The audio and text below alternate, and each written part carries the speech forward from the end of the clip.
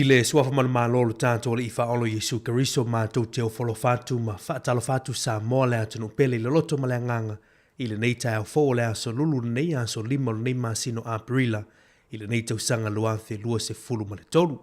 O le tau tua ma le unanga nera si ufonga lau mui Wellington i le Samoa Capital Radio o tua matalia fo i ana ua unanga masani i le nei tai au. Alo mai o lea tātou mua le tua ala le tātou sauni ngā lotu whale ainga. O le ataita ia le sunga le sea ia Reverend Fipai Kolia, o le ekalesia me totisi sa moe ko kiri porirua, o ia foi o le sea o le sinoti a Wellington e usi maia le whaafonga.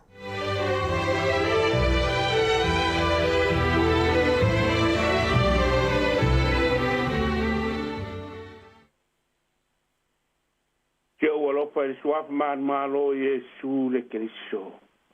O e o tritonu la mato upo e tau longo atu. O paaria ia te haile a o le ali i le tua o le vau. Le ali i o e no foi lo pare pita fai. A o e mau lo maunga pa ia. O le savali ma le ami sao, ma fai le ami tonu, ma tau tala ma le pa maoni i lo na loto. O le vi inga, se lau spuru ma le tonu.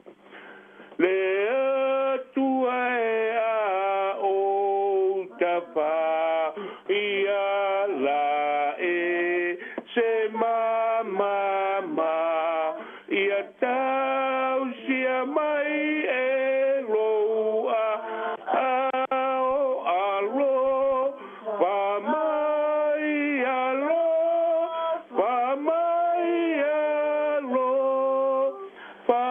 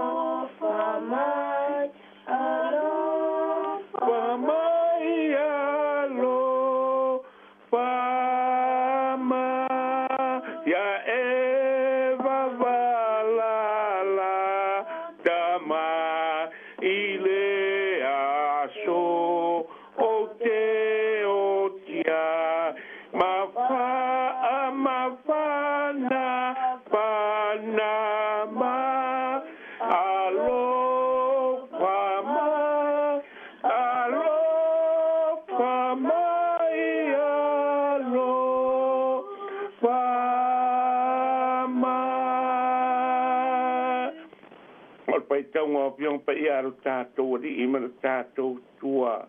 Mau mai le unire a Ioane mtau pe spuru ma le tolu, o tu pai tau ina mai spuru ma le lua, i le lua sepuru. Wa umona mulmulina e o lātou vai. Wa tango po i ona ofu, ma toi ta oto na whape atu le, o ia te lātou. Wa o toi loa e ale mea, wa o whaia ia te o tau. Tau ta ua mai au, o le awa o ma le li. Wane nei foi, ia o tau whai mana, a wā o au lava lea. O le nei, a whai o au leri, malea o au. Wa o mulu o tau vai, e ta tau ona pe mulu wa i o tau vai. A wā, wa o avatu le paa wao ia te o tau. E pe ona o paia ia te o tau. Ia whapea lava e o tau ona pai. E moni o te pai atu e a te o tau e le siri le au ona i lona rii. E le siri po i le awina i le e hana le te au. A pai o tau loa ia mea a mu ia pe a o tau whaia. E le o tau uma o te pai atu ai. Ua o i loa i la tau na o filifilia. Ai pe tai e tau nu wai tusi. O le ai patasi maa au. Ma wā atu i mai i a te au i lona muri vai. o te whai atu nei lava i a te uto. A le i o mai, ina i o tau tari tonu pe a tau nu o au, o le ola. E moni o te whai atu i a te uto.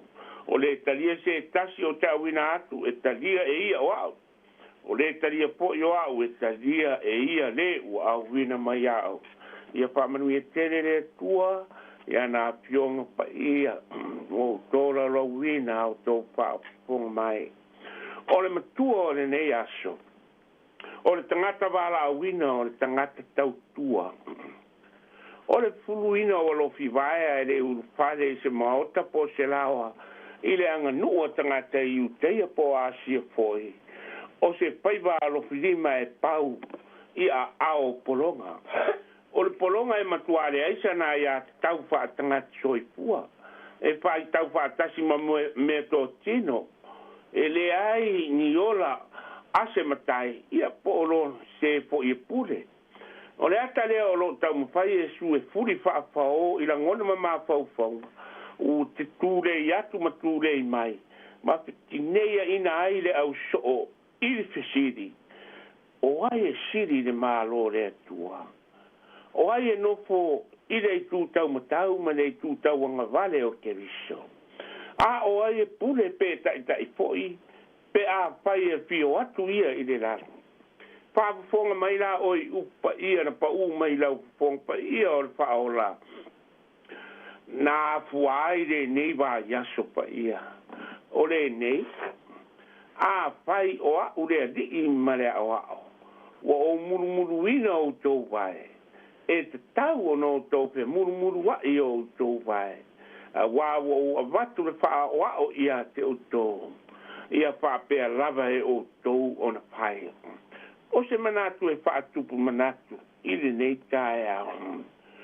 So se ngā ruenga pe tau aloa, pe leipa. O le bala a wina e tau tua, o le bala a wina e au auna, o le bala a wina e polonga mo istangata. O le whātai ta inga ua whai e Yesu.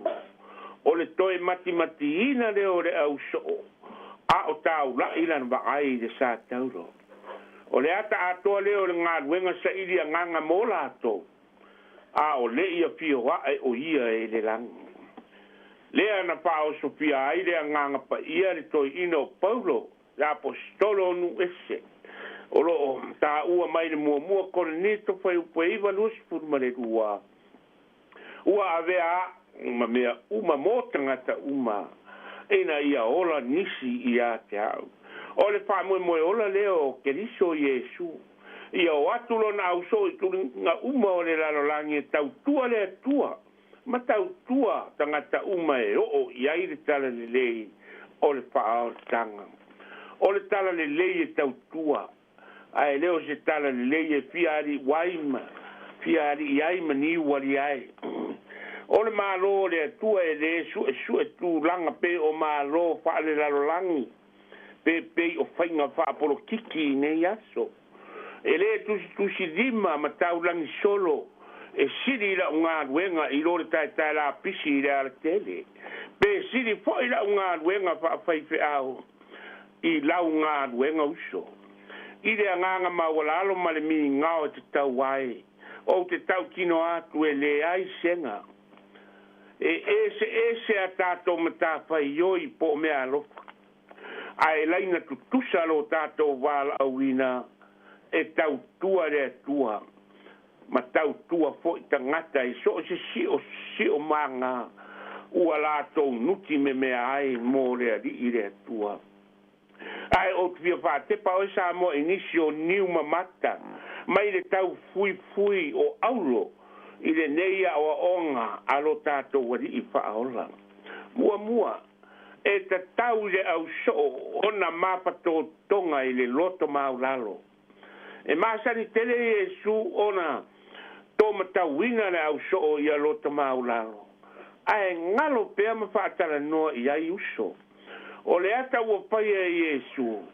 O le ale toi ngalo i le au so. Ai sea.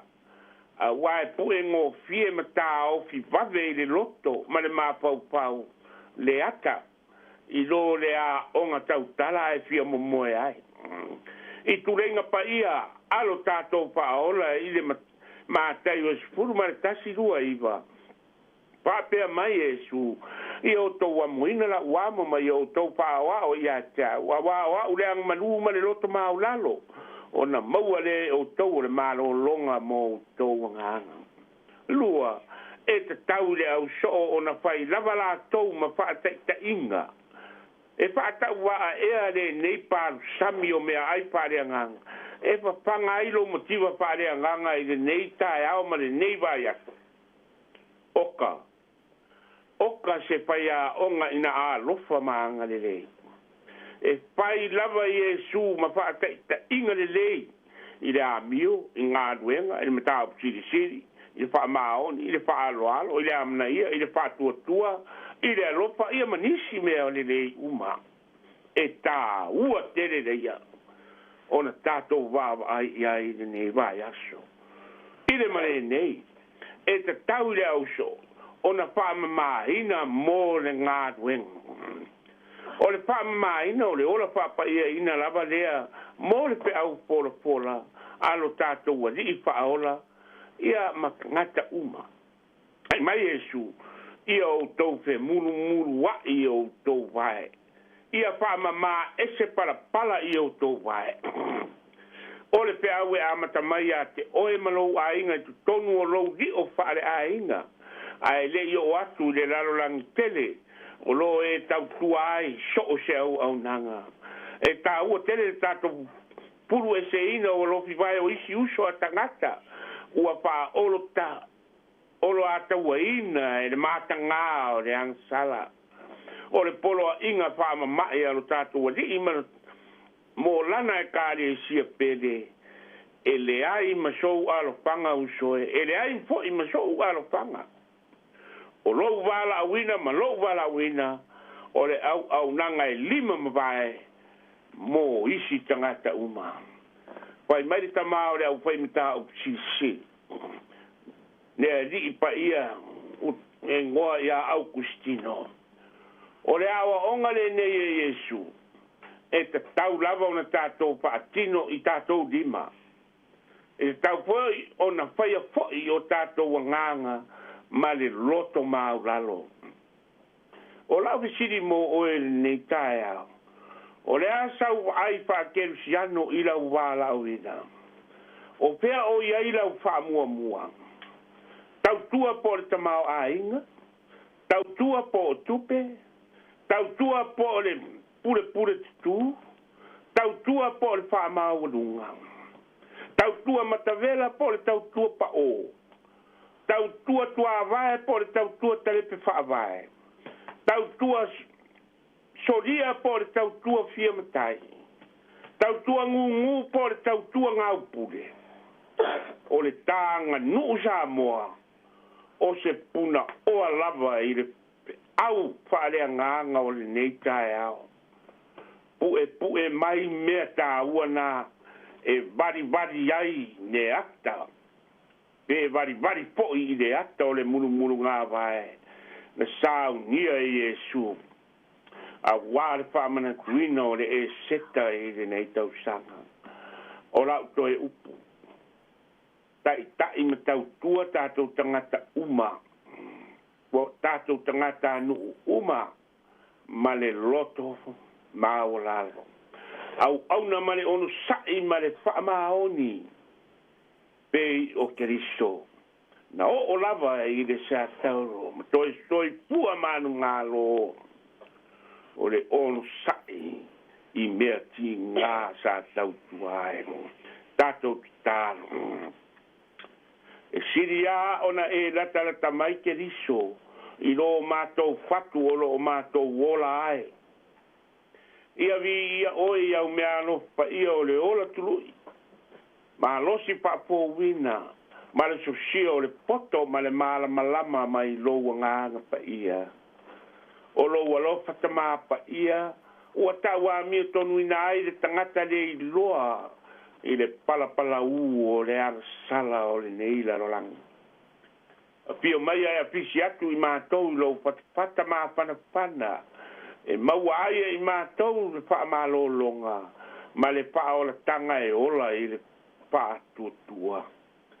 Awa mai I mātou ia avea ma au na tau tua le lei o lau tala le lei. Mo e ua nopo polonga I so se tu a inga. Pua ngā. Ma sa wanga le mana umia. Ma pātu pufua ua tumu ai le lalo langi nei o na po. Pa I atu, a mātou tā sanga mō lātou. Alo pangia le urufafo ma le urufale. Ma pe o inga uma o tangata I le lau ele. Ma te atea man sami I le nei aso pa ia. E ala ia Yesu ke risolo mātou wadi I ma le paola. Amen. Amen.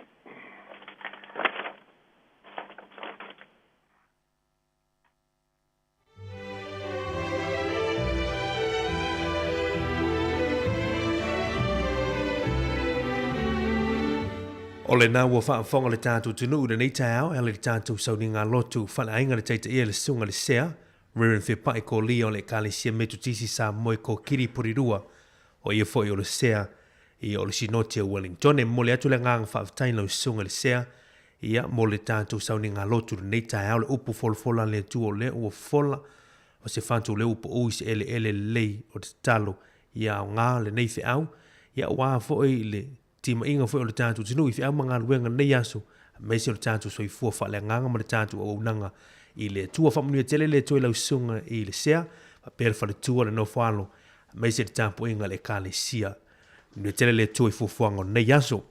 O le ua se fulma liva minute, o le ua te litu lai fitu, te wha talo whatu te tua mana unanga ni le siu whanga lau mui Wellingtoni, he tu inatu le vivi inga neo le tua, te tali mai wha au au le tātou o unanga I le nei tai au, whaftai.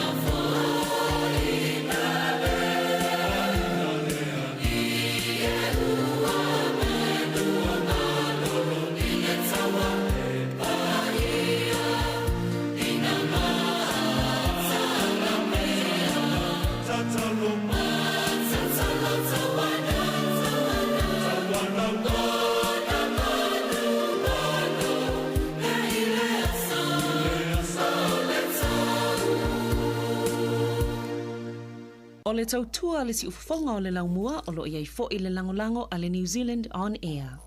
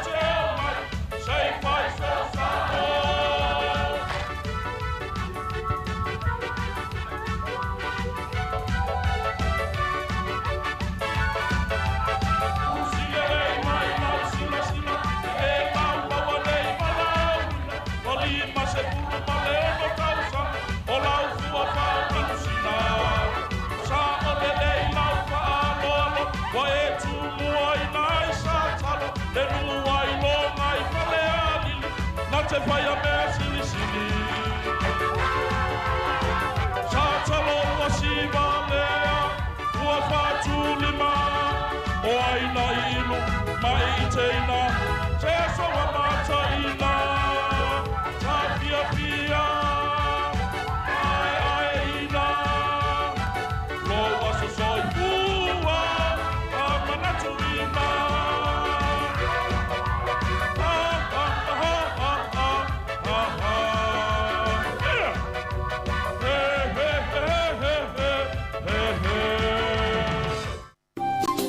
Hi Samoa, it's Auntie Chala here. Instead of Fifi Falo, ile atau le tayao. Laugh of the morning. I'm at my apple feet to the vanveal, su fongalo mua, atau le tayao.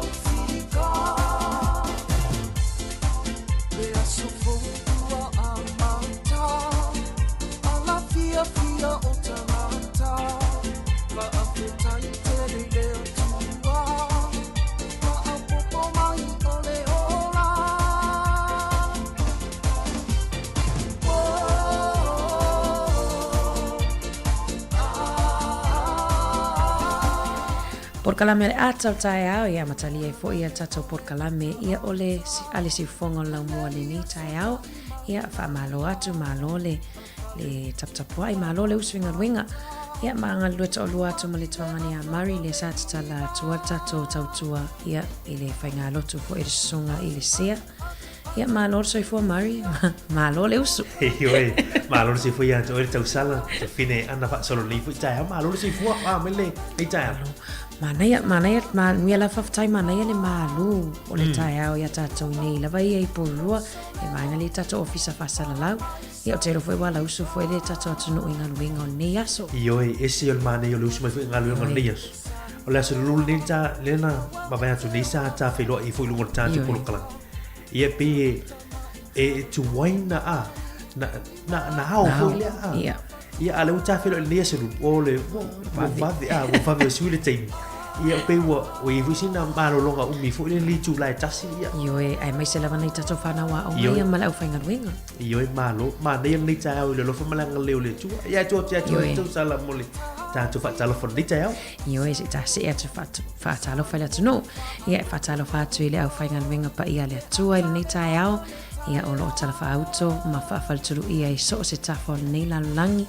Awale atua malana ngaluenga ta felo ai atu foi nei o tatou tua asina sina nei o tatou matua ia o lo taptapua ai masila mai mo mai o lo tatalo pea maula le mulila awa faiva ro filimo si o tatou atuno patalo fatu foi le malu lau tele o Samoa mai ona ao se ia o iona iu ma lo le soifua ma lo le folau patalo fatu foi ai la to lo sila mai moa ma fa fonga mau mai lungo tatou alata o le YouTube ma le Facebook ia faftai ma lo lava le mafuta mai ia i porkalame ale si fonga lau mo ia staitasi ma lo le usuinga wenga ma lo le tapua i mai foi na ia tatou tu asina sina si fonga lau mo nei wa matalia foi ia na porkalame ia ala le atou tae au malo tai ana le e ta lo fa velo le tatou tu ni tae au ia te loa ia le tae au ia ele fai ana tu ole atou tae au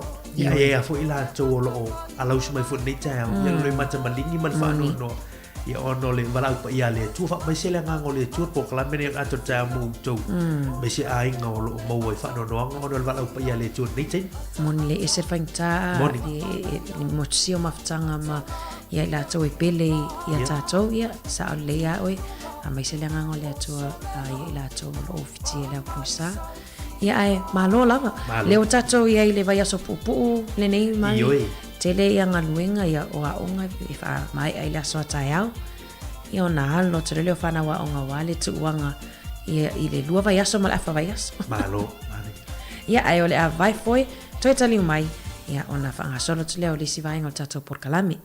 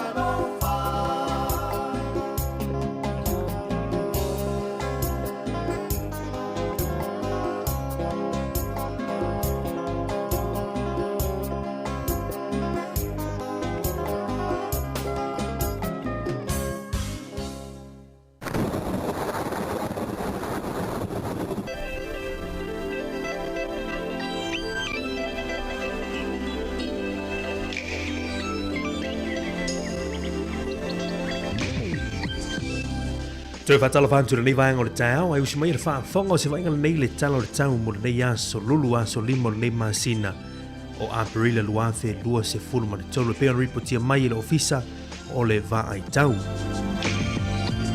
Mo Wellington e atole nei aso e fie pori rua le Hutt Valley O lo valo ia mai o le amata o fia le sulu ai o le lai le nei aso, fa malu inisio teimi o le tau nei, se fulu ma le valu le fua o le ea vevela, se fulu lima le fua o le ea malulu o na winga, ia o le asulu lava le mata o le la, i le nei aso mo i tātou i Wellington, se wanga nā i le tau nei.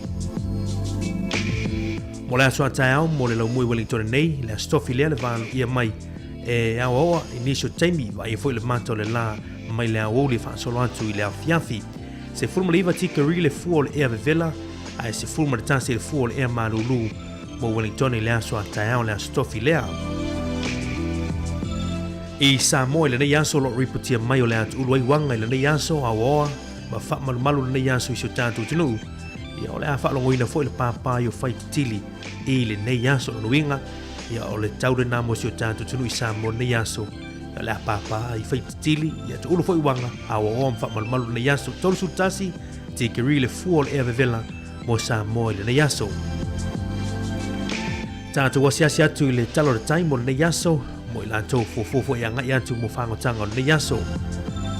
Mo Wellington na sua i le toe ono minute i le whaile vaveao nei, ia na sua i a Wellington i le toe ono minute i le whaile vaveao na le la, o lo sua la le teimi nei, toe pe i le toe ono minute i le ono minute te aile se fulu tau nei, e pe ai Wellington i le ono minute te aile se fulu tau nei, toe sua i le 21 minute e te aile whaile a fiafiana nei, Luinga o le ato e sua i le 21 minute te ailitu lai whai le fiafiana nei.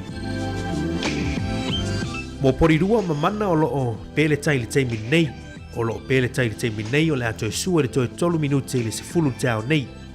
Luinga toe 3 minute i le sefulu, i ona toe sua i le tau nei, o le ato e pe le tasi minute te aile whai le fiafi nei. La pe ai i a porirua mamana i le tasi minute e te ailitu lai whai. Toe suala ia e le 10 minute te ai le 10 il poana nei.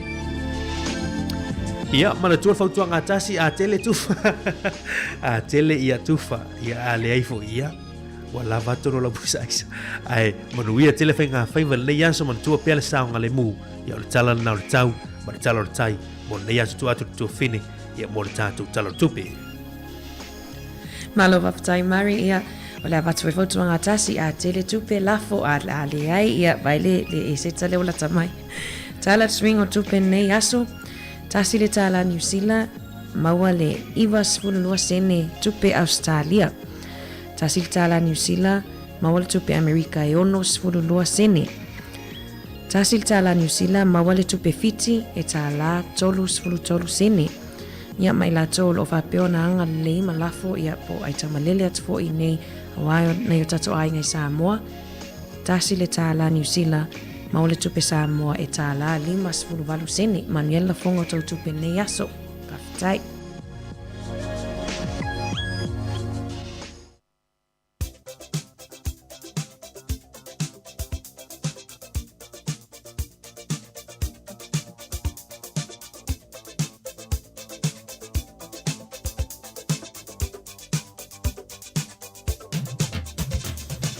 Moi lato lo fama maluina po fama natuina foi o lato aso i nei aso awani fangaloina tato emailina o le aso fanau @samoacapitalradio.co.nz pe a fia lafo mai sau famanuia foi ia mo e pal ianga le manga lo fai mo le fama natuina o aso fanau a o tus fai taule mo o tou o lo fama natuina to aso i nei aso mo mailea ile salamo e 2.5 a lona foi upu e 0.5 O loo whaasanga pea lava o mata ia Iova, awa o ia lava e tatalaina o uvae ai le upenga. Salamo e 2.5 lona whai upu e 0.5 o loo whaasanga pea lava o mata ia Iova, awa o ia lava e tatalaina o uvae ai le upenga. Ia mani a tele lava o taua soifua nei aso ia, whafua loa pea le atua o tau soifua, ia wafudwhianga iai.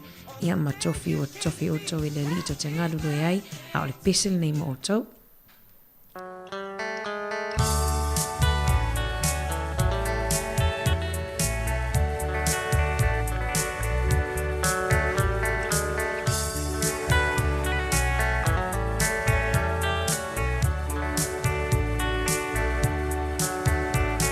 Si, i anelua, le whaane e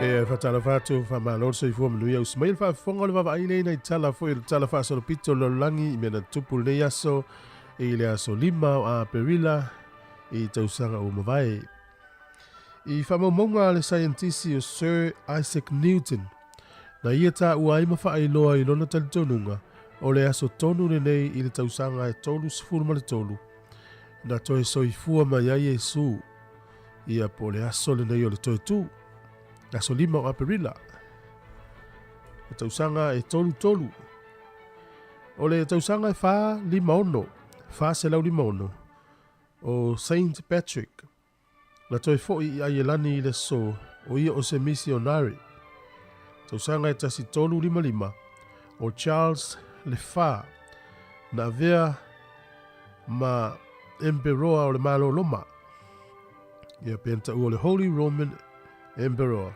o le Empire o le aso le nei tausanga e tasi fitu lua o le tangata su e nuu mai le nuu leo Netherlands o Jacob Roggeveen ea na tangata Europa mua le na tūlau ele i le motu Easter Island tausanga tasi valu fitu tasi na urua i tōwhia i ni usila sana tangata e malanga e va ia si ofisa ia tunu mamau ofisa le ani usila ia o tangata e suafa ia Isaac Featherston ia na avea ia ma whaururunga o le ofisa o ni usila i tono lone tona tausanga tasi valu fitus furtasi o le tausanga tasi iwa o wha o le urua i ta alonga wha avao malo leo lakapiliki na wha mawina na ta alo ele au lakapiliki e engelani ia ma au mai tama ese mai welese ma skotilani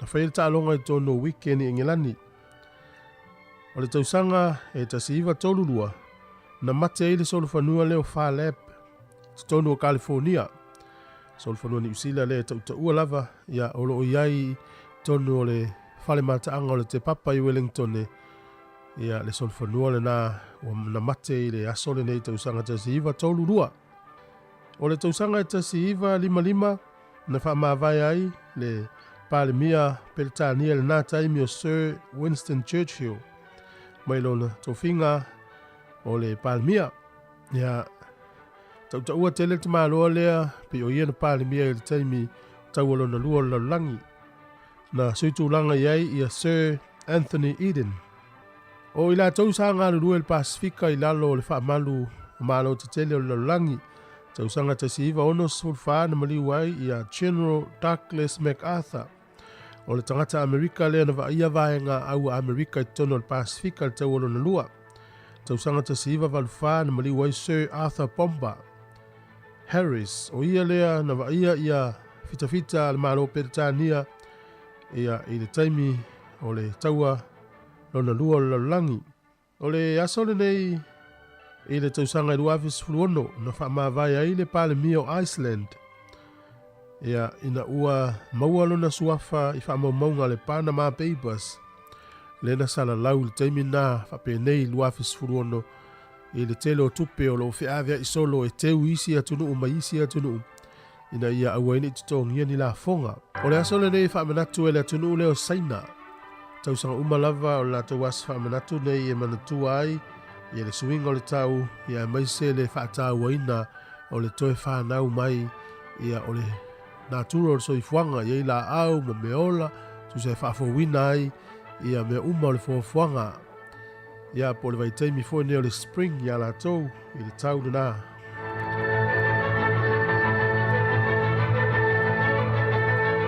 Te maul whapoponga o tātou tala le te masani, whaafitai lava le whaafonga mai le tātou tino.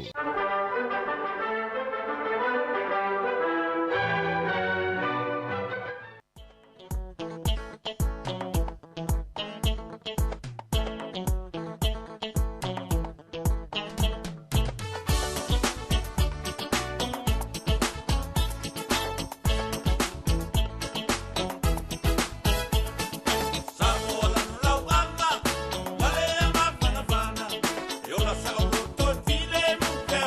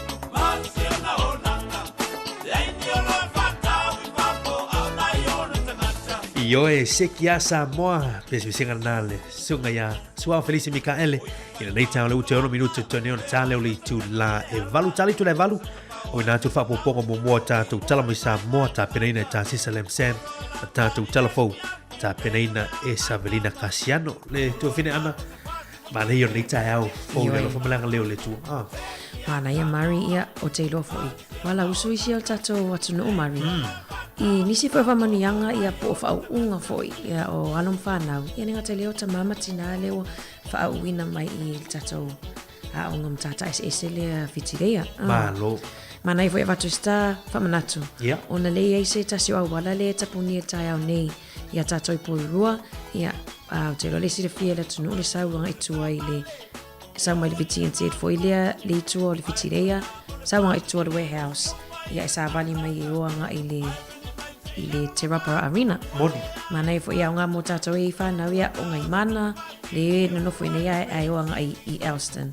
Mana ia le ui atu i Moli. Ia peta amilo atu i Moli. Ai whaamanola wala le ona. Ni te watu ai nei whanau ia o. Ai me singa luing. Io e o le asore nei e o lo o. Pati ai foi le lofa malanga leo le tua ile famnyanga foi ni so fa na o tatu no ai me se foi ele na fa na Moni o ai tanga te ma tua le o pale mai fa pale nei la tu ni so fa ilonga mai le tatu wa ngam tata is ele fitiria ia a fe le fa lo mai o le ala esa vali ni solo le so ia fa manuia tele le tu ma lor tu with ma lor tu fa ele fa ngo fiel tu fine ana le sa ilingol poto le sa laudi te ni ele foi go foi le mor fas pepa sa ona ia tunu ia le tunu al fianga ma mi tango ai ngola awai le ia se fa mo le ia na lau polo kai awala nai tu Winera Drive Moni Winera ia o fala tu vai le si solo tu fidar le si tamalo na vole le tu se le ia onga le onga ele ala la fa le solo vole le la fa le solo tele vole le But ia wa vai ala savali mai. Ia wa tato ye ia sondi. Tato ia se me la lu foi te savali pe papia. Le se me la eu se foi todo o le solo fa na uba dai tanga ia wa pale mai. Tap pai tato tu e. Pati vai a o tu le linda Moni sa o le e pe la o le valuanga i afal sultasi le ai tapuni ai la wala le. Ia mana ia wa fo ia fofuanga fo nei aso. O te vai tu le sonio ula loli ula tupe fia tu langa fo ie o vale lo fo nei o tatu ma tu mai ia on nei living o fie fo i le tau finga mai ia nei fa nau a mese fo i tanga te ma tu e o tanga te ma tu ia le o mola tu fa longa le ia mo le tu fa mo ia ngal si fonga lo mo le ta mese tatu tu ia o tu malava le o la fa uina e le ia so a mese tu langa fo o tu ia o isi tau sanga o isi te fa tau sanga e fu la velungo le pepa le ave man tanga pula Moni le pe le tu va tasi ma watik e le fa unga nei aso ia ai manuia lava tau fa unga ia o te loa mena le sa vale tasi nei ia tamana esa o Erika mo va besti o lo se solo ile mo ili tupe man ai ia tasi ia manuia tasi la sa vale nei aso la tar apa ia o sa vale sa mo tar apa mana tu fu ila o tu nga solo ia e uma tongi pulo fu i pulo fa la pola i tasi sapor pulo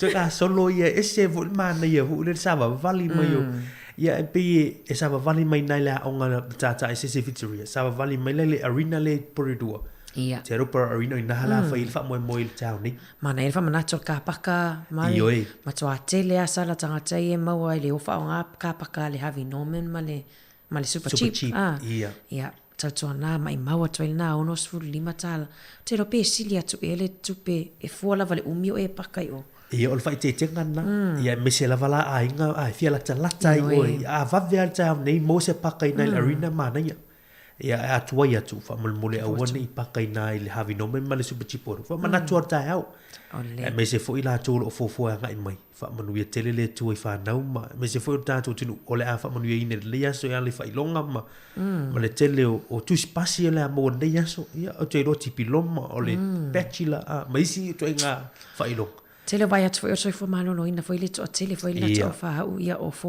mai o luma nai mo ne atu no le tele mai fa mai ia mana o mia la vai tato ia nei alom fa na ia le ngata le o ta mama tina I wa wha manu e na fo ila tutam whai nei aso. Ia Mari, turn na minu te tata tu talafou, te lo fo i matatu e tata no pea uma ia talafou, te tala tu fo i leo leina wani mta uputa ua fi whaaso ai. Malo, ia, lela wina tu tātu whapopo mo mone o tātu talafou ma tātu talamisa mua i le nei tā osi maia le whaafonga.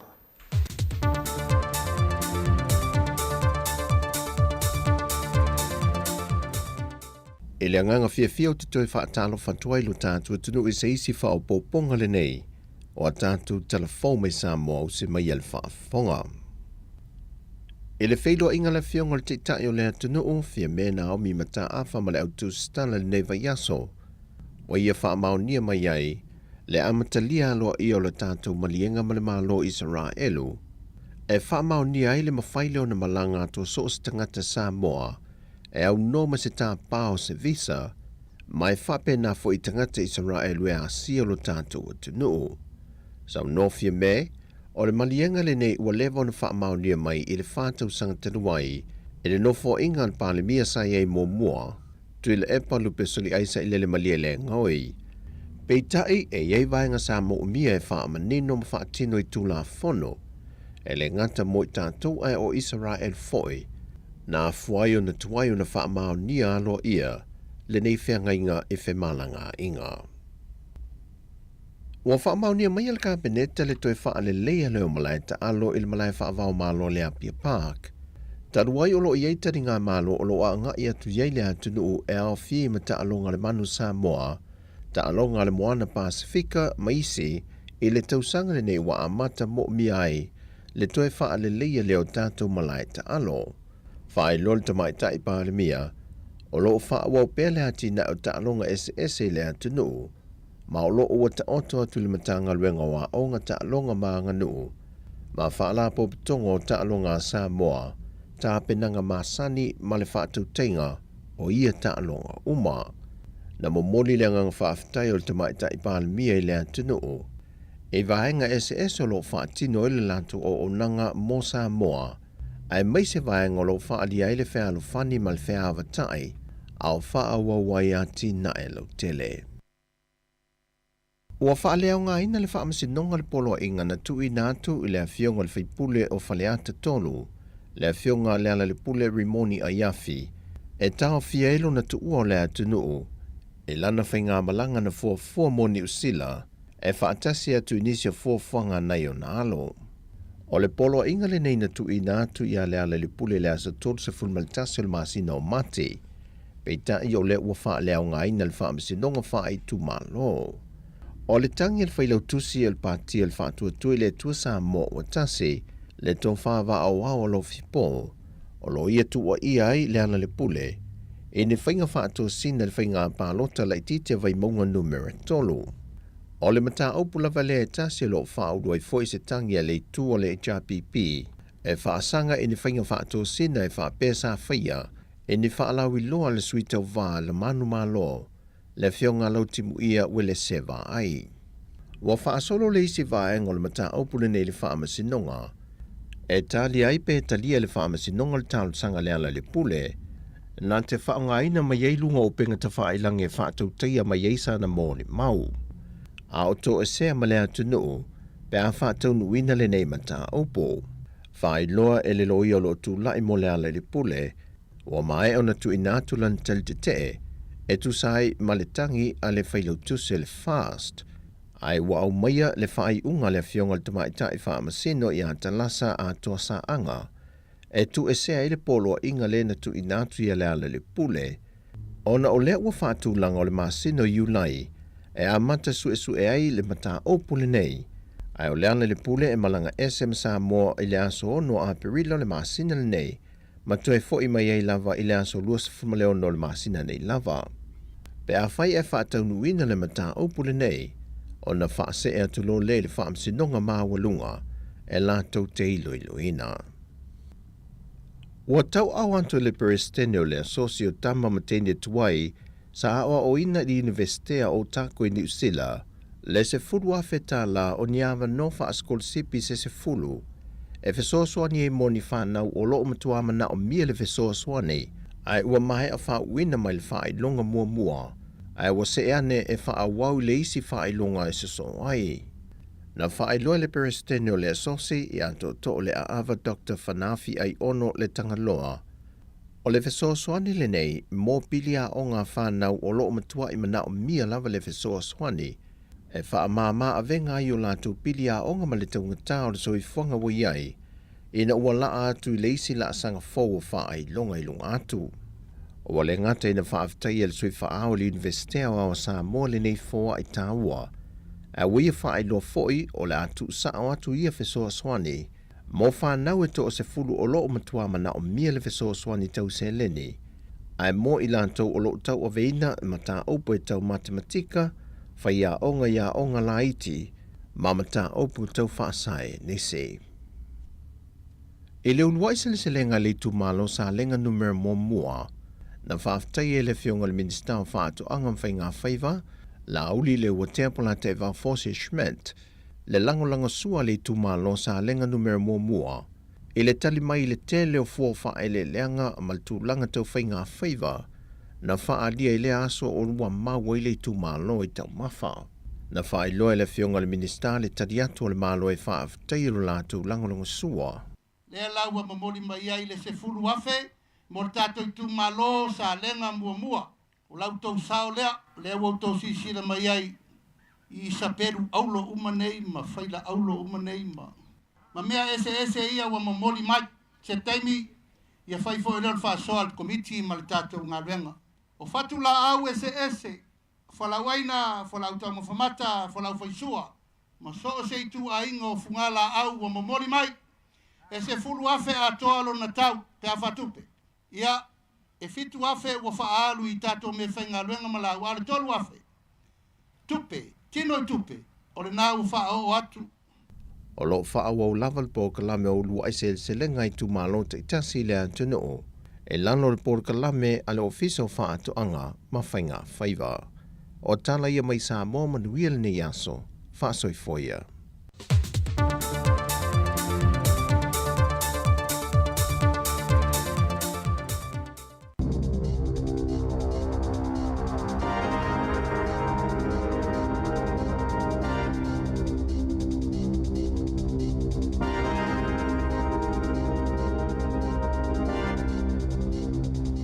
Tala flaval fa poponga mo telefon malisi o fonga le la mo le nei tau le solima o aperila lua felua tolu. O filfilia Jacinda Ardern o se sui fa pitoa mo le Christchurch Call. Na fa vaina Ardern le fa la potonga po le Pōkalame te e ma fa amutai a mionga ma fa atinonga o fainga fa atupu fa la vlave lunga o penga ta fa ilangi. Ona o le os fa inga fa atelo lisi le ana tupu I kalai stete. Na filfilia al Balamia Chris Hipkins Ardern ilea tofinga fou. Masafa ailo lava I se taimi ua tuana I le Balamia leono fa awawe Ardern o le angalwenga. O le avio o ia masuisi ni o New Zealand mata upo e fa atatau le Christchurch Call ma o le angalulu e vabala la tai ma le malo falani. Na saunoa Hipkins o le avanole o le a avela na wha mua ngalwenga toi wha le leia le atunu o mai lea wha ai maise o le tau le soifuanga o loa a fia I tangata o New Zealand. O le alipoti sa ofo I Ardern I le Balamia ma ua te ena Ardern le whai o sona tutongi mo le wha atinonga o le angalwenga. Na saunoa Hipkins o le sootanga o Ardern ma taitai o malo ai maise o company wha ate konolosi. Wha atase malo na nau moni suwinga o le amawhai o na vawe le wha atinonga o le angalwenga ang wale wha moe na wha avai ai le Christchurch Call. E toi ilo ina le tofinga o Ardern I le wha I unga le tausanga. O le so le whaiela na saunonga wha amawai le Balamene.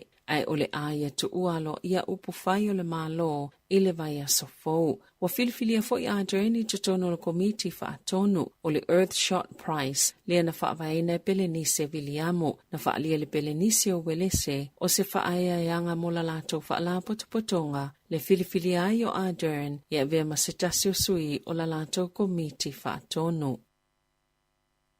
E ono se 10 miliona ta lao le fa alwina le matanga alwenga mo le puipuinga e tutongi ia lato tangata whai ngā alwenga. Ina ia tau fia ilo lato tu ua o le ngā alwenga. e tasile taime maua i e tangata whaingaluenga lea vai ngā tupe. Mana li putia, e tolu se 10% fita na tu ual ngaluenga i tutono tau sanga e lua ua tua nai, e ta i tolu afe ono se lau ono se fultasi tā la. Vai ngā tupe o la tutongi atu i tangata whaingaluenga ta i tua tasi, ile maasina o mepe o na ta ua i report le Dominion Post. Ile so, wala fa upopo le vai ngā tupe, ile ta i se fulu afe tā la e tutongi atu i nisi fita, po o tangata whaingaluenga i eitu langa wha apitoa, le na wha amaonia le malo ile maasino te sema, i se tau i se 10 miliona tā la, ma ua wha upopo fo ilunga, o le iwa se 10 miliona tā la mo tau sanga e tolu, e si iti ai tutongi, pei o na wha amaonia le tala wha atatau au tua le tupe, lua afe lua. O le tolu 10% o tangata whaingaluenga ia na tu ua ngaluenga i le lua tau sanga ua tua nai, o lo au fia i fita, o i lato e ngā lulu el fuava ataua New Zealand, ma le Navy, po o fita i le Sami. O le sole wa mata whaonga i se pola kalame masini kompiuta po se software, e mawhai o nei loa i nai le whaonga ngau pola kalame popoto wha apitoa, o le Artificial Intelligence, e pe o le Chat GPT. O le polkalame lea ua whaingoa ina o le Turnitin, e whaonga ina University Umai Valu i tutono New Zealand. Ua ta ue whaapea, e mawhai o nei loa lile iai, ni whaamaumonga o lo whaonga ina i le AI. O le Artificial Intelligence, o le talitonunga tostosia malenga o singa o polkalame kompiuta, e whaatino ini ngā luenga i maasani o na mo o miele sila fia o le tangata soifua, e pei o mea e waaia, i loa o le tautala, o whainga whaaiunga, ma le whaaliliunga i le vaonga ngana ese. Wali ipatia e whaapea, e iwas fulvalu pasene, le sao o le iloa i le software, po le polkalame o kompiuta o le Turnitin, le ua titala ina i le so, ni tustu singa, o whaonga ina i polkalame le AI, na ta ua inisi o whaito whaia o onga i lunga le leitio New Zealand, o le afsosani tele lea polkalame kompiuta po le software, le Turnitin, peitai, e iei lava lo lato masal salonga, o le ale umisetei mea o ngā ai, po o tamaiti fo'i e loa lelei au wala e whaonga ai a polokalame whaate konolosi. Na ta ue le Superstene mo Asia Pasifika e mate le polokalame po le software le pasene o le tustosinga na whaia le AI mai loa ni fo'i upo e le tala whiangai. Wa whaamawai po le silo le TVNZ o Simon Power ma le amai ala na tautua i le whaiunga tausanga whaale tupe. Na amata Power i le TVNZ i le masina o mati i le tausanga lua lua. Ina watu uala na ngaluenga le Westpac i tutono New Zealand. Sa vea ma minista il whainga maloa le National. I sana emaili le au whainga luenga na ia whaali ai. O se whaiunga whainga tā tele. Ma o le taimi tala whiangai fo ili nei ua whaamawai ai. O le masina o February, na toi whaata atia e se le fōwhanga le malo e tu whaata si le TVNZ ma le leitio New Zealand. O me i le tausanga lua lua, na whaatonu ina i e Power, le whai o se ilo ilonga le wha ngā salonga o ngā luenga le TVNZ, pe a whai ngā luenga se tangata fōu, o na o le mata upo, le na whaafua se iai o na le toi Vaia Carmel Santa Maria, na tiute le polokalame o le breakfast. Na Saunua Power, o le alu SML TVNZ, ai o lo i se tūlanga malosi le au nanga,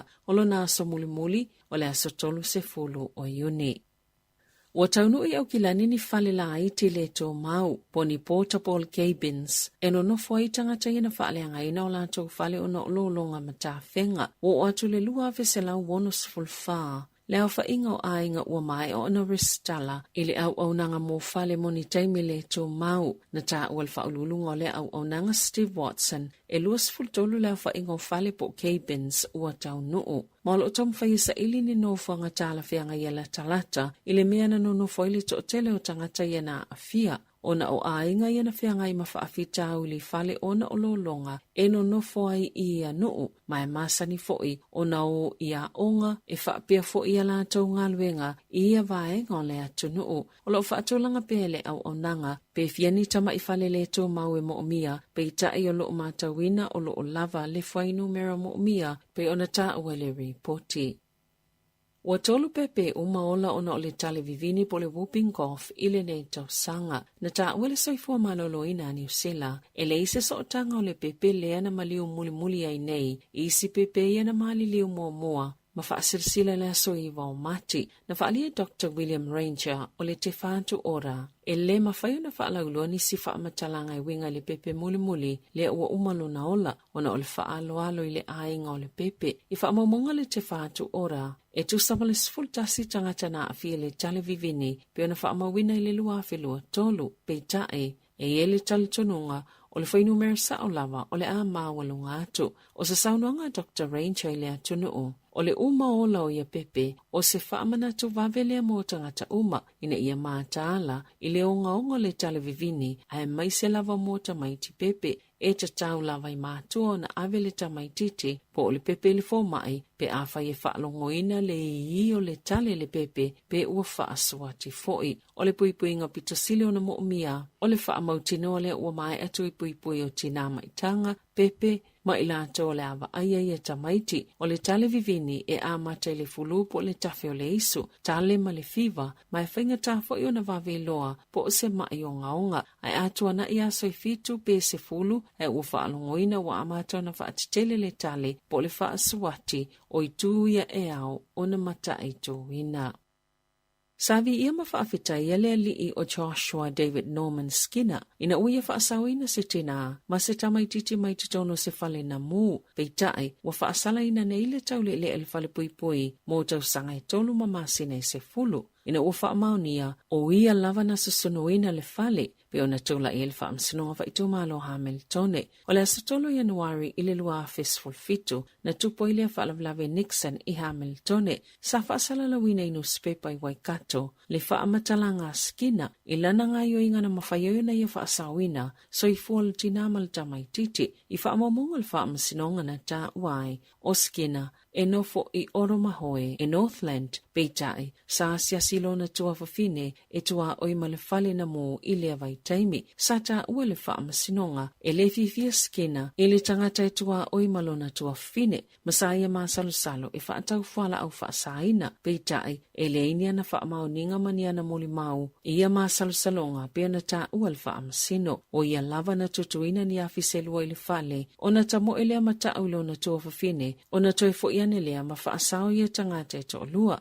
na ta ua le whaamsino ball maybe, ona o Skinner whaangaina whalau whaasaina, a taunol mafu angale na tutupo e aini o na mafu fonga whaapea, ile tua oi, alo na tua whawhine, ma tau pule a Yesuso no le whale. Es fulfatau sanga ile whale pui le whaasalanga pito maawalunga, mo le tangata suso no whale. E lata i le lua se laulau whainga o tamaitia o ngana toi whaafo i o lātou ainga, mai lea o ngā maawalunga papakura, ona o lele lava o whaia o ngai whaia lātou wa onga. O tamaiti umalatau sanga se fulu le papakura hai, na whaatanoina e o i o lātou ainga, i le piliota mulimuli le asonga fua, ona o lele lava o whaia onga, o le solo titee, mamalanga ni se vasenga, lea na le lava ia lātou whaia onga, na taawal pulea onga Simon Greggs e mawhaio na ia whaatomoina avano isi whaia onga e whaia isi whaia onga isi vasenga peitai ona ole solo tite e whaia onga le unia le BPTA sa whainga tai ona whaatomoia avanoa masale isi isinga yo ingal pulea onga e mawhai ona whaia i ai. I whawhatonu sila, o taunu Donald Trump o se tasi na avea ma presidente o le United States o Amerika i le whale whaamasino i Manhattan e mo lialoa i ai a o tumutumu whafuane o le whale whaamasino i tangata e langolangoina o ia manisi e te e i a te ia. O Trump ua fitu ono tausanga le matua ma o le ulua i presidente o le atali ni mo liango ni whainga whaasolito la fono o le vaiaso taloaina mo lia i le fono whaatonoa se whaamasinonga i Manhattan e whaatatau se mata upu mai le tausanga sanga lua Festival wono fa pe ai masamta apule lua fe lua sfulu e ui ele i fa ai loa ina loa ia le au ili ilinga o ia molianga na malo sile pui ngai na ufa afea o atu Trump ile fale fa amasino wali patia fa pe ai ele tali tonunga o le ate ena Trump ona molianga ita alonga ele o le taimile ne ia mawhaiona i loa ai, pe te tauna wha amalo lo Kane Williamson, mai le au kirikita ni usila mo le ipola langi le masina o ki topa i ene tia.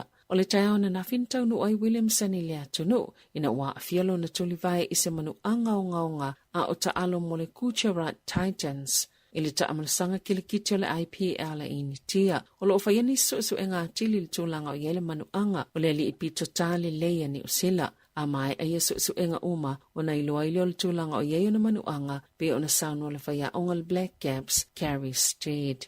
Tala fo wia ma le si ufonga le lau moa mo le nei vaenga o le tai ao.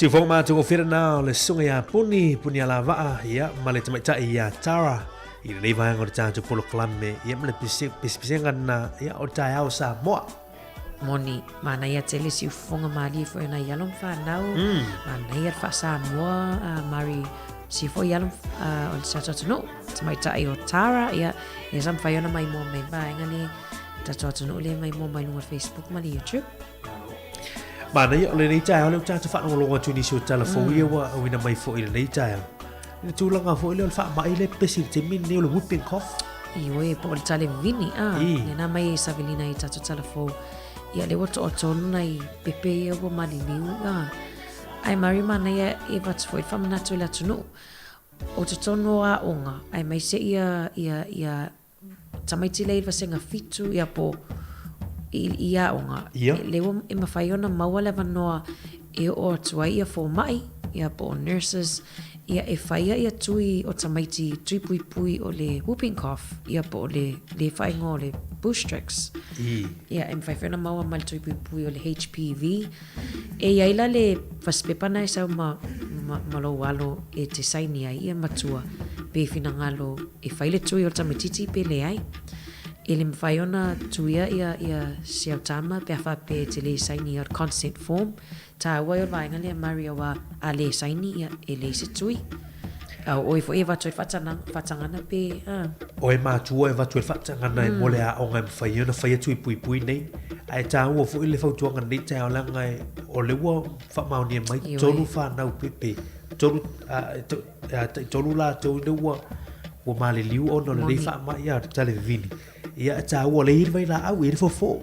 Ia e iwa hanga fo i o symptoms a po o whailonga fo i le te iloa ai o le ua maua lo walo I tūlanga o le tale vini. Ia wa tau puni tia le mānawa hard to breathe. Le si vanga le goes blue with coughing. A ona tale pe te wai te lan moana a pe wa tau o luli ia le lanu me o falling o le whanau.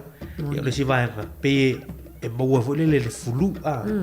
Ia tūlanga fa pena o aunga na po symptoms. Ia o le tale vini. Moni le a le iwaenga mwhaiona fo ia a mwhaiona fo ia mai anum whanau.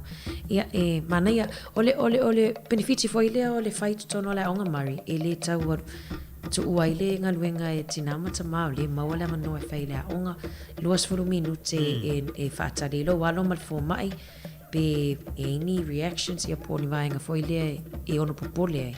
Ia ona so le leo tamatiti alu ia finangalo fo matua e piki o le marilienga na o e male aonga. Mana i o le si aonga le va ai mai fo i le whainga taona ai le tamatiti. Yeah, that's another sign po si aonga. Ia o le talevini le ai tau o le saonga le muma no pui e si li al pui e lo tau tau fitia muni. Pe o le na fau tuanga masani i le nei tai au le wha mer tatu tunu. Ana o le ua a matfo ina ga e tuwhanau ia o ngon nei tai au ia lunga la le tele le temi nei o lo whaiasi na pisi o la wala temi nei. Ia ai tau wale le fau tu le leima le saonga le mui lunga tele. Iyo e toi lua so whanawa onga. Iyo e. A pe le twafonga mai tono ta avale po le fale ia malo toi lua so. Tasi male a faso tai au e isi a onga i e wawetu ua tai au ia ona oro la i e mole lua vai aso.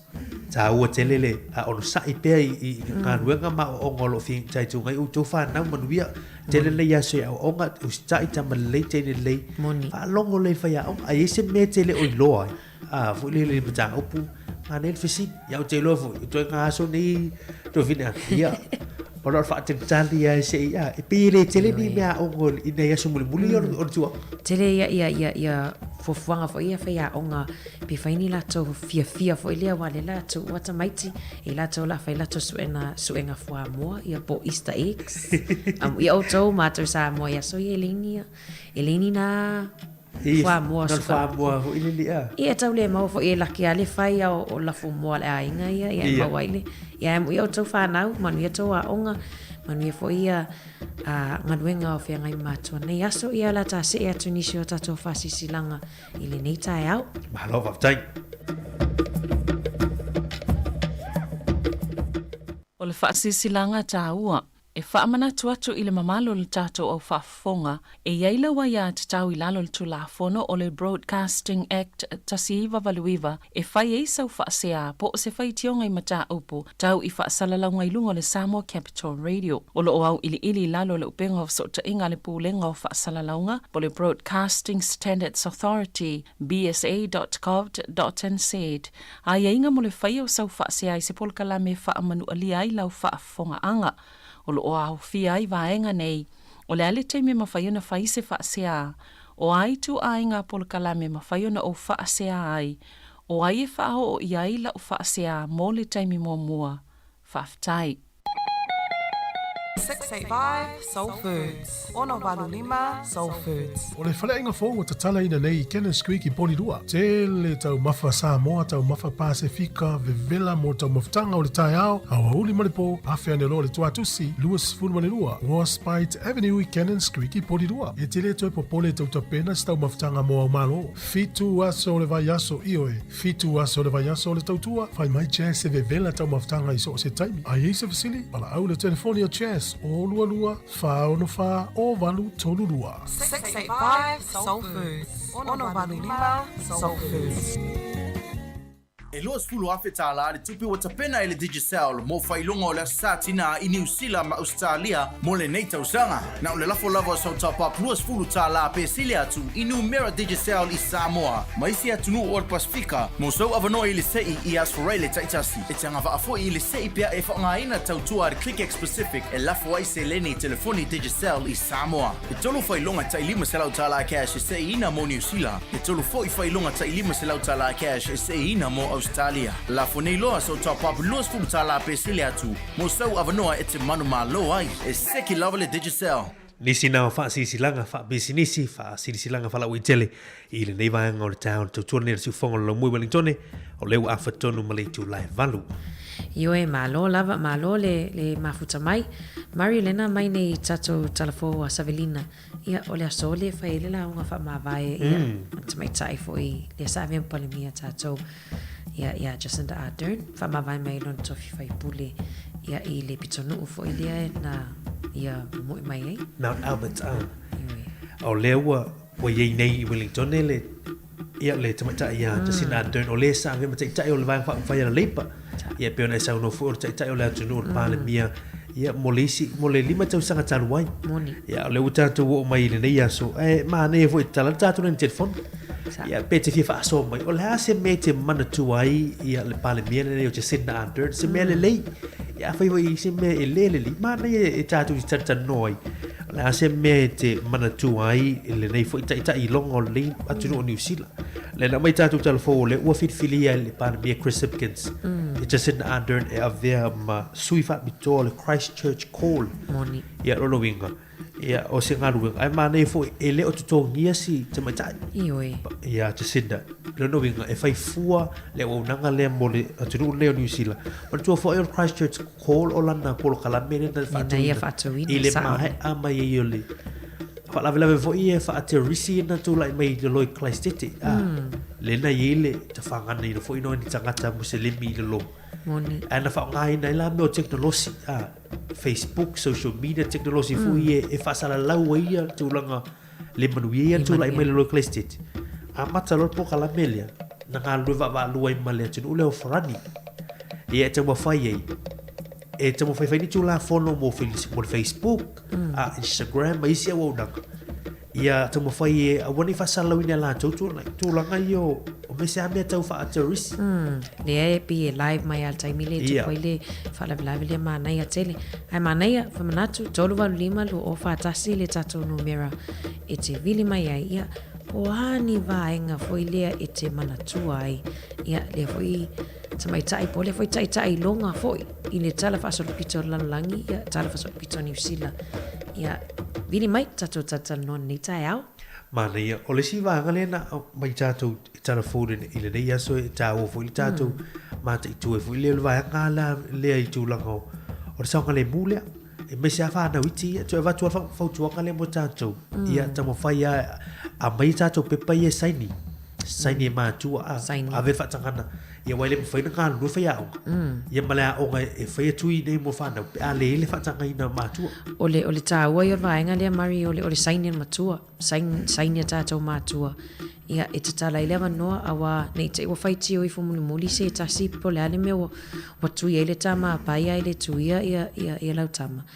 ia pe fa pe le ile te le saini ia a ver fa tangana I nei o tato fai a onga ma fo mai ia le fo lo na fa fo ma le fo ma ta fai oi Mana ia la vai tato programa specie tu te li mai fa olio tato tu ile nei tato I lungol pe programa ato tao ia ina ua toi 2 minuto toni ona tale ritu la Eva.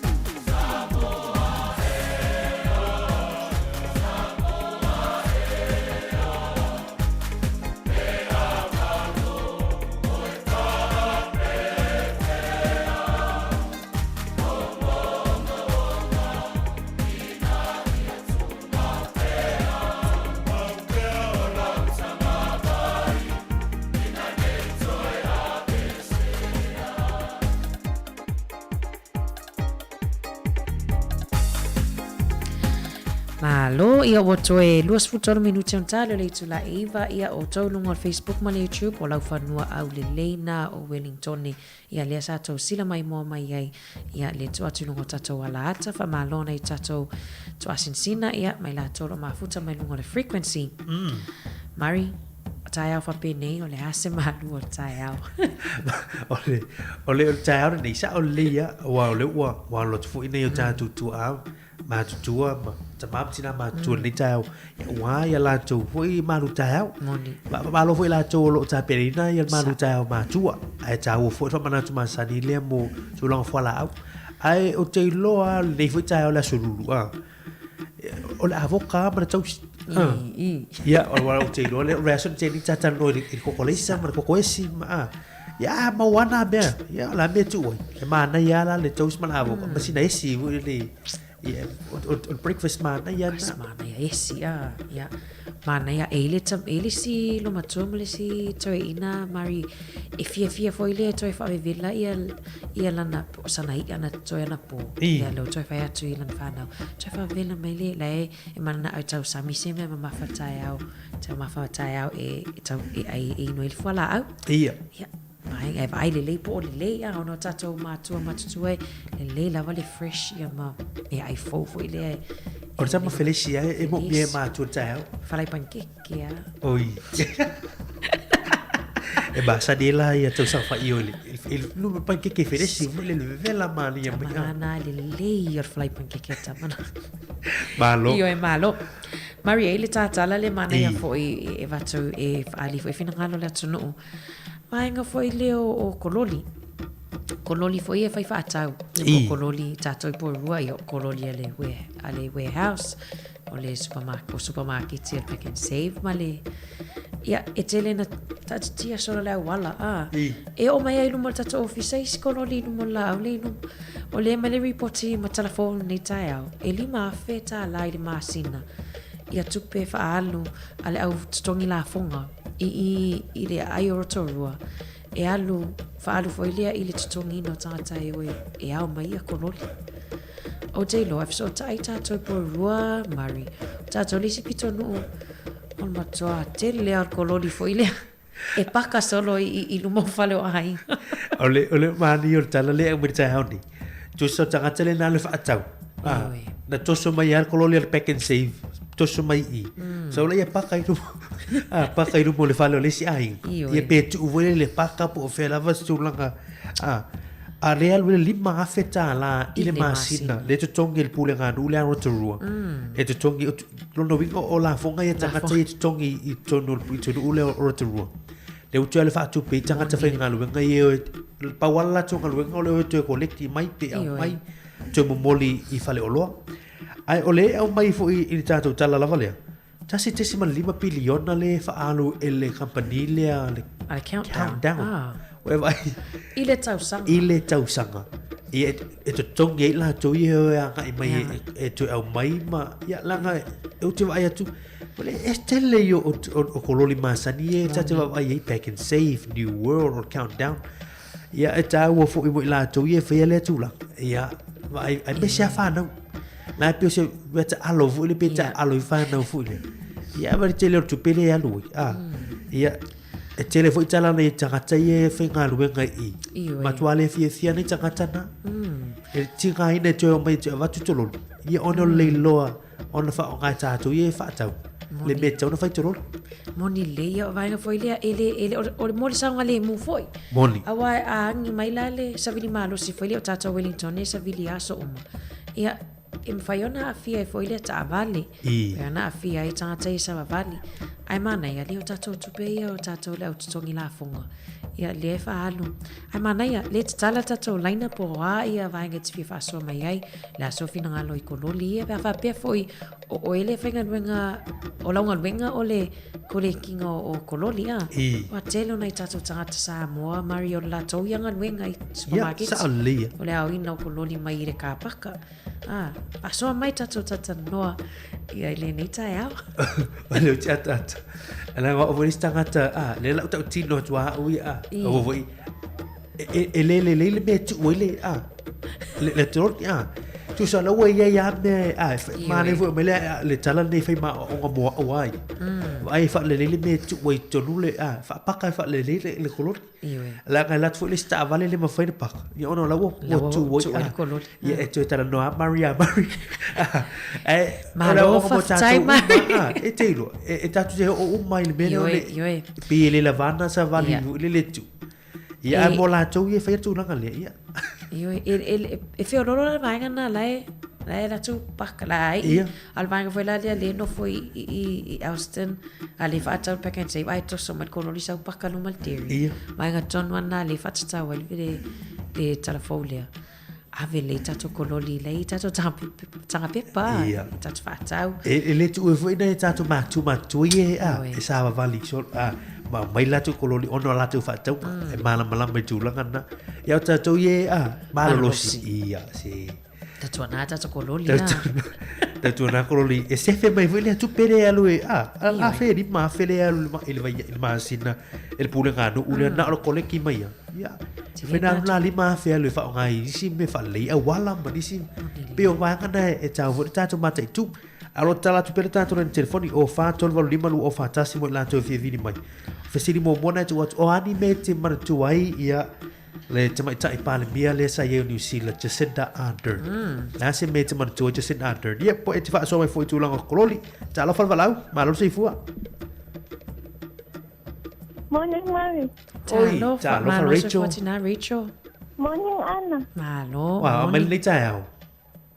Ia le mangi whakatau. Ia, thia fa so mai tau pu le tau Rachel. Ia. Kusa e kusa lei au koinga. Ia. Mama koinga i au kilang. Ia. Ka keiloa ia koe. O ngai kamaia o le pakensei. E se oa ia i fifoi. I fafo. E o mai la kuku i fafo. A mai la ia ka kai e kosa mai ia kololi. E a mai e ia la ko whakau. E ia ngai ai ngai kanga kai e o mai ko i le place le lokai ia e kololi. Ai ia e si kanga ka fonga le e a foi. A foi wa ke le whakau. Wa mamafa. E alua ma ave.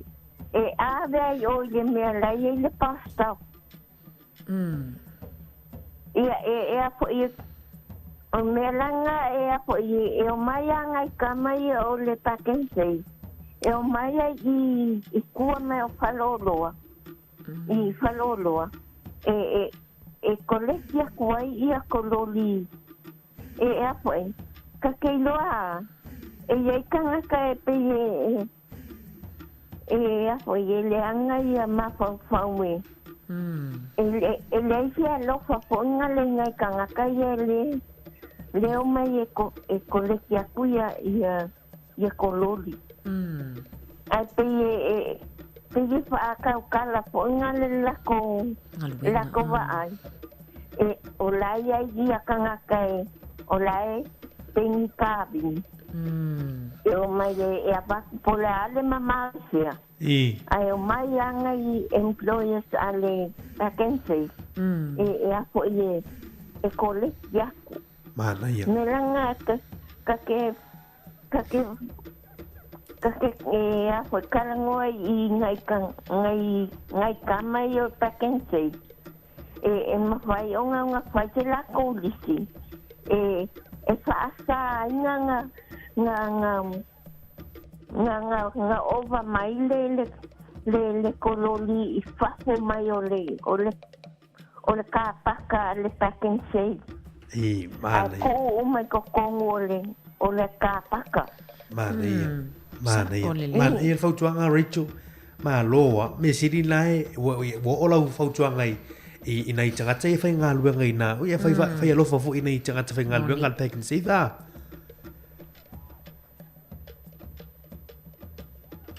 Rachel? Wa solar tanto tino Rachel whai soa mai e sa au lia e li si wha sole o mai lunga le tanto ape o fōlinga e sa au lia o Australia le wha ngai na tūlanga wale paid trolley system no winga tutongi e wha ngai e o tui loi isi a wala loka i fo i le e i fo isi trolley le wo vai i pe i woilo le le si o manga o le o le no fuanga o ka paka ma le no fuanga o lo i le fale o loa ele mawhai e te fiula e toso atu fui ili wha. E mamau ia pa. Mamau pa, wā, pe o le wākana. Awa ia ia whainga fui. Me sea la le tupulanga le lo mai tau le tupulanga le. Ia, wa ia au ia me tu tia fui. Na ola ia wha ase e mai fui le mata alo. Ia. Ia ma wha lea ngai fui na me to tino. E hoa mea nai wha o ngai mo tupulanga o. Wha tau. Wha tau. Na, sa o le. Ma nei wha tonga Rachel. Ia, o wale wha tau ta la. Ia fui. Mainga ta ua wha o ngai tātou i nei. Ia ma, awani tatou ai pe o tatou tāwinina e tatou tangatai e. Moni lele. E kolekia ia kololi whale o loa. Ia ai o le whautuanga, o tuanga po kalami. Ai tatou. O isi vaenga pito sili nei ta ua mari. Ai alu atula ua lei ma se kololi tonu o le back and save. Whawhela na alu whela whatau. Ia, no winga. Sawarilo. Mahalo. Ma nei whautuanga o nei tai au. Ia o whautuanga e wale no silfio tātou tunu. E vai le ua. E o ai a urea o inai fui. Tātou umalama mari. E awa e pole ale wha mai talu atu atu urkololi le. E ai le aso foi le talu atu e ise vaenga whafuase. Ia ona e luatu le a paka i le kā paka e alu. Ia o vaenga lana o nai sasi lights. Ia, sasi, ia, tatu. Nai tamai sasi. Mahalo. Le ua toi, se fulma le 2 minuta tōne, le tale o li tula iwa.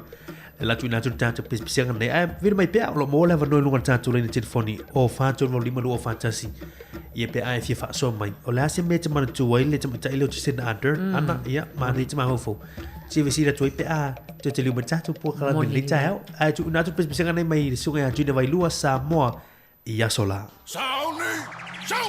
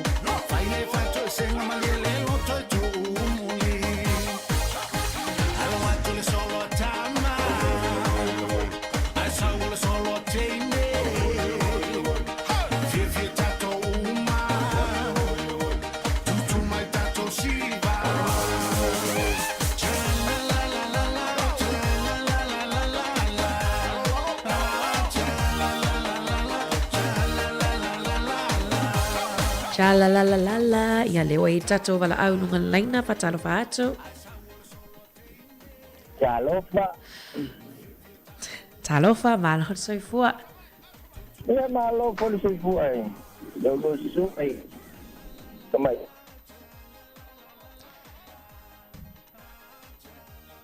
Moto mai ia le tato laina.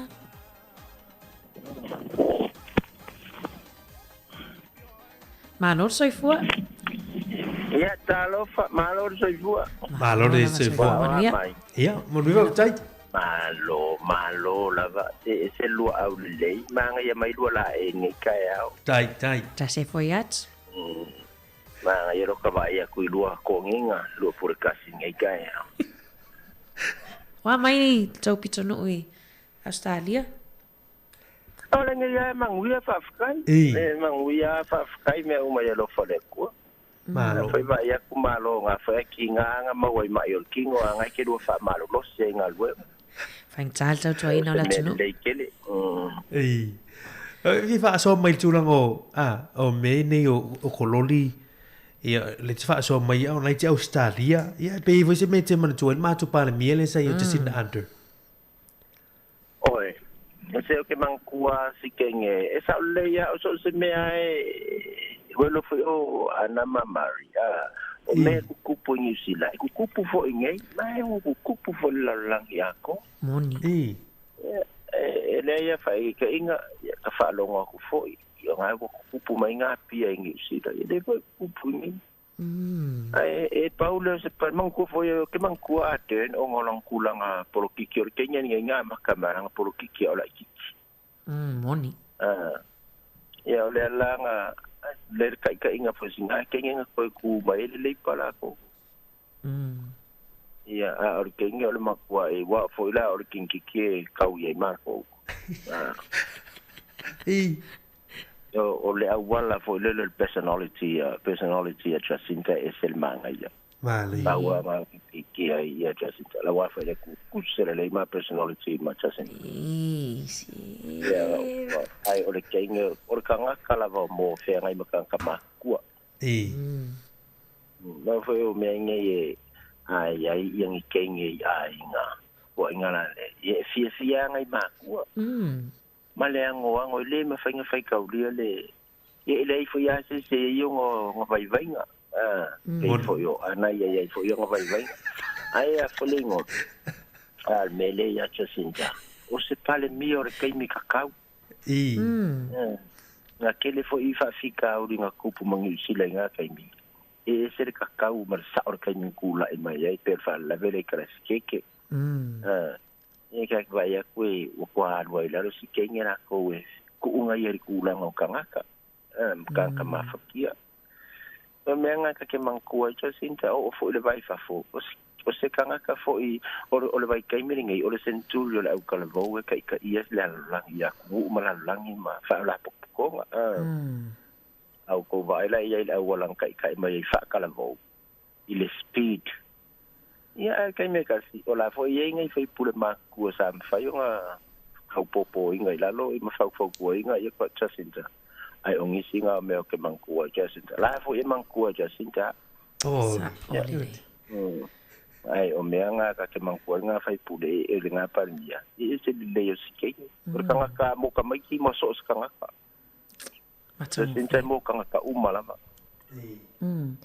ia fai sa fa matalanga i kololi ena faso mai ni sil tatu tunu nei tai au le tia isolo le awala ia e tupu i ngā kupu fo ngei ki va ma ko mo ke la kala ka le paka ia ke va yo ia wo pe yo paka kololi ngei paka mo ke la kala ka ia e se uma fu anga a fa ka inga o ngisi ka mi o elenga fakia ia ska ka makua po se ka se taxi base ka vale moni pela al mafu anga e sa wo ka mare kololi ka ser ka ko vai nga ka fa ke se va ia dele ango mar sa mar kololi ai ka ke le o inga po le kula nga sa o le la ka le mafu nga ye ko sor kololi moni o sauro la ile kia ile kololi anga fa pe la fa nga ruenga fo ia countdowns ma fa ma supermarket kinga ka milo mi la kololi o ka milo solo e a o ku kololi nga ya mangkola o a fa pelo fa le ngai ke ngo foi po lua ale ko so mai lunga i Canons Creek lo kololi ina ile mama wa ka milo me so loli sa ka e a fo le ngo e a o kololi nga a fa la e ku nga i lu mor ko office pa fa pen ko so ko se ka fa ta wata yo o nga fialu foi la ele o tu fu e malanga fa ka u le fale al ko so kololi mo o le fale o nga sa foi la ile o mari la ko so ko mama o ya le me alu kololi foi fu nga kampanginga o le ba ise lu ngi kango singa nga luenga le create se singa luenga ya lu se kanga ka miro de community ya o mal kololi moni e ala nga ka koso kanga ka kololi e ka ukele o mala fo le kula nga ka ka so fu nga wo se taxi wo le nga fakia ai ke le fa ka ia moni mo ala kanga ka le alo ku per fa ka ai ku le taxi ia e la ko fo le skupe e ma fa mai nga kupu ale ngai mea mari ma ana i kololi e ka ukele yo mai ngai ku moni ia wa sola ia ka ko sa mo e rengi kololi ia nga o ka ba se so fangu wala va ko so ai ia fa ka ia ma sa ba vale male ako Nei ole pe el mafua anga nga yo ai anga fa pe su e kanga kai sala I koroli e mo loka o duor kero koroli ka mo fa mana ia lo fa so man via foi ngalo va vai time via ngai foi Australia lo fat ya lo fa ya o ru fa mai nguru fo la sa si fu te ya tu te ma mo le fa so mai foi ni ta o se ta serio tato a fa fonga mari le sa fa mania nei Vainga foi le na. Algo fa vai te. Ne watu ni New Zealand. That's foi e fio Australia. E ngano va vai taimi. Mana ia foi fa so. Mana fa so o ni sine o ngano ia le tamo fai mai malo tato tinu. Ia ona ro tato mo tato. A fa popo na ro tato telefone tato tela mai samo. Tu tali mai fa o tino tato tua. Me se tala tu pel tato le telefone.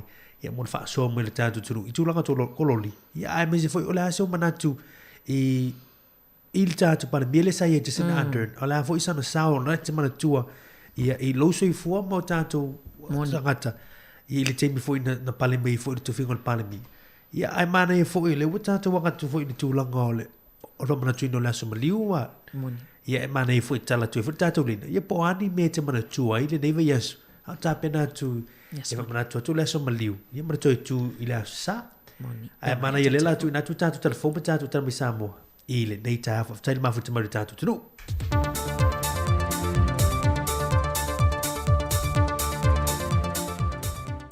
Ele anganga fia o te toi whaatalo whatua I lo tātua tunu I se isi wha o pōponga le nei o a tātu telefon mai Samoa o se mai al whaafonga. Ele whailo inga le fionga le te tai o lea tunu o fia mena o mi mata a whamale au tu stana le nei vaiaso wa ia whaamau nia mai ai le amatalia loa I o le tātou malienga ma le malo Israelu e whaamau nia ai le mawhaile o na malanga to so se tangata Samoa e au noma se tā pāo se visa, mai whape na fo I tangata Israelu e a sia lo tātou atu nuu. Sau nofia me, o le malienga le nei ua lewa na whaamau nia mai I le whātau sanga tanuai, e le nofo inga al pāle mia sai ei mō mua, tui le epa lupe soli aisa I le malia le ngoi. Peitai e iei vaenga sa mo umia e whaamanino ma whaatino I tūla whono, e le ngata mo I tātou ai o Israel foi, na fuaio na tuaio na whaamau ni alo ia, le nei whiangainga e whemalanga inga. Wa whaamau ni mai al kabineta le toi wha le leia leo malai ta alo il malai whaavau malo le Apia Park. Taruai olo iei tari ngā malo olo a ngā ia tu iei le atunu u e ao fie ma ta alonga le manu Samoa, ta alonga le moana Pasifika maisi I le tausanga le nei wa amata mo miai, le toi wha le leia leo tātou malai ta alo.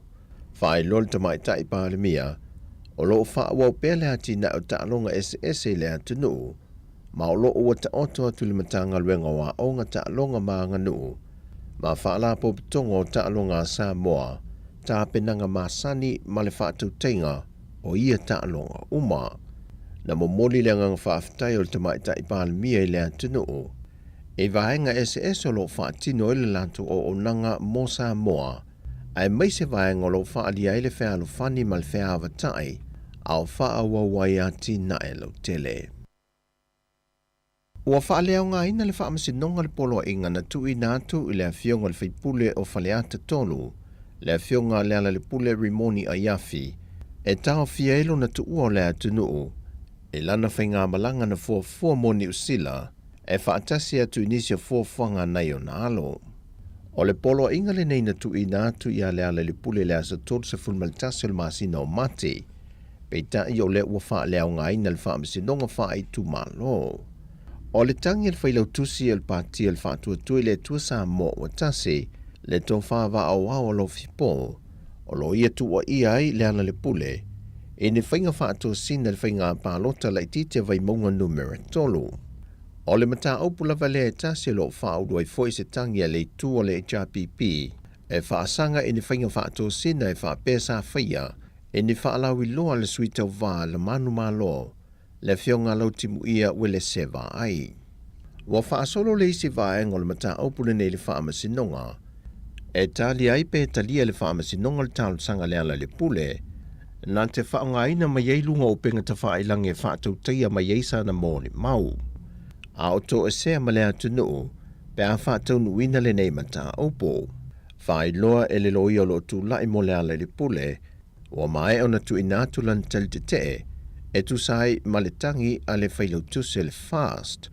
Ai wa au maia le whaai unga le fionga le tamaita i wha amasino i a talasa a toa sa anga. E tu e sea i le polo inga le na tu inatu i le ala le pule, ona o lea ua whaatu langa o le masino iulai, e a mata su e ai le mata o pule nei.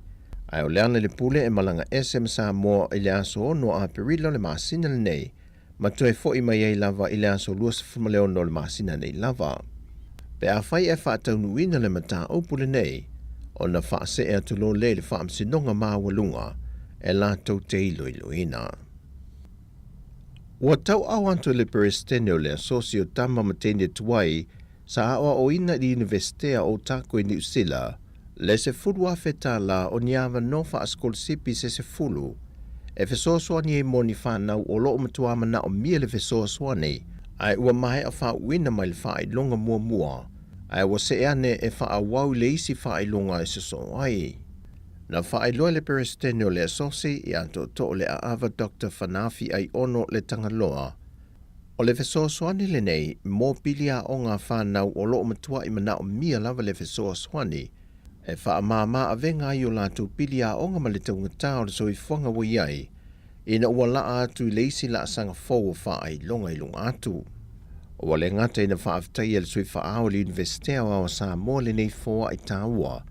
A wia wha ai loa fōi o le atu sa o atu ia fesoa swani, mō wha nau e to o se fulu o loo matua mana o mia le fesoa swani tau se leni, ai mō i lātou o loo tau o veina ma tā opo e tau matematika, whai ia onga la iti, mamata opu tau whaasai ni se.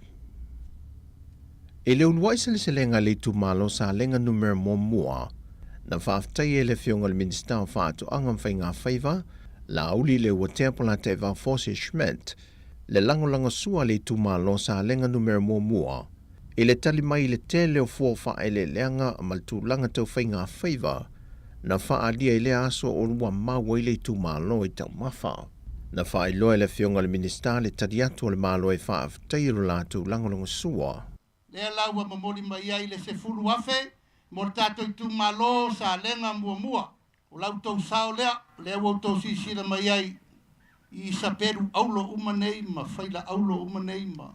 Ma mea ese ia wa mamori mai, se taimi ia whaifo i leo wha al komiti ma le tato ngā renga. O fatu la au ese, whalawaina, whalautau mawhamata, whalau whaisua, ma so se tu a ingo o fungala au wa mamori mai, e se fulu afe a toa lo na tau pe a whatupe. Ia, e fitu afe wa whaalu i tato me whainga luenga malau, ale tolu afe. Tupe, tino tupe, o le nau whaao o atu. O lo whaau au lava le pōkalame o lua aise se lenga i tu malo te itasi le antuna o. E lano le pōkalame ale ofiso whaatu anga ma whainga whaiva. O tala ia mai sa mō manuia le nei aso, whaasoi foia.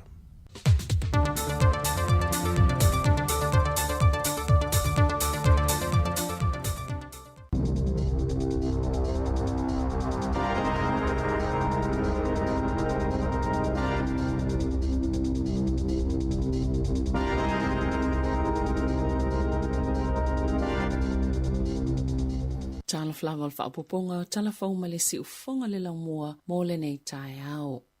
E ele tali tonunga lau whaito whaal tamau ainga, o le atoi fuafua le lei al whalitupe wha leo le si itanga pasene tului, po le official cash rate, ina i tau fie leono wha le tonu ato toal tamau ainga. E fitu tesima le lua pasene na si itia iai le tau le soifuanga, ma o se si itanga maa walunga, sa le itoeva aia talu mai le silia ma le sefulu tau sanga o tua nai. O le ala le na si itia il faltupe wha leo. Le pasene tulu i o tupe, i e wha o ngai ne faltupe wha pisinisi mo tupe no. Sa mole mawina leo ngā o le whainga o ia si itanga il faltupe wha leo. Pe ona ta ua leo whaito whaal tamau ainga, ona na pa ua ile tau le soifuanga e ui e la ititi, i le whai ungal tau sanga taluai, wha pe ai ma le tau whale. Wana na fin wha ilo ai el wha ululunga mta tau tamau ainga, il faltupe le ANZ, le ono toi wha upopo le isi lua lima maka, i le pasene tolu i o tupe al faltupe wha leo. O le awauli o le asoe toi wha ilo ai se isi suinga, i pasene tului ale faltupe wha leo.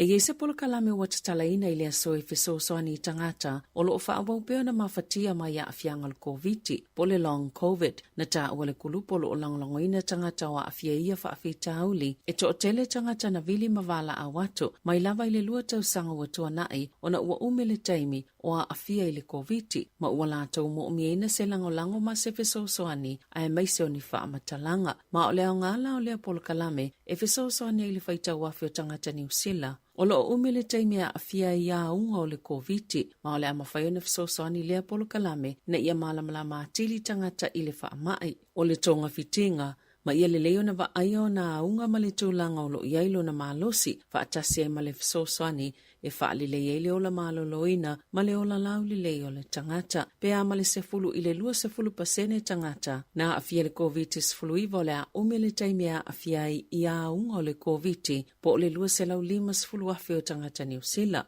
ma onisi o le a unga o ngatele, e le mawhaieo na whai ngā luenga, pe whaatino ngā luenga sa masani ai. E tolu sa lau miliona tala le tau se no whanga au tua teu ina i wha maumaunga ina ia malu pui pui a wha matalanga e te tau mo no meo na matua pui pui malu iai. E na ole pauleo se no whanga au tua teu ina i wha matalanga e u mia e le malo mai ni no whanga te tele wha apea ua iai te tono New Zealand e se lau lima sfulu le wha ingo tangata whai ngā luenga o lo o ngā lulu e nei le whaungo le no whanga tele ma o tolu nei tau sanga o whau i le no whanga le whawa tau New Zealand i whenua pai. Na ta ua le malo, o le ua o le whaunga le ngā luenga le tōlanga ua mawhaio nei longo fia ato, ma ua alanga te tau e na whailoa loi le atuna o lau tele. E tu sai ma se saunanga le minsta mo le puipuinga, ma le minsta fo ilo na wha ma le GCSB o Andrew Little, o le ale tele ni wha maumonga patino tangata taito tase te winai, ma le atatala ina le tau sanga ilua whelua lima, tu sai ma se wha amtalanga le minsta. O le maua le asosia lau whaita avale afi, e ono o atu le masino iulai, o atu lava le fast fulu sene le siitanga wha au popo, o le tau o le penisini. O le tau sanga lua whelua lua, sa matoa mawalunga i lava le tau o le penisini, le na wha awhai le malo le tau o pasese mo feo inga lau tele, i amati le tau sanga taluai, wha atase malafonga o penisini, e tau wha amama avenga ai le tau ngata, sa whianga i e male atunu, peitai, na ta ue se sui o le AA, ato e amata la fonga i penisini wha atase malisi iti o le tau le suau o paelo, i le lalolangi, e ono le otoe mamao e si iti alo le tau e tutongi le au whaita vale afi, i tutono New Zealand, wa si iti le tau le suau o i fafo, ina ua whaata ia le lalolangi le folosanga Saudi Arabia, ma isi wha la putuputonga i le asolua, e valus fultolu tala valu tolu sene, na si itia ia i le tau o le paelo, na wha alia le pale mia Chris Hipkins, i se tasi o le iti o wha salalau le asoana nafi, e le mawhai le malo o na pule atu i le tau le suau o i fafo. Ai ua whaatino le tali le malo e whaafetau i ai le maulu lunga o tau, e peo le whaititienga o la fonga mo le penisini, ai o nisi whai unga e whaia peto e whaawau ia whaamama a venga, o le a whaaselasela le paketi o le lua whelua tolo. O Filfilia Jacinda Ardern o se sui whaapitoa mo le Christchurch Call. Na whaawaina Ardern lea whaalapotupotonga po lea polo kalame te e ma whaamutai a mionga, ma whaatinonga o whainga whaatupu whaalavlawe i lunga o penga ta whailangi, ona o leo se whainga whaatelo lisi, lea na tupu i kalai estete. Na Filfilia Balmia Chris Hipkins, Ardern i lea tofinga fau, ma sa whaailo lava i se taimi ua toana i le Balmia, leo no whaawawe Ardern o lea ngā luenga, o lea avio o ia ma suisi ni o New Zealand i mata upo, e whaatatau le Christchurch Call, ma o le anga lulu e vāvala latai ma le malo falani. Na Saunoa Hipkins, o le avanoa leo le a avela na whaamumui ngā luenga toi whaale leia le atunu o, mai lea wha, ai mai se o le tau le soifuanga o loa a fia i tangata o New Zealand. O le alipoti sa ofo i Ardern i le Balemia, ma ua te ena i Ardern le whaia o sona tutongi mo le whaatinonga o le ngā luenga. Na Saunoa Hipkins, o le sootanga o Ardern ma taitai o malo ai mai se o company whaate konolosi, whaata se malo na nau mo ni suwinga, o le amawhaio na vave le whaatinonga o le ngā luenga, ang wale whaamoe na whaavai ai, le Christchurch Call, e toi ilo ina le tofinga o Ardern i le whai unga le tausanga, o le so le whaiela na Saunoa whaamawai le Balemene, ai ole aia tu ualo ia upu fai o le malo i le vai asofou. Wa filifilia fo i Adriani tutono le komiti fa atonu o le Earthshot Prize lea na whaavaina Belenise Viliamo na whaalia le Belenise o Welese o se whaaia yanga mo la lato whaala potopotonga le filifilia ai o Adrian ia vea masitasi o sui o la lato komiti fa atonu. E ono se fulu miliona ta lao le fa alwina le matanga alwenga mo le puipuinga e tutongia ia lato tangata whainga alwenga ina ia tau fiailo lato tu ua le ngā alwenga e tasile taime maua i e tangata whainga alwenga lea vai ngā tupe. Mana li putia e tolu se fulu pasene fita na tu ua ngā alwenga i tutono tau sanga e lua ua tua nai e ta i tolu afe ono se lau ono se fulu tasi ta la. Vai ngā tupe o le atutongi atu i tangata whainga alwenga ta i toa tasi i le masina o me piona ta ua i reporti le Dominion Post. Ile so, wala fa upopole va ngā tupe, ile ta isa fulu afe tala e tutongi atu inisi fita, po o tangata whainga luenga yeitu langa fa apitoa, leana fa amaonia le malo ile masino te sema, ise tau ise fulu miliona tala, ma ua fa upopo fo ilunga, o le iwa se fulu miliona tala mo tau sanga e tolu, e si iti ai tutongi, pei ona fa amaonia le tala fa atatau au tua le tupe, lua afe lua. O le tolus fulpasene o tangata whainga luenga iana tu ua ngā luenga i le lua tau sanga ua tua nai, o lo au fia i fita, o i lato e ngā lulu e le fuava ataua New Zealand, ma le Navy, po o fita i le Sami. O le asole wa matafa o ngā i se pola kalame i masini kompiuta po o se software, e mawhai o nei loa ina i le whaonga o pola kalame popoto wha apitoa, o le Artificial Intelligence, e pe o le Chat GPT. O le polkalame lea ua whaingoa ina o le Turnitin, e whaonga ina University Umai Valu i tutono New Zealand. Ua ta ue whaapea, e mawhai o nei loa lile iai, ni whaamaumonga o lo whaonga ina le AI. O le Artificial Intelligence, o le talitonunga tostosia malenga o singa o polokalame kompiuta, e whaatino ini ngā luenga e maasani o na mo o miele sila fia o le tangata soifua, e pei o mea e aia, i loa o le tautala, o whainga whaaiunga, ma le whaaliliunga i le vaonga ngana ese. Wali patia e whaapea, e iwas fulvalu pasene, le sao o le iloa le software, po le polokalame o kompiuta o le Turnitin, le ua titala ina i le so, ni tustu singa o whaonga ina i polokalame le AI, na ta ua inisi o whaito whaia o onga i lunga le leitio New Zealand, o le afsosani tele lea polokalame kompiuta po le software, le Turnitin, peitai, e iei lava lo lato masal salonga, o le ale umisetei mea o ngā ai, po o tamaiti fo'i e loa lelei au wala e whaonga ai a polokalame whaate konolosi. Na ta ue le Superstene mo Asia Pasifika e mate le polokalame po le software le pasene o le tustosinga na whaia le AI mai loa ni foi upo e le tala whiangai. Wa whaamawai le polisilo le TVN said o Simon Power ma le amai ala na tautua i le whaiunga tausanga whaale tupe. Na amata Power i le TVN said i le masino o mati i le tausanga lua lua. Ina watu uala na ngā luenga le Westpac i tutono New Zealand. Sa vea ma minista le whainga maloa le National. I sana emaili le au whainga luenga na ia whaali ai. O se whaiunga whainga tā tele. Ma o le taimi tala whiangai fo ili nei ua whaamawai ai. O le masino February, na toi whaata atia e se le fōwhanga le malo, e tu whaata se le TVN said ma le leitio New Zealand, o me i le tausanga lua lua, na whaatonu ina i e Power, le whai o se ilo ilonga le whaanga salonga o ngā luenga le TVN said, pe a whaafai ngā luenga se tangata fōu, o na o le mata upo, le na whaafua se iai o na le toi Vaia Carmel Santa Maria, na tiute le polokalame o le breakfast.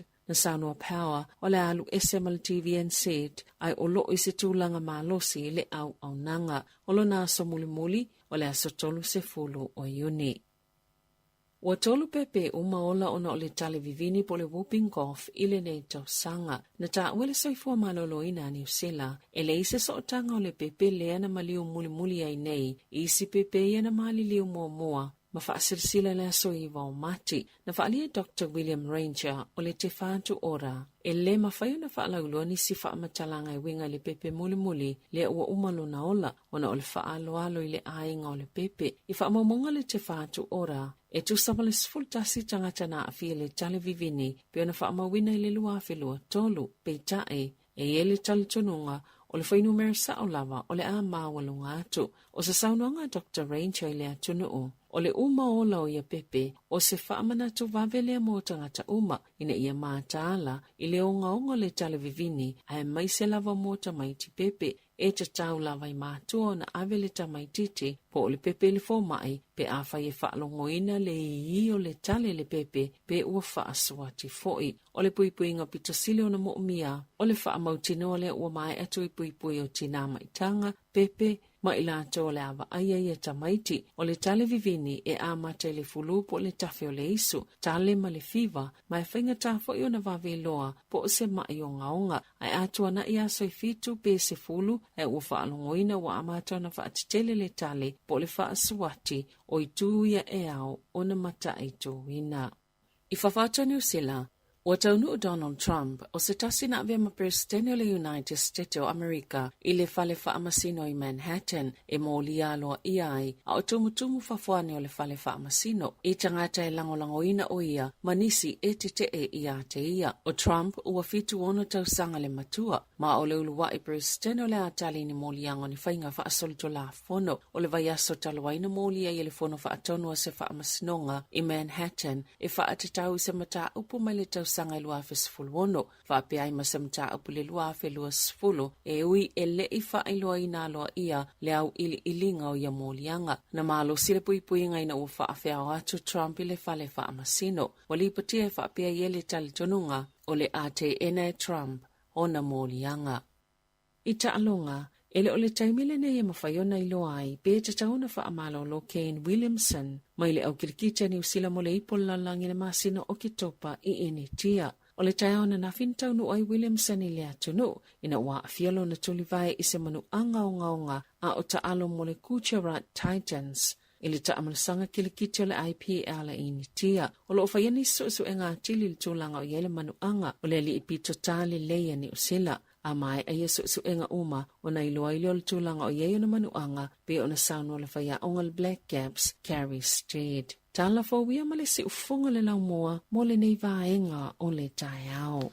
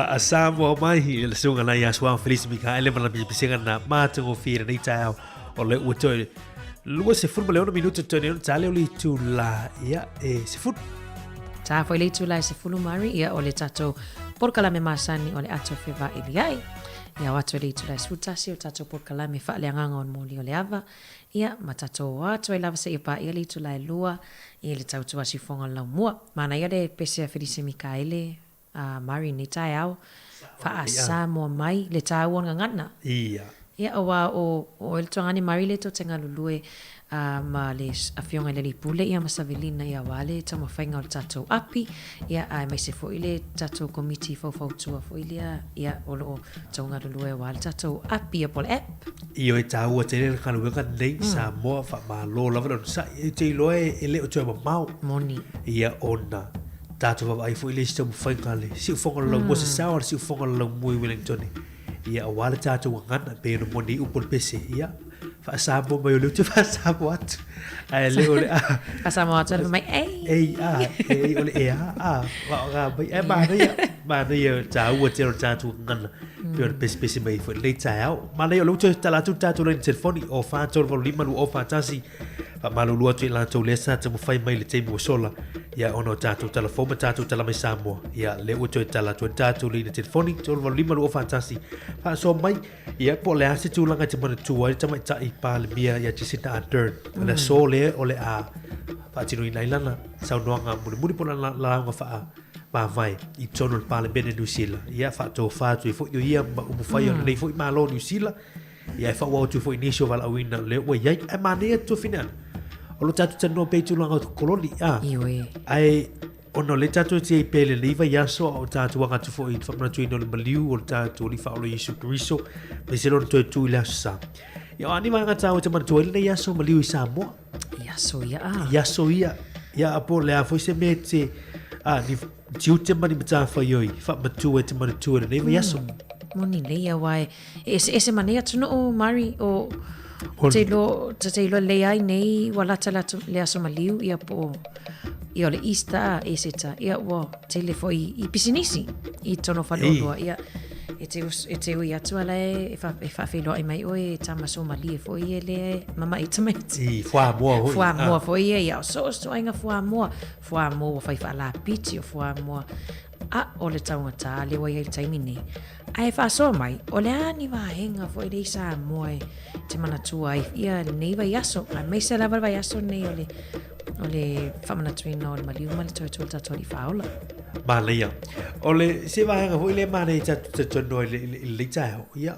o le se tu langa te mana tua te seta to final ta o ia fasilina ono le foi la fama vai alo ia faila na launga muli ile Simon nei aso fama vai to ilon tofi fai pule ia mono tofinga ia o le fai pule o Mount Albert ai Maria ta lenta vala au mana foi fa so atu fo inisio tala ia inunga le tata wala tol TV tasi ai o sialo Samoa o se tama o pole ali Samoa ia inunga o komiti fa foi le Manukau board member le Manukau ia au kilani o le susunga ia Fale Andrew Lesa o le ali au kilani le sa malanga tu sini ia ma Melbourne vai aso taluai elwa tuai feloa ia ma se tasi foi o tai longa foi I Amerika le sa avia foi presidente Amerika ia Barack Obama le mana ia feloa I pu ele la ata al talala le be headlines be pito I longa I telefone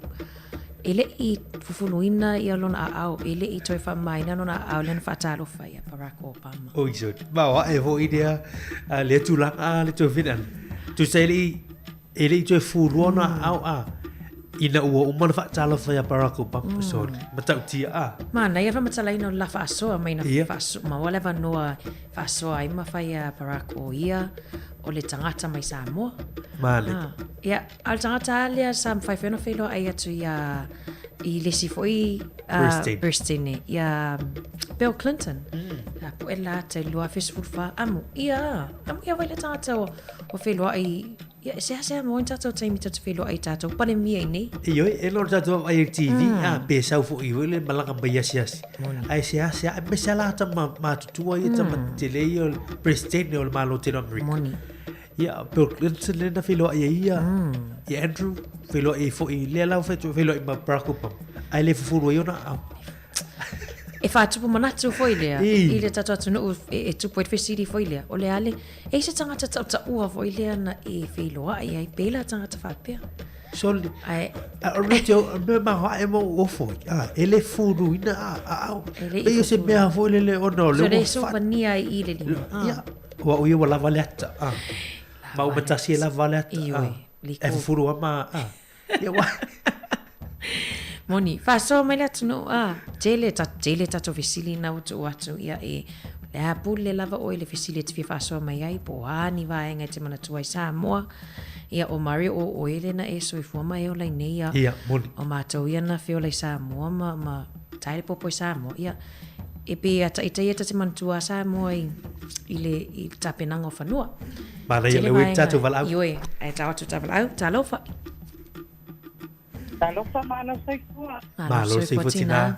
Family tau. Ia, ia fastai ia. Ia waka foi asinga whaakoa le lua o kalami. Fastai. E foura o la kulunga le kio nge kai au. Mo malo lava.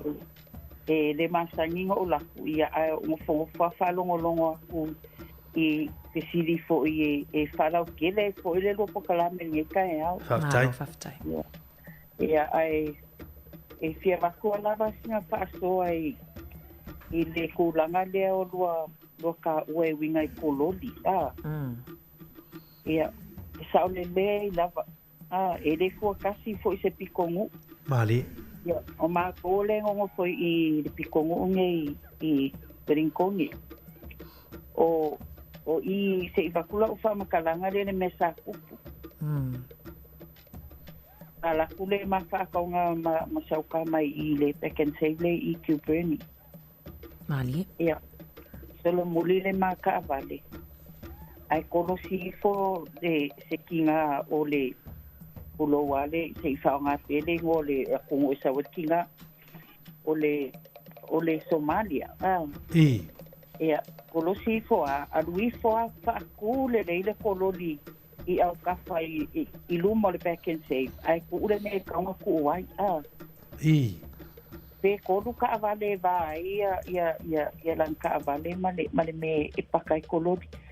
Ia au solo muri ma ka avale. Sa o bala au kinga lea. O fai fai.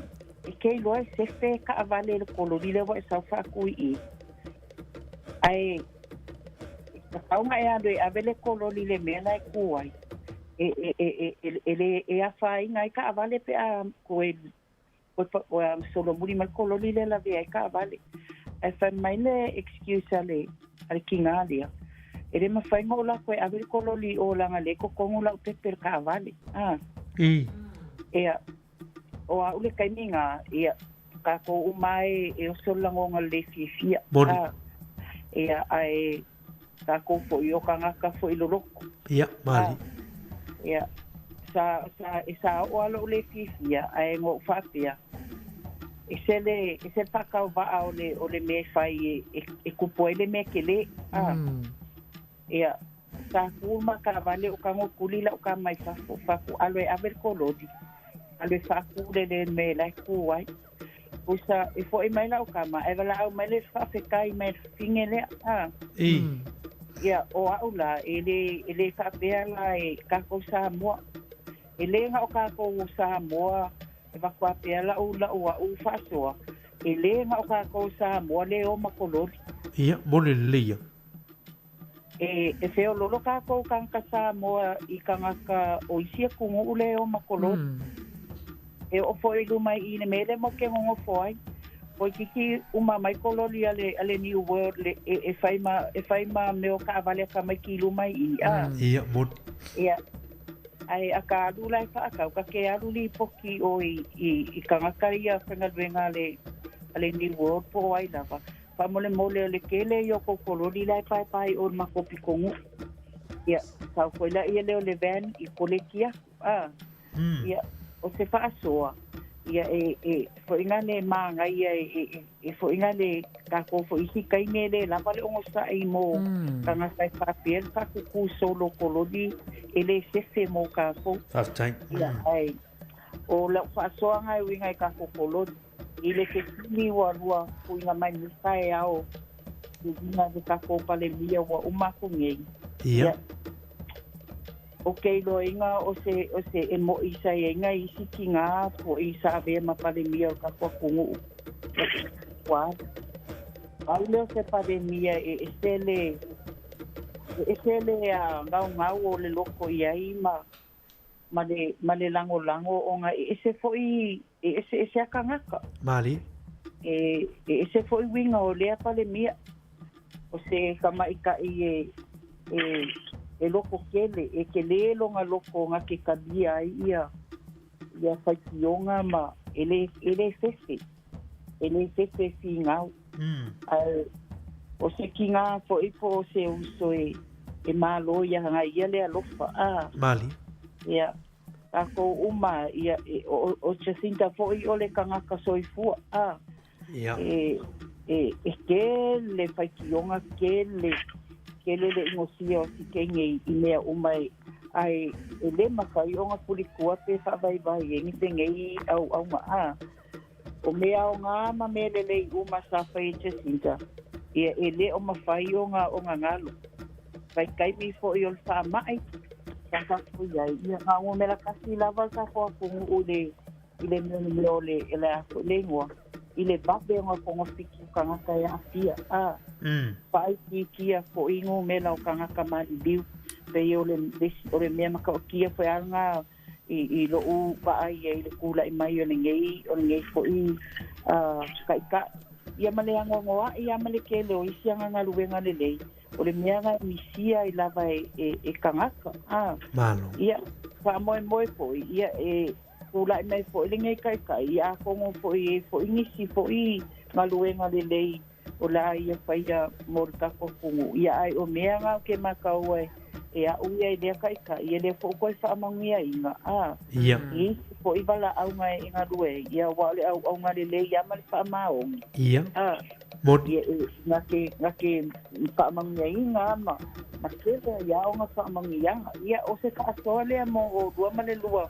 Tai lava tina. Ika e au. Whaamangia ke lea i le au nganga. Ia whaamangia po i whaafonga a Samoa.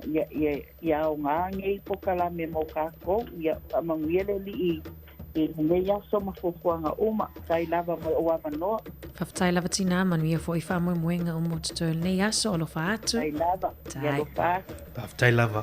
Mana i wha so mo tina lea i le tātu polo kalame. Mana i fo i sa o lia ia pe ona taloto ste mo sola. E le fua tasi se i spito nuu ma se vaenga. Le fo i vaenga po o se ta nu pe o tātu Samoa. E tupu ai ia le pere whasau noa le tinale. Ia fo i lesi tinale na Somalia. Ia na tūlanga fo i le ma nei fo tuanga ni lango le saunga le mu. A whaila le whaasolo mule atu tuor ta avale. La vea ta avale. Ia o nai tupu isi wha lave ma le tūlanga. A whaftai fo i siti na ona onu sai. Ia mau fo i wha pale i tātu tūlanga nei. Ia pe ono vetu. Na o fo ia o tūlanga le ale e o ina i tātou i tūlanga nei. O me tutupu. O me tutupu. Ia e mana ia. O fo tuanga le lei. Ia e o ngai toi ti matai ma tātou toi ai fo il me tau na whai. Ia a wale saunga le mu. O le me le lei a o e le morisi takata. O le me te fia ai e wha anō noma le fia fo. Le si takata ai mana ia le fo tuanga nei tau. Ia o le ua tātou tatanoi fo. Ia mana i fo il wha so tina i tūlanga fo i o le tamita ia te senator. Ia o le la wha mawai mai mal palamene le soila launga wha mawai. I le nei yaso mana tua e lua ato e ngā launga te tele al whaipuli. O le launga wha tau pou. I le amatanga lava o lana no foinga. Ia mana launga wha mawai lea. Ia e toe tatanoi i lana fo i sa valinga mai tono al palamene o mea na tamo whai ai. Mana tua e toe wawa ai le tangata i lana launga wha tau pou.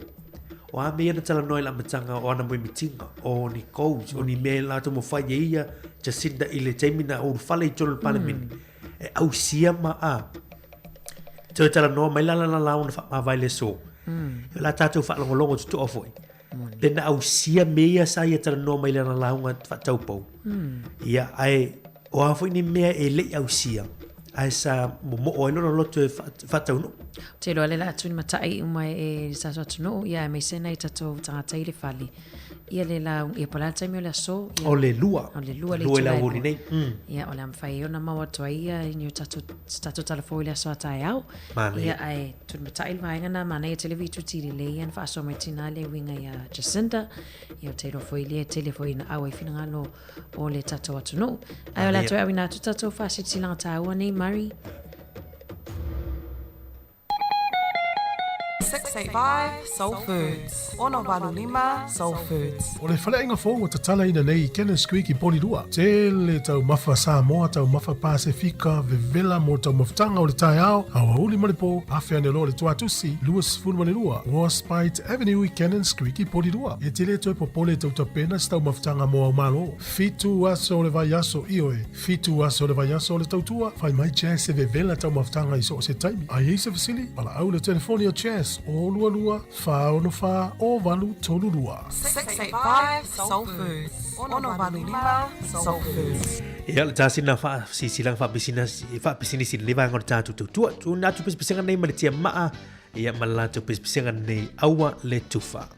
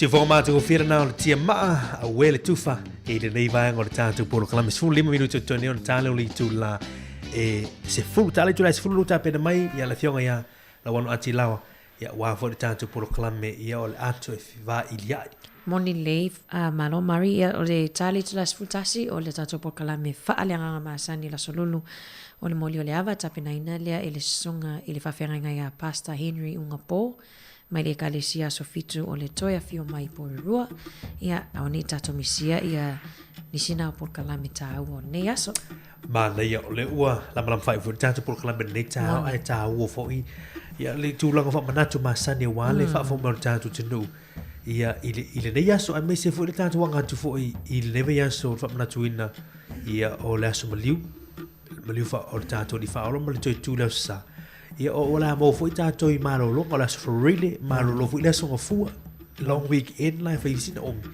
al sa ngale mu wai le fai on tu ma mai a wai e to telefone la to la fa maluina ia me se foi la to la o foi ta fa ma fa ngale ni long weekend ma la ma ia al sa ngale mu wai ta wai ele fo tuanga ma se le tato tu moni le awani ngalo ia fa pele malanga mau ia tau tuana faima faise malo nonga lunga le tele fata vale pe ale lava va ia ai o fo tuanga ma sani lava a fa pe fo ile ole a tu fata si fo ia fata sta si fo ai nga wa fo ia to nai mana tua Mari le soi fo malo noina tau mafa tau mafa palini ai pia le waste vala oi le ai ia ai o lo tala peta to laina le to 5 minute Mari mana ia nga ia o le ase va nga tau e te mana tua le aso mali Samoa mato ia o Samoa Mari ia sa mana tua lava so mali tapena ina le o fanua e longo fie lava ua o ia so mali i aso tala ititi ia wa matona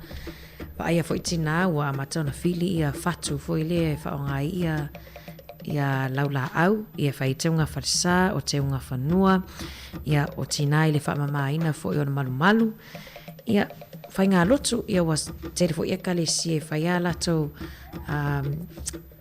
to sauninga lotu ia so yo o la somali ia matu wai fo ima onga alfana wisamo ala alwato ila valtuanga ilua vai aso mane fo ilva vai tu ina fo ita penanga misela vai yaso ni yo tala fo ila to yo fati no inno o tala la somaliu ia martala fo tu ta ilo fo ia inisi fo yo ta penanga fo la ta penai o to vo a mise kalesia e fo ila tu fai taule ale tala mane taule le maliu Yesu le no fa longo men na fit faso tu fo matasi matasi sa fa Yesu la ia ala le tu la tu fo sa telen fita lena na aviale vine kai e momi pe fa heota fa pilato la ia tasi la ngai ono mia tasi pilato lo vangia fa fanno uri ma tasi va pele ti savali solo le e taptapua i voia manio fa ivania ai manai o tala na tata mana tua ia awa o nei fo ia tele fo e kale sia sa mo fa manatum fa ia to tala ia ole maliu tatori faula ole na mai tatu telefon mai sa mo ile nei so no o ta benanga tatu tunu e wa fo tani nga malo ni so fo ta tele lo nga mai ar ta lo nga fo ile val mo pacifica le ta penai fo ia sa mo ta aloi male reds le fa ia sa mo mane foi ta penanga lo fa lo tu leo la surfa lo vengo va fo la radio rest fo ia fa ta longa le sa mo va o le mon pacifica mal reds le wa fa ilo mai fo le la ta mo fa o le la fo ta di ma lo le ta tu no ita long fo ia le Pacific Cup le fo le pacifica le fa ta tu fo ia tu le sa mo se fu tu sanga na mamao ale ta milongo lipu fai tonga fai sia tu no Pacific ia le fatu atu fo ia tu ale sio tanto tunu ile tau sangani mana ia la pise foi la Samoa fai tali nga malo ia telefone tu pe ale tanto tunu la mo tu la turisi ia mai na to ta fa tu mai mota longo o le le futu sang ia telefone ia fale o nga le fa ava no ina ia pie fo ia le auta alo Mari le telefone ia o tu pe tele le fo ia sio tatu tunu Samoa ia onisi na vaenga o Samoa le tatu talo no ai vai tai mera somaliu tatele va ai se Easter egg Samoa mari talo no taola le fata ta ai Easter egg mai ni New Zealand. Tele loen malo la tunu pena ini pa ole matawi tu wa ia e a fatawi pie o tu wa me out ia elise oli swa va ia elise fo mo te au vai ga foi le e tau le bua a ole on man me lafu ia fai ia wa tele na fata tala fala ina ni si e kalesi la so sa pe atu tu leli ia ole mana ia fai to ana ia inga ve tu sa tele ni o ta inga te ai itai au ta ai so ile o ma na yo le olanga isa mo ta tele popole ini pili o neila o vai voi sina ese ole ai neila e te ai lo ta fale ma lo le wita tu val au ta lo fa val au Amal mole a pe faina tu lalo le tio fa mole lava ya ta lo fa val au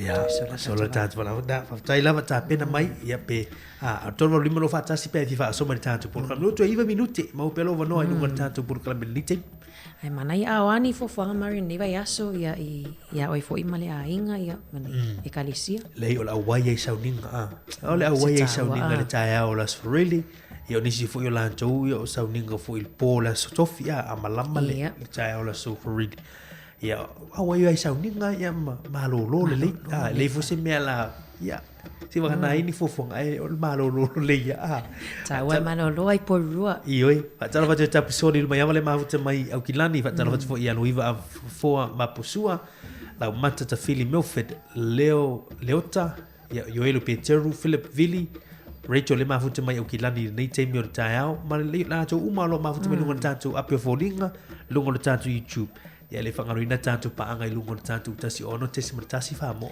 moni le tele la tole amalanga mau awa ia tafaunga fo ia wa pe o mo le malolonga ai me sele o tu o ma onga nei fana la so tofi la swarile nei le sa onga la swarile ia lava no le o mau ai e o ese toi mai nei ta o fu la valeo tata vale le tele o le tofi le kat ai sa ole le tai au pe na tanto tata nolo fa yale le fa au unga nei fa nau me foi la to le wo fa mo ni nei le tanto a on ta se le nei I porirua le fitiria ia va malo I lato ai wa alu sa vale te min le po uma po le wa mata le sauninga va to e fa malo e lato uma le utau pati mai ia ole o aso va pe nei on fia ma fa tai vinga avele tu ia ole te mo fainga wo ma tau no Mai at foi sa mo pe vai solo te a tu sa vai fa unga tele utai le investir au sa mo I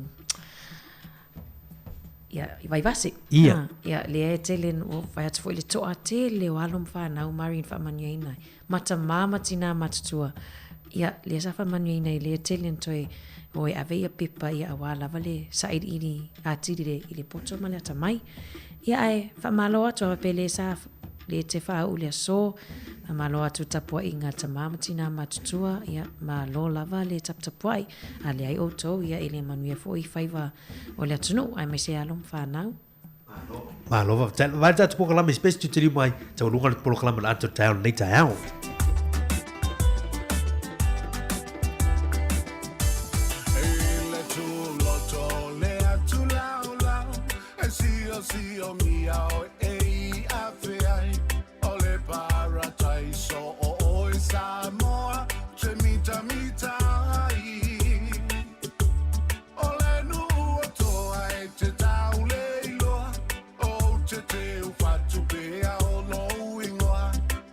Tama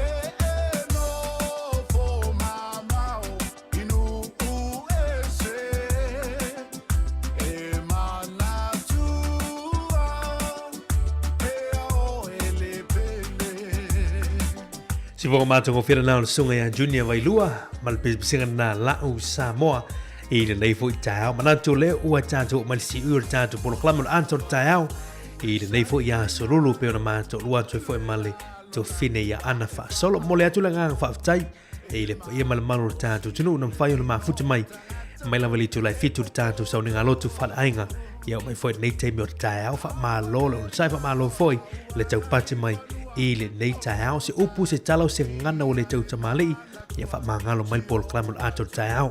Nau no te inga lava le polo klama moli atu ni fautuanga o ni maanga i tauna la pata ia ilu tātou tunu, i meo lo tutupu, tātou tata noa fo ini, ni mea au ngā mo tātou umalava, ia walu tātou soifuanga i tono lea tunu, o lo tātou nofo mau wai, ia wha mangalo si tautua lea o au i le tāau, i lunga le tātou polo klama le ato tāau. Leu tāpena mai le polo klama, ia o le ato e whiwa i liai au eni i misia polo klama nai le tātono li tulai sifuru, leu tāpena mai la fionga ia la wano ati i lawa, mai se fo i le tālo li tulai sifuru mantasi polo klama wha le nganga o le moli o le ava. Manatua, tau runga le tātou au nanga nei aso i le lua i la wuli nei, au wala nei i misia le tautua ma le unanga na si ufonga le laumua i le nei aso, i lunga le tātou polo klama tasi ono tesi mantasi wha mo, lunga le tātou app, lunga le tātou Facebook, le ape o folinga, ma lunga le tātou YouTube channel wha vaenga ia, o long whaiona wina tuela o unanga, ale si ufonga o le laumua i Wellington. Ia nei taimi, tau runga atu le tātou polo klama ato tāu, pesipisenga nei,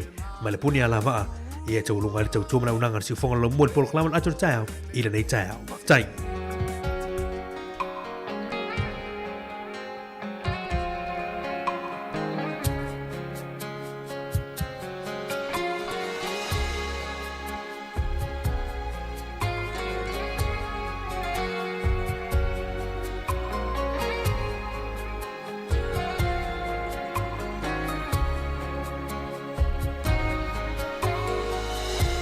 Tell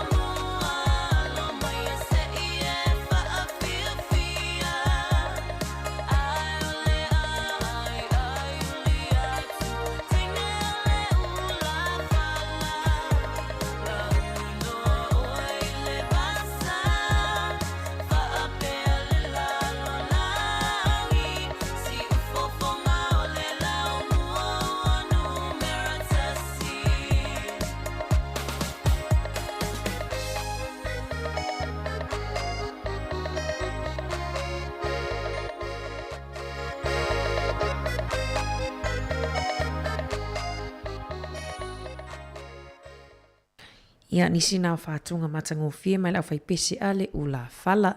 Ia lea ua 5 minute te eile tulai se fulu ua o mai foi i le taimi o le tatou porkalame maasani. Ia o le ato whewa ili ai ia tāpenaina e le fionga ia la wano ati lawa usi mai whafunga.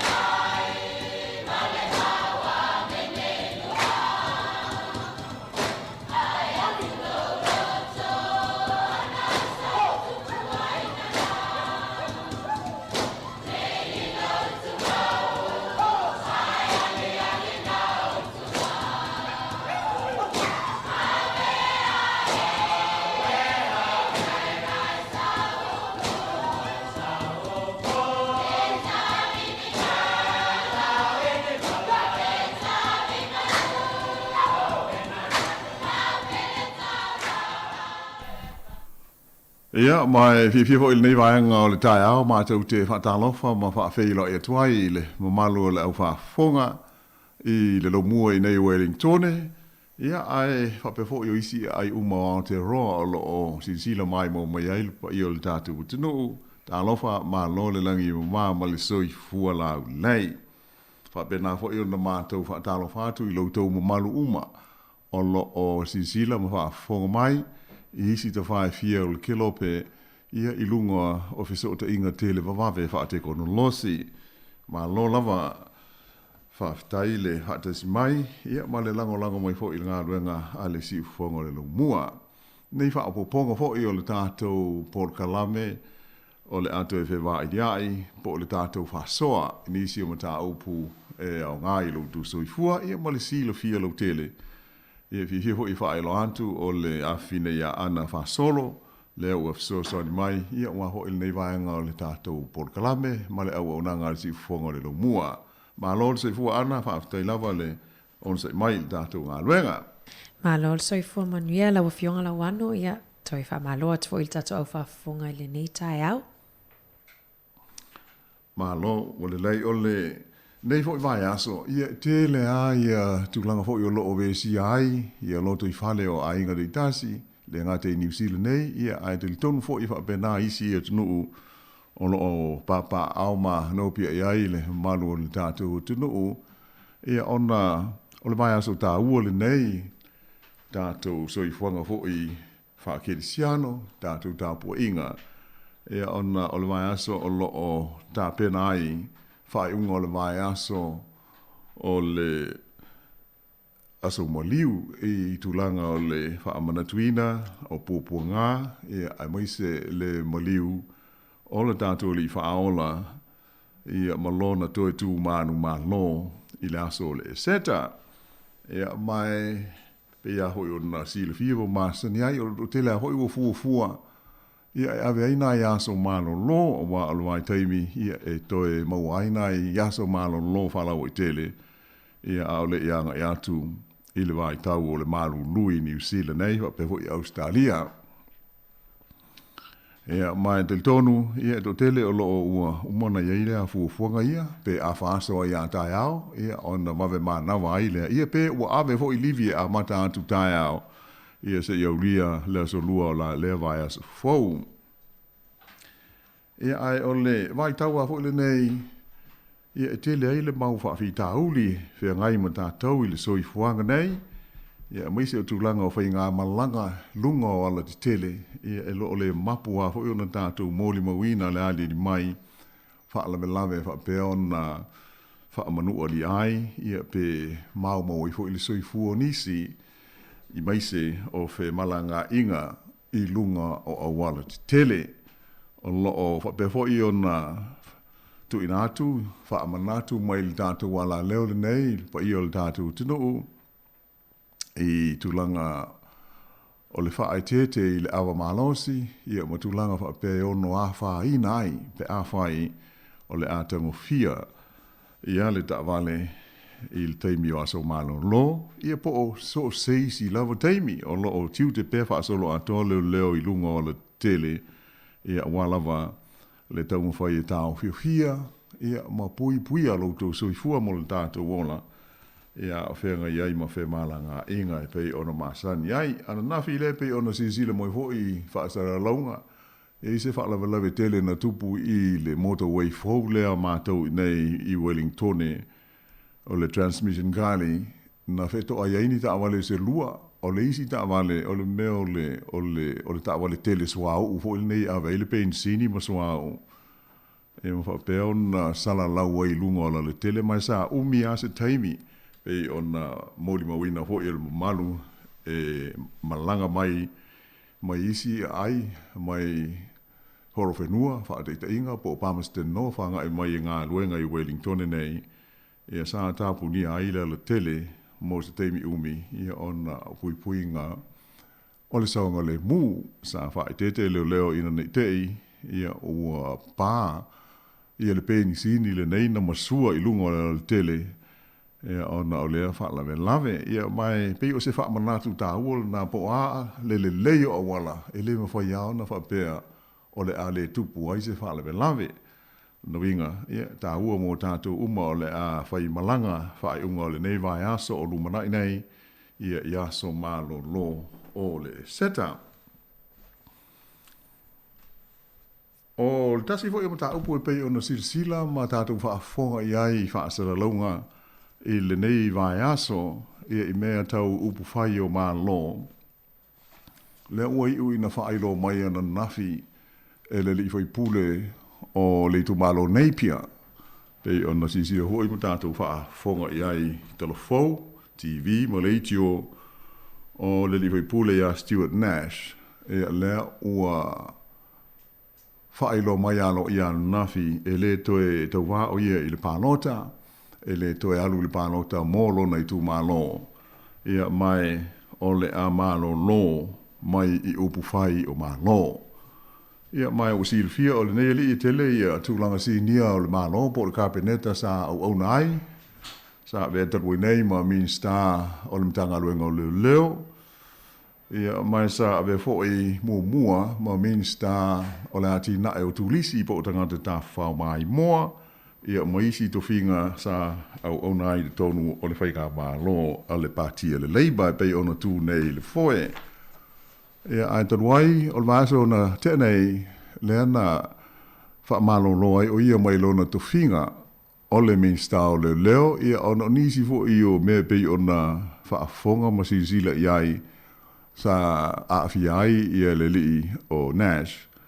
Ia se yo mai ai ina whapeo na wha mālo lo tu maulo o ia mai le kāpeneta ma ave se ai ele li pālemia o lo o ua iei nei ia Chris Hipkins ia ona o tu langa lava o le whaatino ina o ngā ruenga ia po anga fo i mā mionga a o umia ia to finga pe ia ona silo fia ia le ia se to finga ele ai ia ni tu la fono mani ai inga e pui puia e ma fa ton wai ia mai ali mai line tele taimi ia so o mo vai ia sa fa pe ona a fia ile sunga ia Stuart Nash i tu la fono ia pui ai ngā ruenga ka peneta ia ngā ruenga fa main star ia ngā ruenga foi pule e mama salomi ai lona tulanga fia malona fa maoni ia pe o tulanga uma ia e ta ua tele ai mai se ato finga foi tele nei peila ole sui ole parlemene la lela ia ua fa ilo mai ele li foi pule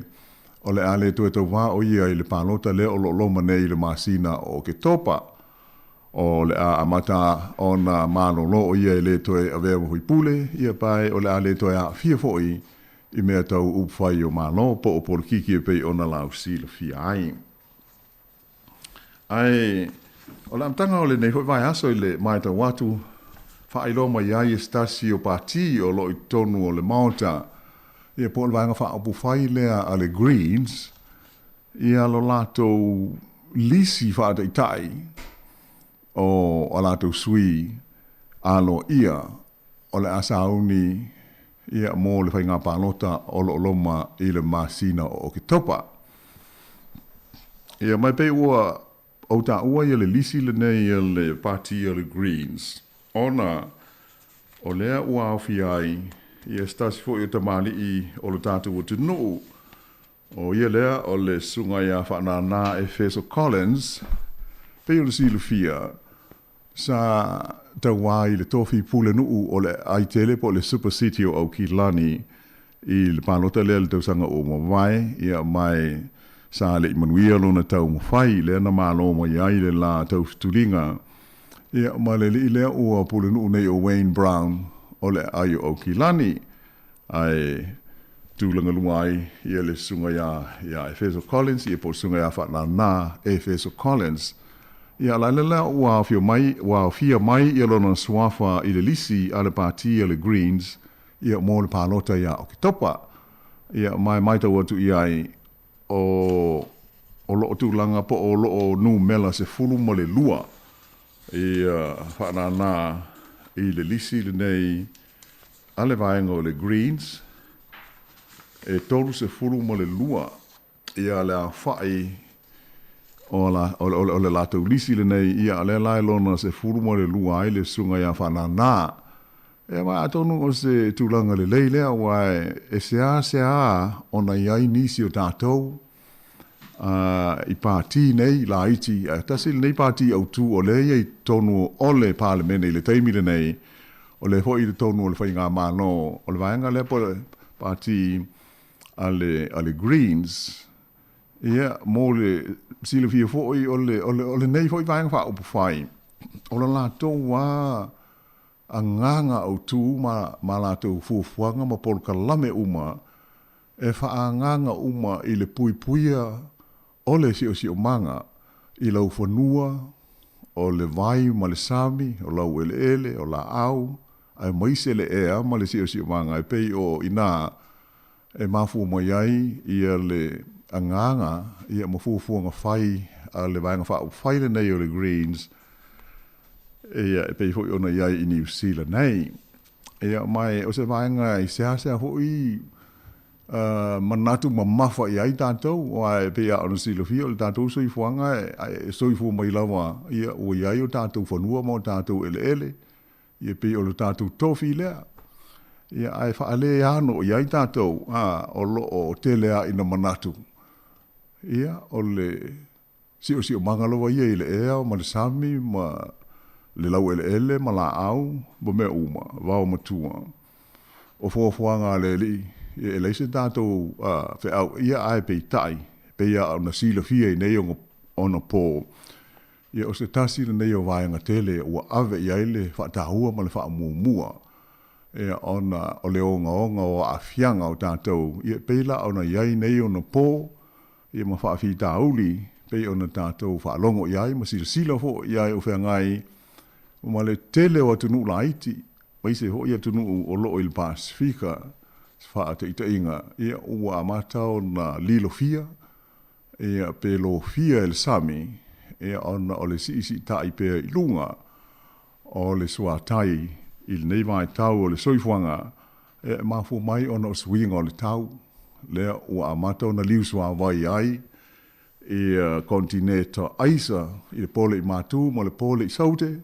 e ma vaenga sa masani ona aisa o le lolangi o mafu uma ona ua vevela le tau e ma fa pena ona si tia ai le sua tai le ala la ona taua e le patile nei ma na ia foi fainga fa vai ma na polkalame e ona ole nganga e pui ia matung fai e fa sao ia le si manga mo tu pulanga fai mai e pela o ta o le vaenga ia ona ole mai ta watu foi sunga ya fa na ma lona ul fa le tu patile nei ia ta tu ta lucia awa e pe ona uta ua e ui ina o le whainga malo le i nei le mo o mia le leiva i a seisi pati ai na tampa lava i le feso soni atu o le pati o le Greens ia ona o le taua o le lātou fo i mau ia mo le lātou nganga atoa i le tulanga o le puinga o le siu manga o le atunu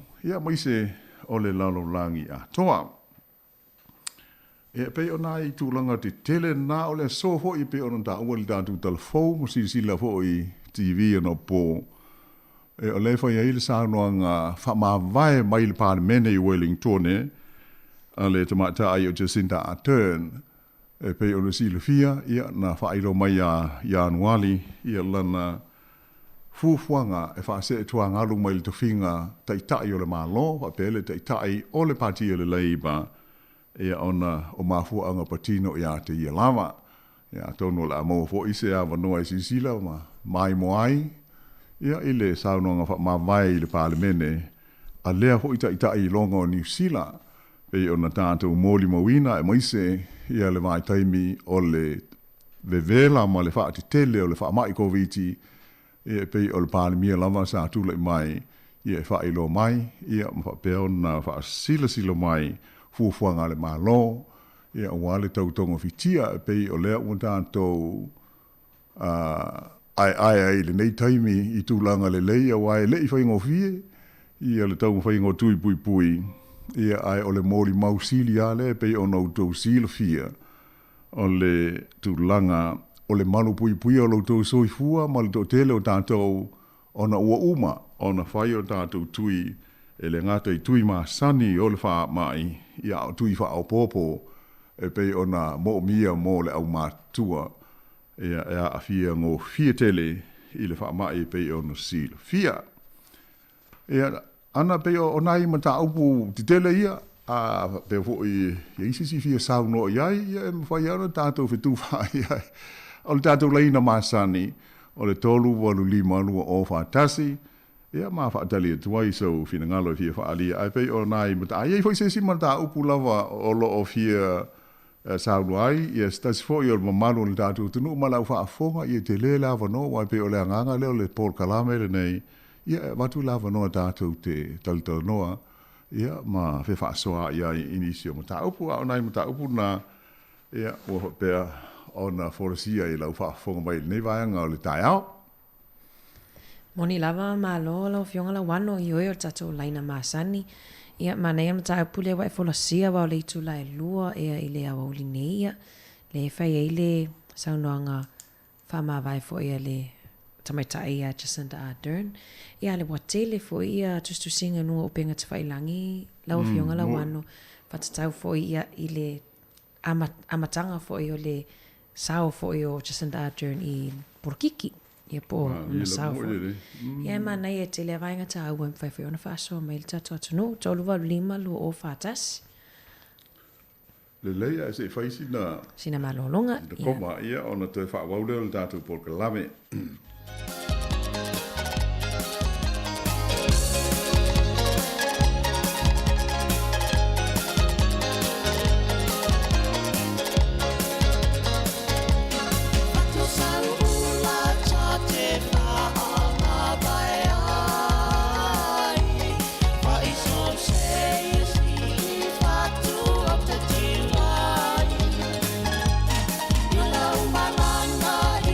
Mama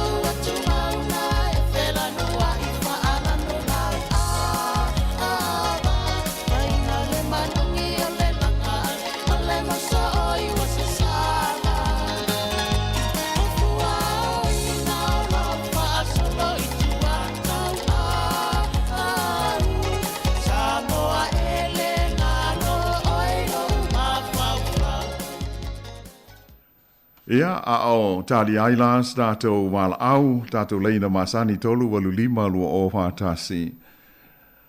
Ole, aso mua o Aperila, ia po le masina le nei o tātou iai a wā o lona aso whāle nei lima. Io, le o lima aso o le nei masina lona whā. A o laso mua la lasto na ile taruwai. Na amatai o na wha mamalu. Ia le si tanga fou o le meo le to tongi ho i nei au pito maua lalo wha atu la fonoina. Ia po o le minimum wage ia e pei ona ia i le ngana peretania. O lona winga moni o le mta upule nei le minimum wage. E pei o le fua lea e sa le maua lalo ifo. E au ngā tele mō la tau e whai pīs nisi, mana ia ti na e la iti o le tātou tunu, e mō meo business owners, e po o la tau ia, le tau le ave e il whaapunga o small businesses, a wai le ni ati na e te tele, e oa i lau taxi se i tulo, o le business la i titi le nā, peila o le winga lea, o le whaatu la fono e le malo, o le fua e le te tau na maua lalo i whai. O le si tanga la e pei ona iai e le te le, sa si i mai i le lua fultasi tā la lua fulsene le aho i le whainu mela tuai. Ai amata mai laila sto nai, o le ua o i le lua fulu lua tā la fitus fulsene i le tu la, ia le tongi au pito maua lalo a e whaatu la whono ina i te tono New Zealand. Ia alona winga se whaate i te inga, tātou o lo o iai business la iti, ia a whai e aini au tangata whai ngā luenga, po o sau tangata whai ngā luenga. Ia o le fua la na, e tautua na, e awane e maua lalo i whai, ia e sā i le tū la whono, pe mō lia e fo tātou i whaamsinonga, ia mo tele aini isi tupe anu, ia pe a whai e isau tangata whai ngā luenga fou. E ulu fole atu, ia e pe ile ilo hae le ikiki lea, ia pe pe o le la awei na as furuiwa tā la i le tu la. Ia le aila, e te lea la whaina o tātou, pe o le whautuanga, aua nei tātou whaata mala i le vaenga, o se vaenga tā ua tele mō le ati nae, mō le soifuanga i mea tau business i tonu o le nei e tunu. E iai le fua, e whaasao na pa uai, ia le tutongi e te ave i seisi, ia i le mele tau o le minimum wage na amata mai lesto na i po laso mua o Aperila. E iai le mela e mawhai na mō le au whai business i la iti, wala au iei mose fisosoani, o le o valu o lima o no valu o tasi lua, o valu o lima o no valu o tasi lua. Ia e whaamatala mai a i lau sunga, ia e tūlanga umai mo mia, ina ia fo i ai lo no a fiatu i fo i pe a fai e te le tau sia i le rate fo le pe ona iai lua fu lua ta la fitus fulsene i le tu la. Ia a o tanto iai le tanto por kalame pe o na o e sta wala au ana. Ioe le weta so wala au nunga laina la wana. Ia le ma lo lava le on se mai ta lo fa lava i le wala au ma lo le so i fu nuia. Ma lo sai pola wanga mana. Ta lova, te renga toa, ma lo le asa. Ia. Pa pena, ta fai fa ma lo lava. Ana, mai boka la me. A voi. O wale vanga u fa pe ia. Ia kungu ma fongo, ko fa ele so ho le lo ia. Ia. Vanga u fa pe kai Tele o ia ngaro ke o le vanga o maho fo ka o se lungo fu va ko foi sa mo.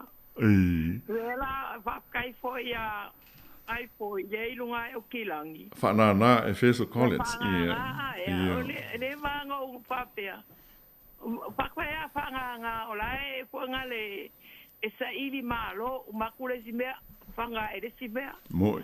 O ngai Wellington o le vanga o papea o le vanga ka nga ngai lunga fua ia kung mafongo ai wai e sa fo i lo sa ngoanga e mai fo ile greens o longa mai fo ile greens e pipi ale leifa e wai mo ki ngare na nganga le green de le piaru le national ai pipi la vai le leifa ia le voira ka ke kankanga ya kula vai le maka ora ku ia le foi nga mi sky le il mal fenga malo so vacancy le leifa ri lava ai a Carlosia foi Carlosia ia lo foi so ngal va kele e ma fo paulo loko ia lo makampanga wa ka ko sa mo wa ko kele le aka mai le lenga o inga ka lo siele lumanga ai ia e a po ngale e ma fo wa kili ai ia ka ko fa nga wa o la vale ka o no fo ma o pa pe kaya ile ku pa le fa inga o sa mo wa ele o ngalo po ya mai se volva senga o mako lo mako ya kara ku o ka ko foi ku ai le fa polonga inga male mafakia nga ya i o nga ka ko ku le ala o ka ko o markai mingi ya le ka ko baba ya fa ka ya ile ku ai nga manguia fa ya inga fa pale inga ka ko ma ka ko fa nga ya o ma wai foi se swinga le ma so sang pot ka ko malo sa moa alua o ai foi ngai ore o si par mia le ya te sinta awe le ngalo o ke makau ngo filo ale si mea sa nga ole le vaku le kaka uli ngai ai vaku foi ai nga papalangi uma ale mea ngo loa ngai e foi o papalangi ele manguia foi papalang e ai foi o la ko foi loko le manguia ia te sinta ngo lo le loko kinga wa paula se pare mia nga ko kele pasifika nga ngo fo ma coffee ko finga le ko finga miskal malo ngi stila e fo ma o ke ro ingale le ku ma kila ile kala fasol pico o au nga pare mia ngi sila ole kingale ya te sinta ole ula mau ya te sinta o se karo foi o kinga ya o kinga ave la vala ulangolango ile mako wai ku pau ke le nga kia le ipa kwal baila o nga pulai mai te sinta nga ave ila ulangolango mai ngo pia lo wale nga mai mau penga nga kai e kinga la langi manguele ni kawa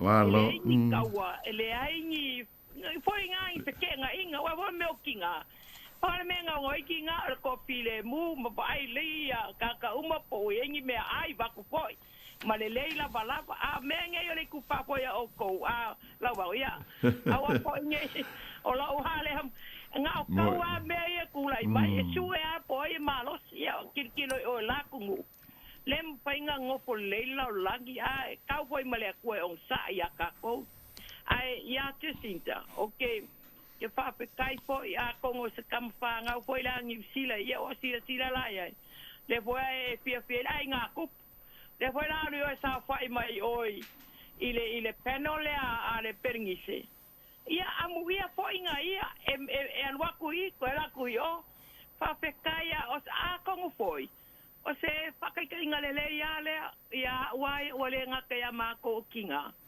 ale o ke lenga i sa kai le kungu a ko abaku foi ole la ku langa kele oi ia fa pekai foi le longi sila fa kai foi si kinga ia te sinta o lo wa kar ko kele long sal paspika wa kasinga mengo lo nga lo kole ngai e I papalangi o nga e a lo fa sa o a te sintelo I pasifika ia mangai ka ki foi melan ko bula lo ya nga kasi nga ora foi le loko para pala o papalangi sila ila lo ko fusi ngai kinga foi ngai au ba ngai nga mafakela lo para bla velenga Christchurch ya wa ke o ke maka wa wingo kanga ka vaku foi ke maka foi ala ko upu malako wa mi pele pia vape ya se vai kara kwano se pale mia fusi ya mele mo merkinga pa ila ula mau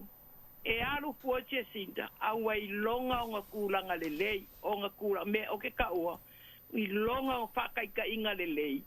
A ware ala ngai luma. Ia ma e wai mga kua po iska kala. E mga kua po iska ka ia Jacinta e rempeanga ngalo. Kele a i kure lei e mga kua ia le kaikainga Jacinta. Ai a pai la fa pong mai lo ia ma wa fa kala le koro pa ia. Ma ngai mama ia ke ia pu se alo Samoa. Ia ma wa ia painga upo wa mangu ia o Pasifika ia makako uma. Malolo after tele. Wa maka upo ka ko ko ngoi. Wa se mangu ia Samoa ia after tele. Ko anga po ia la makua. After to. Nga ia kuile mo sa so maliu. Saonga le mu sa ole le ia oi a mai se le pe wa se lo mu se pe wa i kai fa penge. Ai sa ole le oi ia pe wa i fo i male.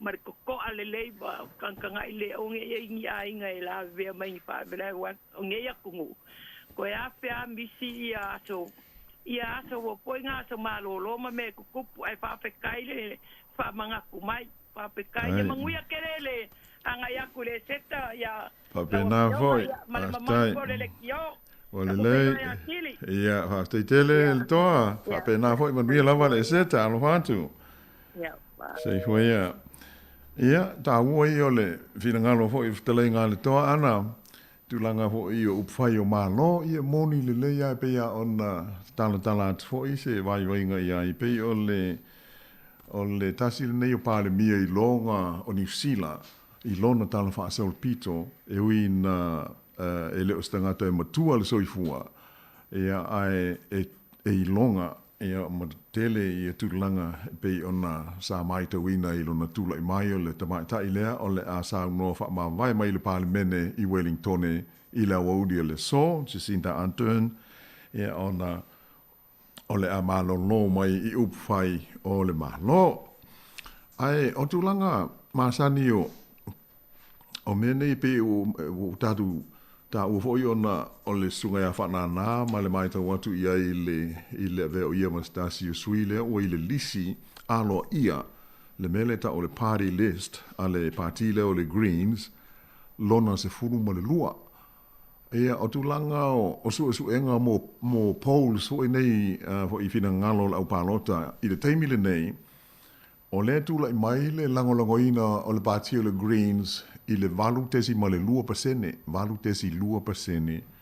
ia a fuala i pe a whaapea e whaali liu ia pasene na i whaipule lona winga e maua ai e le Greens ia le a whainga i se fulu o ni whaipule o le lātou pātia ul whale i le parlemene ia pei o le tulanga na le tula i mai ai ia le pātia ia le Greens ai aua whaine ngalo sa tarua nei ana se fulu tasi pasene ia le tūlanga langoina o le Greens. O le fo ia o lātou whaipule tonu o le maonta. Ia e awhi ia lātou mean stai to lua po o lātou tai to lua o le tamaitai o Marama Davidson ma le lii o James Shaw. Le mean stai o le siusi wanga. E ai pei o le tūlanga ia Jacinta Ardern. Ia pei a hoi o na uta ui tātou tala fau. O le talua na whaia le tulafono le e whewhiloi ai le whainga o whaipule. I le pālotaina ele i tu malo, ia ma le lisi la le nei o le pāti. Le whainga le tau o le Momo P, po o le MMP. O le pāle mia mua lea, o tula i mai o mawhai, o na manu maloa ia lana vaenga po o lana pāti, i se whainga pālota.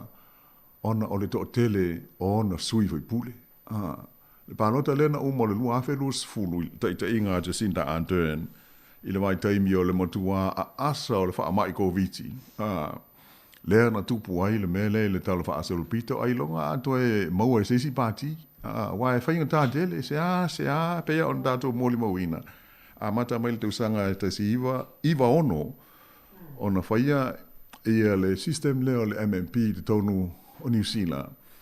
E le i mawhaia se pāti se tasi, o na tūla i mai ua manu malo i se whainga pānota. Se i vanga nā ai la le pāti le Labour i le pālota le talua i nei lua afe luas fulu i lalo le teita inga al tamaita i sa pāle mi ai o Jacinta Ardern. Le sa onus fulma le tolu ai ia foi pule o le parti a le Labour.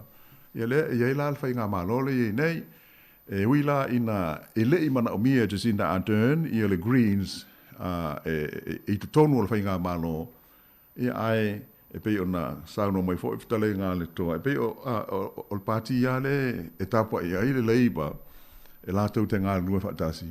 O le parti le Greens, ia whapea fo i le Greens lātou e pei e nau lātou e lango i a fo i whainga whaamai, mama natu le Labour, ia o whaatasi mao lātou fo i langona i mata upu lai, awe ia ila lātou whaamua. Ia ai pangale pei a ono tau sila fia, e le whaingo fia na tātou wofi i tonu o upu whai o malo, o se mea whainga tau tele fo i whatia o mawai, manisi fo i ta māma, e fo i whai i langi, fo launga sa tau mo whai, fo i nei so tātou awala, e ofi ai tātou sa moa mal Pasifika i tono o le Parlemene. Ia ai, pei o le Labour lava lea na mua, e lea fo i ai pei o na silofia, o si tātou o tunu a fo i lea na tūlai, ave i ai le whaupunga lea o se Pasifika mua, o a vea ma fo i pule o New Zealand, o le partia le Labour, ia pei o no mana tua, ia nā fo i tamali i nao no pole whionga ia taito Philip Field, ia pei o le whaipule sa mua na, o le whaipule Pasifika mua na o le atunu nei. Ai ele i whapela na sao i tonu o na sa haru tuto tasi, ia pe sa whaise pāti ho i lele ese mai, ai le ai ona o le pāti po le vanga whai le Labour. Ia, ua iei ho inisi ua whaipule o le tātu o tunu isi pāti e tai pei o le National, sa iei ho i e tamali i o le tātu o tunu sa tula i mai ai, tō whinga whaipule i te tonu o le Parlemene. Ia, pei o le whaipule mua sa moa ma le Pasifika, o le sui o le pāti e le Labour. Ia, mai, o na o ta ua i e tau mwhainga ho i nei e tau whaavai se pāti mo le Pasifika, sa fia i fo i elto o te leo nisi o lo mantu ho isi whai ngā pālo te le i mamau atu. Le fo i sa i eile isi pāti whapesa ngā lua whaatasi ma le pāti o Maori. Ia ai ele i manuia fo i. Ia peila o le winga leo sia au whaapunga. Ele whai ngō fie. Ia ona e sea a ho i lava le whainu mela o tātou e mawhai ona tātou whaatino ai, ia se whaalapa uptonga whapea, e ai o lea lava e maua le nei awa noa, e sao ai le sao nonga le toa. To te le alo mtamu whanau ua le leila o ina i te tono New Zealand nei, e si o tātou tunu maisi i atu motu. Ia no inga, e tau ona whaau ngāle ato maile nā, i mata upu whape nei, e sao whanga ai i tono o le Parlemene. Ai o te leilo iai i lau mai tau e whai a si lave o na ofi iai se si lu tonu e iai a ho ia komiti a pāti te tele nei e lātou te filifilia i o lātou sui ave lai de lātou lisi pei o le lisi le nehi o le pāti o le Greens le o mawe o na wha ai lo mai a e ta pena ai le lātou wha moe mo le pālota ia o ke topa. Ia ai o tātou a whai o iai nisi o lo wha moe ai. Wa lewa na te tau o nei o. Tala noa iai, ia matu langa whapea. Ai, o stasi nei o pāti e ono tūlai mai se tūlanga te lelo na sao i upwhai o malo New Zealand. Ia o ana whainga whaawai, ia a whiaile si o manga, ia o male tūlanga o ai pei o le tele lava o whawhita auli ia o tātou mai tau ina i nei ono pō. E a awhi ai ia le si o banga, ia o matulanga e pei ona puipuia e le pātilea a le Greens. Ia a ta ilo i ai pō, a lo o te tala atu pēle tātou leina i le mta upu, ia pō se isi mta upu o lo e fia sauno mai ai. A o le mātou whamanatu le nā i le vaenga leo le minimum wage le, a wala o mai le toa o tātou tala noa i ai. O le fua au pito mau lalo e whaatanga le tūla whono na e tu tongi ai stanga te whai ngā luenga. Ia o iei vesili e masani na tula mai ia po ai la e de tau ona ave ia i le tongi ia o le tali na o le tangata whenga luenga fou e au fia ai la ia la tau fo nei i lalo o le se furu ono tau sanga le matua io ia po o pe o la tau ia e iai le wha punga le tula fono exempt o tangata whainga luenga tala wau, lalo le sifurono tau sanga, ia malātou e le to o tele. E iai la ia le whaatangana whaapitoa le nei, e le a fia i lātou, i le me le tau o le minimum wage, ia po o le tutongi au pito māua lalo. Ai o le wha mani nonga, au ili lawa pe ona o amatu le nu mela le nā le mtanga luenga, si le ia le tala noa iai, wa o le me e popole ai, o le alu le malmalama o tātou, ia ona a whaina, i fo ila le tula fono, ai a tala noa lawa iai, a maisela au whaifalo loa, ia po la lawa le tu ai ngā pis nisi o nai te a fiai, ai mo mia, ia le fiso swani o nisi tangata e ngā lulue ai, ia o le numele le nā, o le o walu o lima o no walu o tasi lua. Ua whailo mai fo il nei vai aso, ia fuafuanga ale malo, ma po le whaala po tonga, o whea ngai ma le totongi, e le si totongi le e tau, o le meo le living wage, ia po le totongi e fuafua i le tau o le soifuanga. E le so totongi la le malo, le totongi le na, o le mele tau le minimum wage, o le totongi le ai whaatu la fono e le malo, mo pisnisi mga luenga e le de tau na mau lalo ai ia le tongi e te ave seisi ai o le tongi e tau o le living wage ia ele o tangata uma po o ngā luenga uma o lo o lātou wha ama maluina ia lea fo i te tongi o lewa ona iai e iai e company a tau i mapulenga wha ale nuu po o city council o lātou wha au ngā ina ia le fua le nā, le tau o le living wage, e to tongi ai a lātou tangata whainga luenga. Ai, e pe ona uta o ele se, ele wha mālo sia le mālo, e pule lava ia le pulenga ia, pule le kompani lātou, ia pe e tuu iai, to tongi o a lātou tangata whainga luenga, i le to tongi le tau o le living wage. Le uha alia, o le asi itia i le aso mua o se tema, o le tausanga le nei, ia ona si ilo lea i le lua se fulu ono tā la, i le i tū la. Ia, le vela nā ta o le living wage, ia ne i whenumi ai, fo i le whaafonga mai, e lea, i le se tongi e le mālo, e pei o le tongi o lo o iei se whaalapo tonga na taula mua ai, ia tau mawhai e whaale leia pēr mea tau tongi o tangata whai ngā luenga. Wa iai la ia meo pūlenga po o city councils i tono New Zealand o la ua lewa o na alu ai le fua o tongi o la tau tangata whai ngā luenga.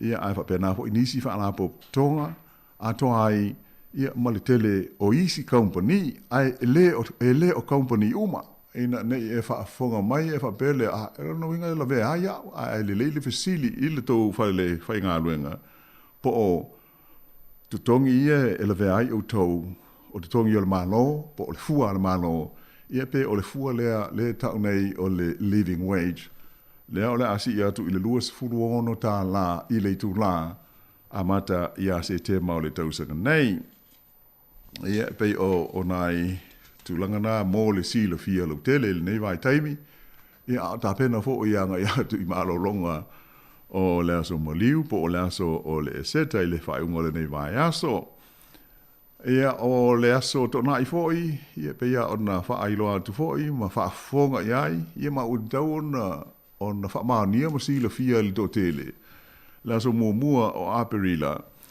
ia le nana a mata si TI ia le tulanga o benefiti uma mo le mamalu ho i o le atunu o lo o maua ia leveso swani mai le malo o benefiti ia i vai aso i tasi ia ai moise fo i o meo aloni o tangata o lo o ia onga universite matulanga fa bea ia lefa umosi fa opoponga mo la tau na amata fa malu mai la so mua e fuafuanga ale malo e pe ona uma ho ona fa ilo atu stasio dato polkalame o mo vai ia elengata ia la tau ia ai fa pena fo i ma fa monianga mo matua e fai ngaluenga ai fa nau ia ai e maua ia le so soani ho ile nei ta o le working for families ia po kalame mo ainga ngā rulue so ni ai ile tau singa o le whanau ia o fo isi wha apoponga mo la tau ia male to tele o le au mātua ia po la tau o lo maua le mea fo ile o le pensione ia o le nā o wha apopo ia ile wha apoponga ia isi le fia le tangata ia le lana wha apoponga ia pe a maua i le aso e tofaina e maua tuai. Ia pe o nai tulanga nana ona mātou wha penana toi wha amana tuatu i nei wha apoponga o le tāpol kalame ana wha whonga mai le tātua tunu a le lava pēle taimi pe a i sesi e fia sauno mai ia toi walu nai minute ia o lo toi nei wha apoponga o le ato e whewa iai i le nei vai aso a tātou sauni ia ila stofi pa ia dai au fa solo to ilava il fa un ol vai aso o le aso maliu ia mala sa o le tu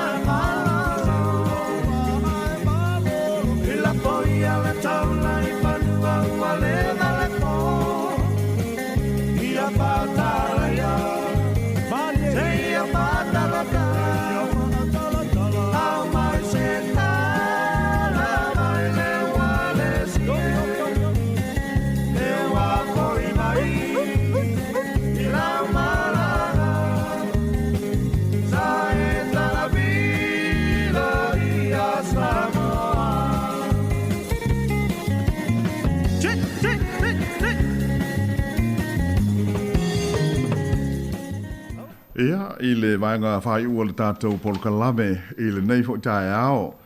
Pei ona au ta ua fo i tulanga o mea tau whai o mālo le tātou loto i whale i New Zealand nei. Ia ai o le mai tau te fo i tunu i whafo. Ia, tele fo i le vevesi a maise a i Amerika ana i le so. Ia po i le tulanga ho i le nei ua mōli ai e leo le ai o New York. Ia le lisa avea wa talua i nei ma pele stene o Amerika o Donald Trump. Ia ona ta upu e pei ona whaai lo mai. O ni se leni po se vai ngā tupe whapea sa tutongi nā tu i se ta mai tai. Ina ia whaafile mua i aua le pisa le taimi o le pāno te tele Amerika. Le sa malo ai Trump. Ia e pei o le elana o na pei o se mea matau tia le mea, ona, e whaato atupu leo se mea i Amerika ua pe ona mō lia ai, ia seisi sa tula i mai le tofi pele stene o le tunuu, i luma o le whaamsinonga. O le atatou loa la ua o leo uma, mai tau atu ai i whaasa longa le TV, leo uma ona te e alo ia le li o Trump e awala ia na loia i mōlianga, o whaia whaasanga i a te ia le mata aupule nei, ia maala a tātou loai i le taimi o le ilo ilonga, ma le whaamsinonga, ia po la tonu lau i li linga o lea mata aupu, ia ai pei o le O le tūlanga le nā ia ua te lea i fo i manatu wha alia e nei mata upu ona o se mea mua lea wha pēr wāli i mai tonu e le United States. Ai o stasio mea mata utia, a o le i o mai la i le so ma le tūlanga le pe ona mori mawina i wha asara launga le TV. Ai ua lewa na sala lau mai le Facebook, ia ma whesota inga telewa wawe, wha teko no losi, ia ata o Trump, ma leo, e fōringa mai ai o la ua pue, ia pe tūli e leo e loka, ia le li o Donald Trump, ia mai e le ngata lai ata ia fōringa mai o lai, e anu le atoa e tūli e leo, ai ei isi ata, o la ua maua, o sai, ia hoi malata, o la ua i te tonu o le whare pui, sa wha i lalo i te tonu o le sela. Ia o le me sili na mtau tia i le mai tau. Ele moni, ele ni ata moni, o le whaupunga whapeltania, o mo meo fake pictures, ai pe o le mawhona uta ua, ona o le mtau tia, o le ata mai le ua o ne iai le lalolangi, mai se ama sini computers, o iei la le wha amta langa e wha pēr, o se li i Amerika e ngo ia Elliot Higgins, pe o le tangata le sa nofo ma fau ata ia, pe fausia ata ia o Donald Trump ma leo, fōlinga ai o la ua arrest, pe pue ma loka ma tuu i tonu le sela, ai le i tupu, ona, o le whaaringa la le li le nei, pe o siana ia mea ulo o sana joke, sa le aiso no manatu, e to tele nisi ono fia mata matai. Ia ale mea o tupu ele ia to se lua aso talu ona i lunga o le Facebook. A walata ile 5 miliona ta o sila iai, ma mata iai. Ia mai a tonu o la fa o tali tonu e mo i o la o sa loka, ma pu e leo. Ai le ai se mea fa pēr na tupu ia Donald Trump. Ole pe ole tulanga pe ona mai to wina ma le whaaringa le o au mai. E le mele ta au wha peletania pa ole ata mai o le computer. Wa sili wa over tele le ata mai o le masini. Ona avele ia le whaapunga le o le artificial intelligence o le AI.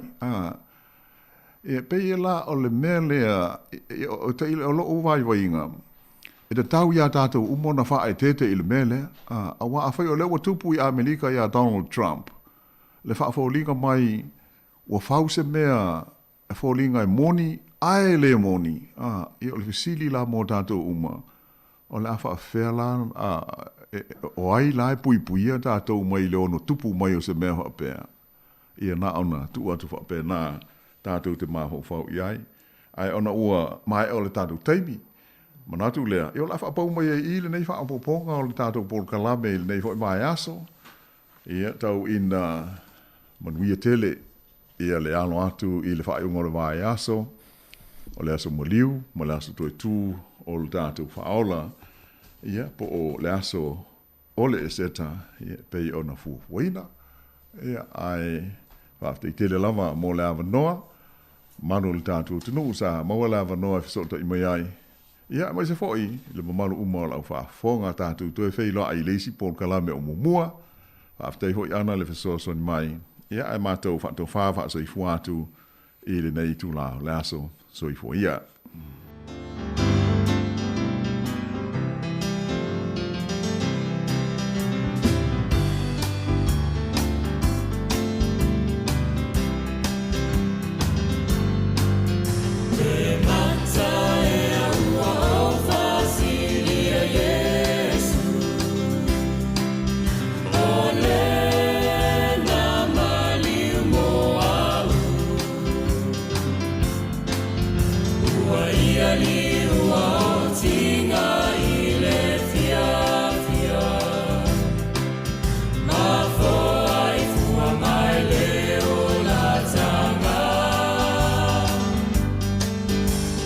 Sofia é a rua, céu, a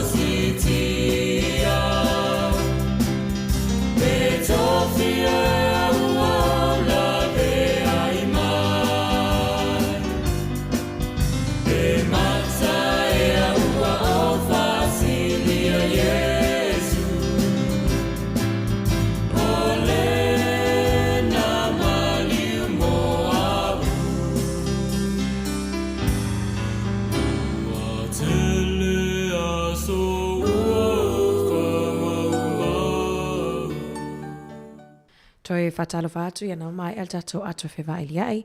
Ia le whewa o mai leitu la o le tatou polkalame whaalenganga masani a solulu. O le mōli o le awa tapena ina lea e le sunga whawhianga ia Pastor Henry Unga Pō. Ia mai le ekalesia sofitu o le toia fio mai I Porirua. Usi mai whafonga.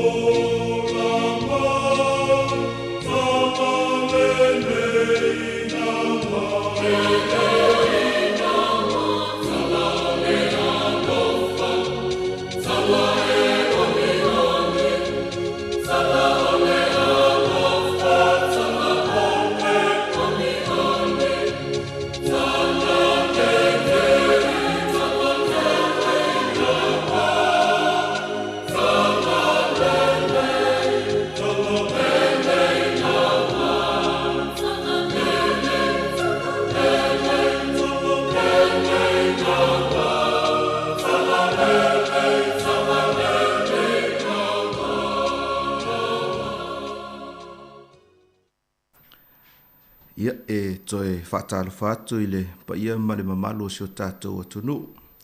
I le nei fo'i vaenga o le aso. Ia mai se fo'i le tātou polo kalame masani. Ia e whaatasi le vai aso o le mōli o le awa. Ia vea ilo leo e whai masui o le au whai ngā luenga tutofi a le atua. Ia o lo lātou whaatautaia le nei polo kalame I vai aso taitasi. Ia e ofo lo whātuai ma toi whaatalo whātu, e abata mai lava, nei o tātou tamama tina mātutua, ia se o lava I le mālosi o le nuu, ia mai se nei a tātou whāna witi, whaatalo whātu fo I le au whainga luenga le atua, I le nei vaenga o le aso. Taimi māsani le nei o le tātou pulokalame o le mōli o le awa, ia manatu fo ia ua tātou māsani I le whaangaso longa o le tātou pulokalame. Ai le I amataina o te fia whaia ia se tātou tatalo a mata. He le atua whaafetai I lo a au taitai. Ua momoli mai ai le soifua ma le ola o tangata. Ia le nei fo I vaenga o le aso. Mātou maua I le nei a vanoa. Ia mātou te whaasoa ia ua fionga pa ia. Tālo I la ua fio ia e whaamanuia mai I le amatanga o le nei whaamoe se ia o ina whaaiwina. I le suafo Yesu ua tatalo tuai nei. Amene. Ua whaautu ina ia le tātou whaasoa I le tai au nei I le autu e whaapea. E a ave tala o le matautia o le atua. E a ave tala I le matautia o le atua. O le tusio Yosua a olona mata upu e lua. Fai upu e valu se ia o I le fai upu e lua se fulu malitasi. O ina o le a au mai ai ia se vaenga I tātou te whetu wha iai ma whaasoa I le nei tai au. O te fia whaitawina ai a whai fo I eilau tuspa ia I le meo lo e mai moa mai ai ma whaafunga mai I le nei fo I vaenga o le aso. Ia e tā ua fo I lo tanga iane ma e sila sileifu. I le afionga pa ia le atua. Whaitawina mai le whai upu e valu se ia o I le whai upu e lua se fulu malitasi. O nā alua e lea o le whawhine ia te I la ua I lunga o le whale. A o le I tā o oto I la ua. Ua ia whai atu fo I ia tangata. Ua o wiloa ua fua ina atu e Yehova le nuu ia te o tou. Ma ua o mai lo o tou ma tautia ia te I mātou. Ma ua whaavai vaia ona o tou o I lātou uma e no nofo I le nuu. A wā ua mātou whaalongo na whaamateina e Yehova le sua sami o le sami ula ula ona o tou. Ina ua o tou o mai ai kupito I le mamea na o tou whaia I tupu e to o lua o sa amori o se kono ma oko o e sa i le lai tu o Yoritana, na o tau wha umatia i la ua, na mātou wha longo ia mea, o na liu sua vai ai leo mātou loto, ua le toi ai lava se mālosi i se tangata, ona o tau, a wā o Yehova lo o tau atua, o le atua ia i le langi i lunga, ma le lalo langi i lalo nei, o le nei, se i o lua tau tō mai a te au ia Yehova, a wā ua o wanga le lei atu ia te o lua, ia o lua anga le lei mai foi i le a inga o lo tamaha, ma ia o lua tu mai a te au se whaai longa wha maoni, ma ia o tau wha o laina lo tamaha, ma lo tina, ma o utua ngane, ma o uso, ma i lātou uma ua ia te i lātou, ma ia lavea ina i mātou ia le oti.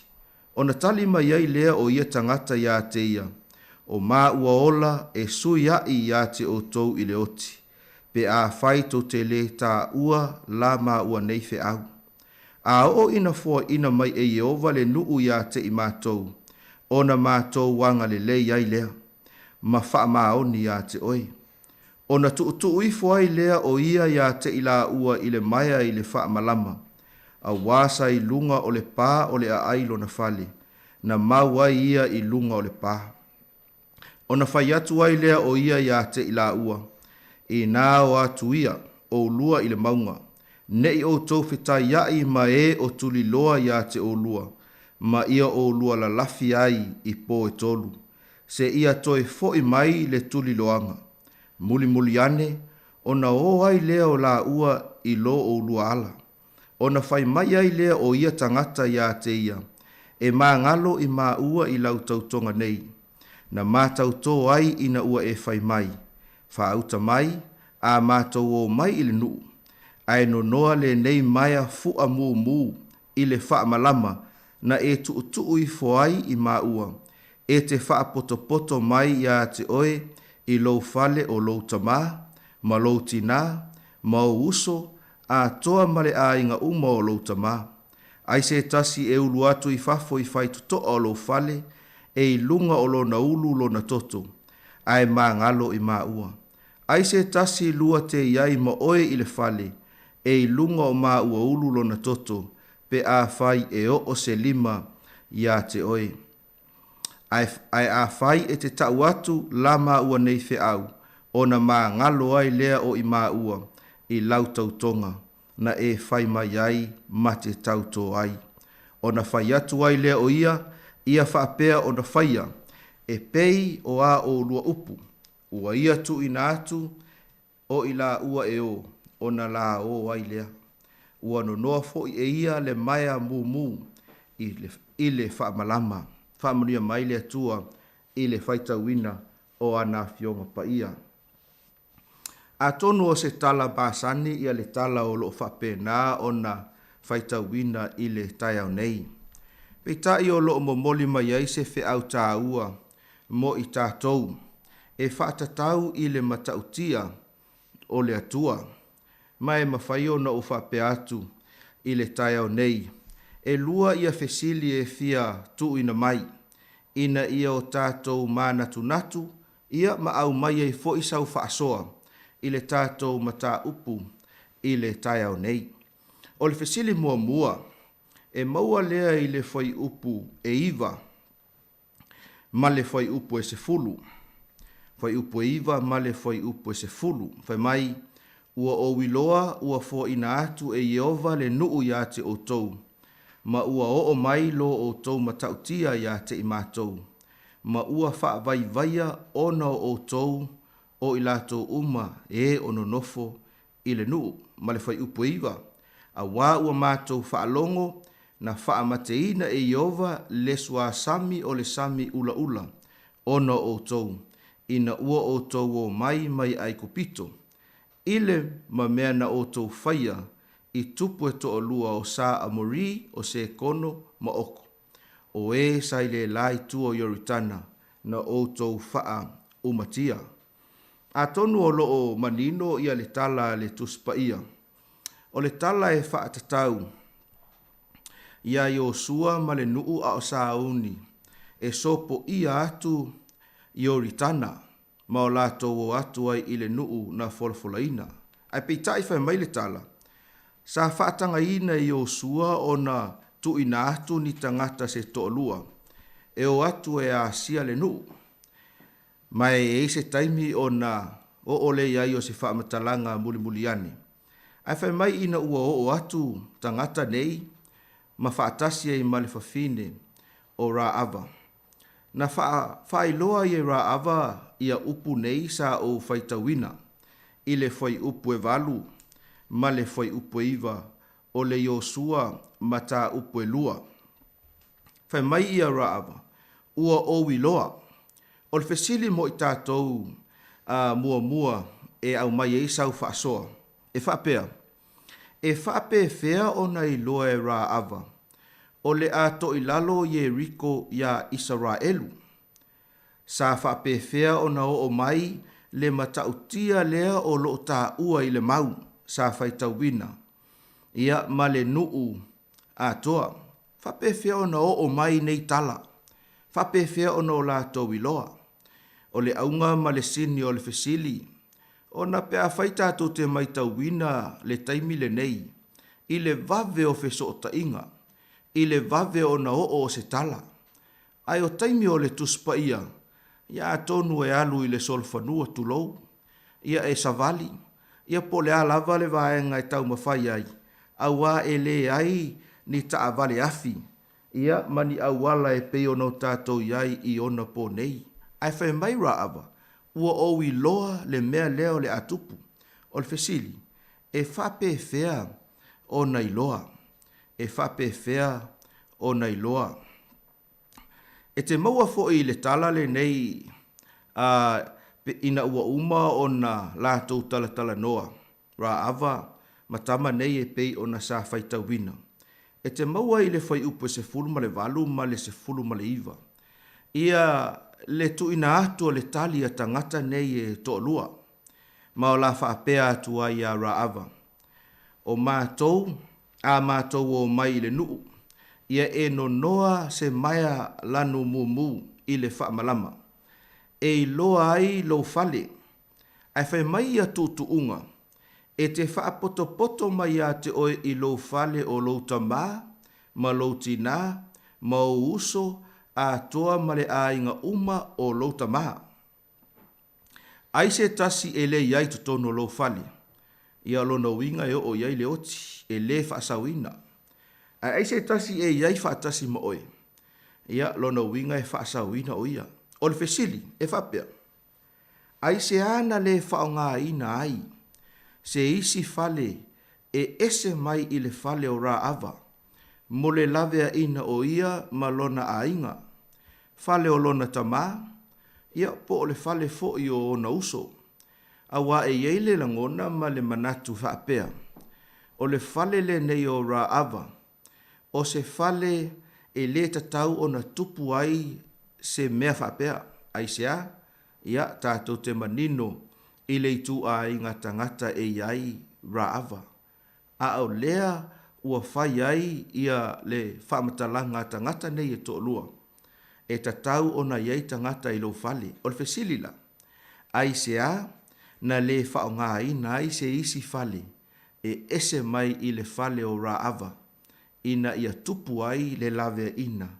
O tangata e lua tātou fesili. Mo le tātou whaasoa wae mai tauina. E le umi ia se tātou taimi. Ia o lea ua tu inatu e tātou fesili e lua, fesili mua. Whapewhea o nei loa e Ra Ava. O lea o le a whaato ilaloina Yeriko. Ia Israelu. Ia ma le fesili lona lua. Ai se ana le whaonga ina ai se isi fale. E ese mai i le fale o Ra Ava. I le lave ina o lona a inga. Numero al tātou telefoni, ia, o le 325 lua o whātasi e te wala au mai ai, ia mai lau whidangalo, ia mai e whaasoa mai ai i le tātou mata upu i le tai au nei, ai o le atai nātul tātou peselea, ia e tāli ai ia tātou wala au whaafitai.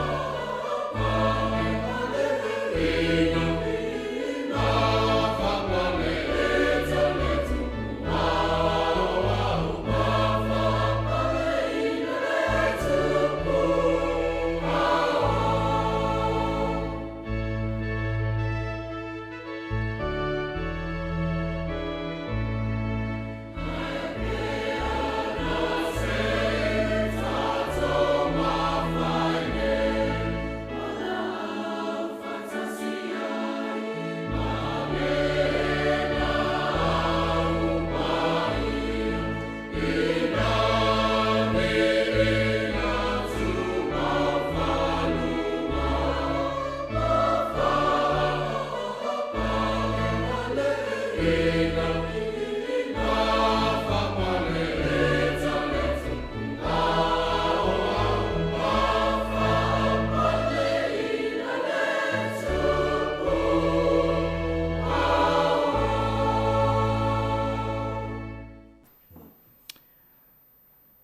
a o talia pea ia tātou wala au i le tai au nei. O le mata upule nei e lua o le tusi o Iosua e pe e fōlinga mai o le e so o mai i le mata upu mua pe a whai e te whaitawina ia whaamatalanga le tusi pa ia. I tā penanga ia e pei ona whailo atu i le taimi ua sola. I lalo le taitainga Iosua ina ua maliu mose le au na le atua. Whaatonuina i e Iosua tangata e to lua e asiasi whaalilo lilo. I le nuu, lea e iai ia tangata ia o lo tā ua i le mata upu e lua. O le asiasinga lea e fōlinga mai e le pei o le asiasinga fo i lea na auwina tuai tangata e toa se fulu ma le toa lua. E asia le a aio kanana ma le nuu o kanana. Na toi fo'i mai ma le ripoti. A le asiasinga lea e se mai pe ai mai tauwina i le tuspa ia. Fai mai o se asiasinga whaalilo lilo. E fōlinga mai. Na o Iosua lava na ia i loa ina, ma ia filifilia, ia tangata nei e to lua e o. E fo i maila, e fo i mai e ripoti a Iosua, e le ripoti i le nuu. A o lea lai tātou te maua i le tusi. Ia le fafine lea o Raava. A tonu sa te tauona o fesili atu i le amatanga. O ai Raava. I whaamaumaunga le tuspa ia, o Raava o le fafine talitane, o lona whaamauninga, e maua i le Iosua mata upu e lua, a o lona whai upu mua, o na la o ai lea, maulu fale atu i le fale o le fafine talitane, e ingoa ia Raava, ua no nofo ai i la ua, mai ina ua i loa e le tupu o lea ua iai tangata e se totono Jericho. Ma whape nā o na tau mai ai le mea o loo masalomia o loo iai. Ia sa fe au loa lea o Raava. Peitai, e le i tau ina pe whaai loa e Raava i la ua nei i le tupu. Sa mawhai o na fesilingi ai le nei tina. Ina ua mai ale suenga lea i le whai upu e tolu se i o le whai upu e lima i le Iosua mata upu e lua. O na toi foi leo Raava i lona fale ma nga isa o loa i le meo o loo whaala lafi ai tangata nei e to lua.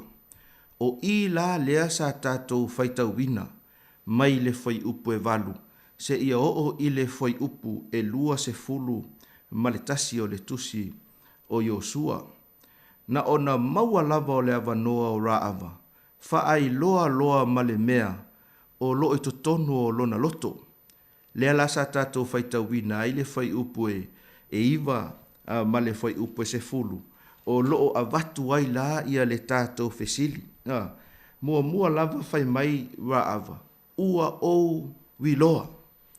Ua o wiloa.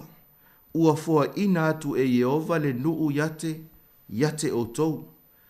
So o toi Malaysia na whaamtalang. Ma ua o mai. Ua o mai lo o tou matautia ia te i mātou. Ma ua whaavai ai ono o tou o i lātou uma o e o lo no nofo i le nuu. Ato ai ma le whai upu e se fulu o lo whai mai.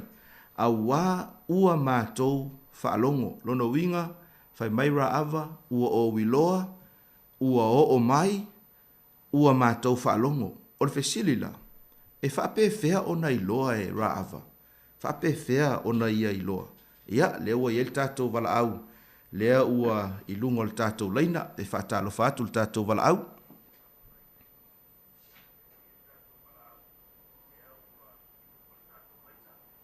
Ia, e leo manino le lei, pe mawhai o na tu i lunga ia le leo o le tā telefoni wha mole mole. E leo langona atu Famul mole lava. Ia, lea lau manino. Tai, mole lava noa, ia, e fia wha sort fo i tu sole ta upo lau sungele. Whawhenga inga. Ia, sauno ia. Ia, ole fia tali atu le fesili. Pe mawhiona I loe rā awa ia le meo tupu le meo la o ia riko. Pe ona sauno le sung. Pe fōringa mai tanto te mautino lava le whaonga ina e le atua o tangata e pe on tanto loa o rā awa le finitalitani. Pe fōringa mai fōile e le te fōiona tuina ia I mata watu e osua I tamaia e la te o e vaai e mata ma se mori mai po ani meo I tono le no ia riko e ono whare tono aile na tō whamoe moile e tau mwhai ai ia e peitai ole winga I ole tangata e au mai e le atua le nganga le tangata pe ona ole au tuo lau ole saunanga le lea so le matautia le atua pe fōringa whapena le winga ole ele whapena o tala e mawhai ona pe ona maria le saunanga so ta inga ne vai te muwhenga o film so ta ona o telefoni ma mea pou pe ta ia amonia au aso ia pe a avil tusi ia pe tanto fai tau pele fionga le atua ale o le sol fanua watu fo il fa fonga malau fa foma ia fa pena na o na momoli fa pena na ave se longa la o ia ona fa ai lo le peta ia o tanto we si le firma o tanto lo foi nei vaita male tala anga o le soifuanga o tangata o le atua ia fai ona fa tupu le atua me le loto tangata fai foi na fai loe le tua le meo na tupu le tangata o loo amana o e ala tua ila na te au malana malona fina ngalo mo lona mo tangata pe lai fōringa whapena ai se amena le na to e sau ia rāwa a o le o ta puni a toa ia pai toa i le suenga nu wa le wala tu mautana tangata ia no atu e vavai o le sile pe fa feo nei lo a faila nei lo tangata ia fa fela nei lo e foi nei rava ona saule la lo mai fa pena foi ona ia le na ia o a faia tu I tangata ni to lua o le tu foi nei ile tu langa o le ao ia o le na ia ave ma fa la filon o le fale su mai se ile mai le lo e lanto ma fai atu e maletana le a rava I lo lama natu lau sunga ile ole fina ngalo le atua na afuai o na o le tala ia rava o le whatupu le atua e o le nefin talitane ia o le tala o le mele tanto te iloa o le loto ama le manatu o tangata e le amana ia e le atua o tangata angasala peitai whaonga ina o le tangata lea whaonga le atua whaonga le atua mo na tangata ma le sa ilinga o le awala atu e anga I kanana pe e fōringa whapena so manatu lau sunga ile a whawhenga inga ni tae au ma lo whaftai ile o i fo sa to toa e na o ni nai ma whauwhaunga ma matango fia whaso pe tuste pe ona sao no ia ima whaitau ia pe e fōringa whapena o awalan sao ni e le atua le ala fo ile ana na whai e le tonu ma o le fua mumu o le whailonga o le toto Yesu pe hilo ia o le fua mumu lea na whaiatu tama ia no noa I lunga le whale o le whailonga le na e iloa ai le mele o le atu ma le mea nga ia I tangata e la vea I mai ai ra ava marona ainga ma lo whaftai e pe o se tufatu na lau sunga upo le asau poi ele tanto ngai la ufa fonga ia pa o se vai va pena vale o le faso a tatou ia o le foi tatou sa il fatasi o le asau I lo il tatou fisilo na lua o le aisiana le faonga ina isi fale e ese mai le fale o raava mo le lave ina o ia malona ainga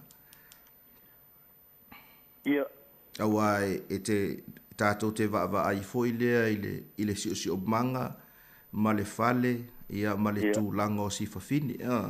Ia au le fōlinga mai o i lea na a o ia i le awala ina ia whaasau ina i lātou. Ia, pāwhikai nau sungompo. Ia, pēr no whai atu lamtang. Pē fōlinga e whatau waa i le tangata te a whaalongo i tala anga o tangata. Pē fōlinga e mawala lalo i le maai. Ai mai se a e le tau whai atu sau tala e o tātou wa e sila fia mua. Malama fo i o tūlang. Pē a tau mai se whale o se a inga o se tangata e silo na leanga ma le lei. E pē alo fia tangata. Ai a tono se awala fo ile na sau nia le tua i loto tangata nei nao. Ia fa sau ina e tono le fale o le fafine talitane. Lona a inga. E le tāua, ai tāua le ngā ruenga o whaia le whawhine, mō tangata o le atua. O le whoila, o le nganga whoila lea ua, i loo manatu nā oa, ngoko, nā oa, a tono le awala le na whaunga pēr le whale o le whawhine lea, le whawhine o loo tāua le whawhine talitane. Ina ia whaasau ina i tangata, ina ia matua i matau atuai. Ia.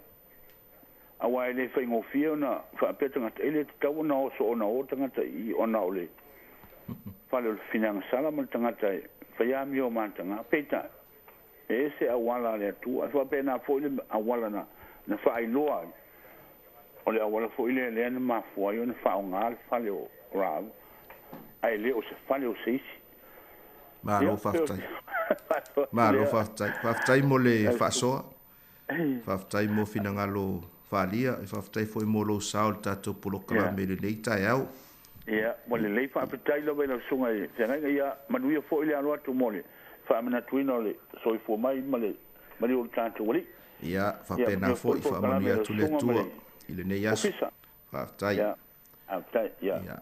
fa soi fo ia fa fonga me le vi ingo le tua ia ona manatu le fo sola tato taimi ia ona fai o toile o tatou polokala me le nei foi tai au.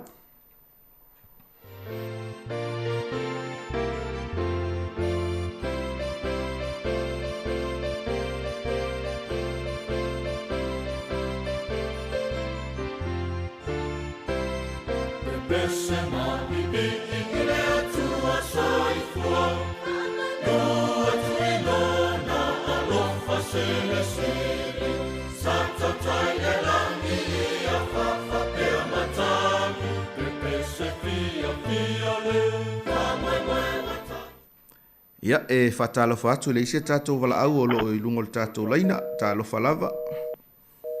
Ia ua sola le tātou wala au. Ia o leo lo o te le lava le taimi o lo toi le tātou polokalame. Whaftai atu ile wala au lea na mua mai ia le fua mauai nisi vae ngā tāu o le tātou whasoa. Lea na whasoa mai ia le tamā fo'i, whaonga ina I le atua, ia le tangata e pei o rāava. No winga e le wha pito au ngafa, ia le sila le atua, e vaai, ma sila le atua e whaonga I so tangata, lona lua o le whaasoa, e whaatupu e le atua, ia se mea I le loto o le tangata, I le fina ngalo lea o le atua, ina ia whaonga ina I le tangata. Ia maana ia fo'i lea, whaasoa ia ile nei foi mata upo ai peo na ufai atu ile taimi ua sola. E le fau I lau whaafonga ma le tātou whaitau ia le nei tala. Ai ei taimi foi lea e te toi whaitau atu I se tala tuai o le tuspa ia. Ia ai tu lai mai ai mani whaafesili e ta tala ai fina ngalo. Ia ma tātou toi wa ai ai ile sili ese ma le mata utia o le atua I au wala. Na ia whaonga ina ai ia le toatele o tangata. O tālia la ia le tātou wala au. Ia e te toe sila I mau e pei o na o whaailoa I nātu. O loo a ngai atu iai ia le tātou fesili. I o sua mata upo e lua. O lona whai upo e iwa. Ia ma le fai upu e se fulu, ma le fai upu e se fulu ma le tasi, e te maua ai le atuanga, ia o vaenga tā ua ia o lo tā ua e raava, ua o wiloa, ua o mai, ua mātou whaalongo, e pei o vaenga ia e tolu, o lo o iai le fesili, pe wha pe fea o nei loa e raava. Ia o lea o le whaatoi la loina, ia Jericho, e le atua ma le nuu o Israelu. Ia ai pe whaafefea foi, o na o mai ia le matautia o mea sa whaia e le atua, a o malanga mai ia le nuu o Israelu, mai ai kupito. Ai tā ua i o le vaenga o loo, tā ua i le whai upo e se fulu, whai mai, a ua mātou whaalongo. Rana winga i loa o mai whaalongo. A o lea foi la e te maua i le whai upo e suma le tasi, na mātou whaalongo, lona winga. E le i tuu lafo ina e le atua ia le neitina, e ala le le tau moli ina, o le nei fo i vaenga tā ua, ina ia whaasau ina ai, o ia whaatalo whaatu le tātou wala au, o lo e lunga le tātou leina. Tālo whala sunga whawhenga inga. Ia, tālo whalava. Mālo, soifua lau le tāi au. Soifua maua, soifua manuia. Ia, ia lea li, whaftai mo le upo le atua e fia watu sao ala whaasoi i fesili wa mai o no le taimi. Ia, sau noia. Ia, o le fesili mua peo na mai, po whapefea o nei loa e se a. Whapefea o nei loa e le tina ia ra ava nei mea o te tupu. Ia, te fia o mai le mau peo na whetalaile atua le nuo Israelu o le i o atu e tau ma le nuo se konoma oko leo na tā ua i le Yesua. I le te nome na e lua lon whai po lufu lima le whetalai e le atua o le aso nei. A matai o na o wha o atu le mata uma le atua tu vale o na o oe nu o la langi uma. E la ngona i la tau se tala ia te oe ma la tau ngā tete ma wha vai o luma. E le se me whaingatai le atua so se vavenga e whai le atua. Ia fa mai esu e o ai tulu inga e fa la langi so se mea e alu e le tala ia pe on tatou lo le nu o ye Rico le nu e no fo olo tangata e mau alulunga o na pa ia e malo si fo ila na fita fisa o te nu e whaingata ona ea ma fasiotia ia e langona i la tau wa o e tau la tau te ilo le tala mai lea pito ma lea pito i le file o no o ia i la tau le la tau taua ia le whaingo fe ona i loa le nei tina ma o leo tatou i loa i si nei foi tina o se tina ua whaataua inai i le awhionga pa ia le atua pe on tau tala ia i mātai o le ngafo Jesu Keriso ia te langona o le ali o sesi o le ali le na la to no no fo le tu ai ngo yuto o sale mona le na alu ia i le nga vea ma spice le na o ia i lo na fale ia le na la to fa po le fa na mai po asa ia tanga tama o loa o le ta o le tina o le ata mo ta to tanga no ese tanga ta sale ta o sa uninga malo Israelu ia fa fetai le nei tina o le ata fo ile mo ta to e o tangata sa o lai langa sala sale ta o sa uninga pa ia le nu o le tua ia fa tai o le ata le o tata o tina ya ra ava ia le wata ua ile ngafo Yesu ia fa tai ile nganga le upo le tua le nei tai ao o le fesili lo na lua ia ai se ana le fa ngai nai se si fale ia mana ia le fesili o le fale o le tina pe on tata o loa e sa fa ngai nai mo mea yo fine talitane peita ai o fa ngai nai le atua po ua li ua ele atua o se fale ua whaasaunga le muai lo na ainga, lo na tamama lo na ainga. Ta tonu sa le fia ia lo na ainga foi na alu fai lo na fale lunga le pa. E ese mai mea no foi le nu atua. O na o le fai ele na pisinisi ia po le tatou te ilo ele o se mea le leile e sa o la ele tina. E whaftai le whele wa ina ele atua o tātou fale ole, o tātou tino ia e mau ia, ele anganga pa ia le atua, a o na fulu ele atua ma whaonga ina i tātou. Ia e veo se fale manongi le lei ilana sila whanga pa ia, e whaonga ina ile tangata, ia se ata whaale anganga na moa, ue le mawhai o nao ese, a wa o le fale sa whaola ina, i tangata sa awina atua i Osua, i te tono le nu o Jericho.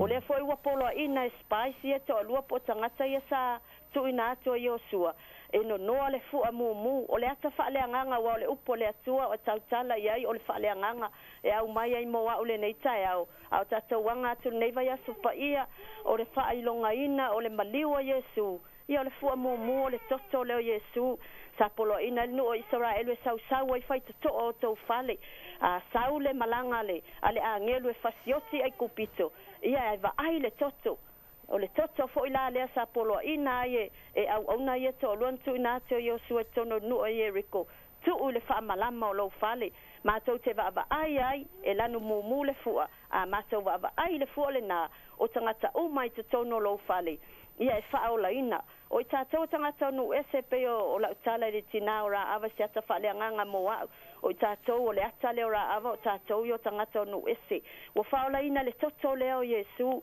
le sa poloaina i lona nu e sausau ai faitoto'a ma le pou fa'alava o latou fale i le taimina sopo'ia ia le agelu e fasioti ai kupito ia le foi ua sausauina i o tātou fale tātou tangata i le toto keriso a o tātou sauni e le nei vai aso paia o le maliu o lo tātou ali'i ia whamanu ia tele le atua o lau le atali atu pu'u iai e le mawhai o nau ese o ia o ese o le fale na lavea ina i tangata na uina atu e le atua o ana au auna o le atua lava lea wasiasi le nu o Yeriko o le nu na fola e le atua ia lewa e tuina atu mo Israelu ia lewa whaangaina e le atua le nei whawhine e ala mai ele ngafa o le tātou ali i whaola i tātou lava nei o tātou a inga o mai le atua ina ua tātou whaatuatua e peo le whaatuatua a per amo le whaolatanga na saunia Iesu Keriso mo i tātou o lona maliu le lunga le sātauro ia o siau lea whaaso atu nei tae au whamanu ia tele le atua i lau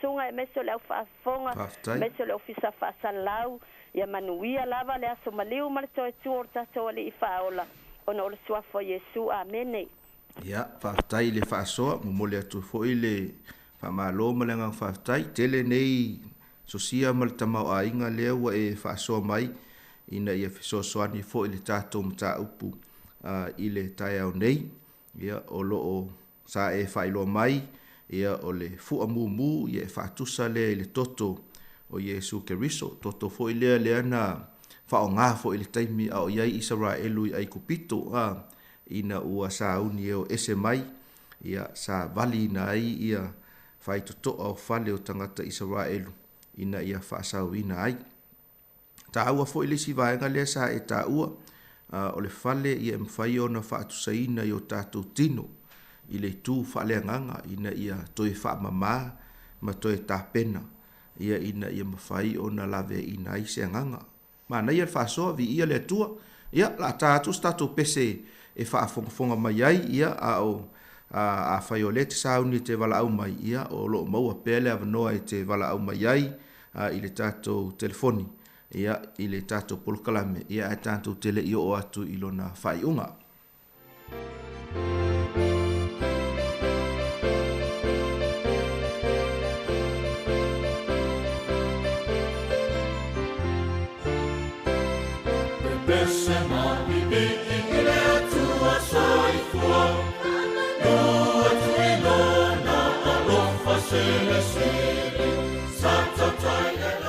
Ia, whatalofa atu le tātou wala au. O te whatalofa atu malo whaaloalo. Ia, soifo manuia. Ia, leo maua atu lo siufonga sauno mai. Ale foi atu so manatu e te siri watu ina mai. Whamole mole la vele te siri o te fiatu ina te mua. O ai nei a whae atu i ara awa le whalanginga lea o whaalange nei le tine le ora awa o le whawhine tantane.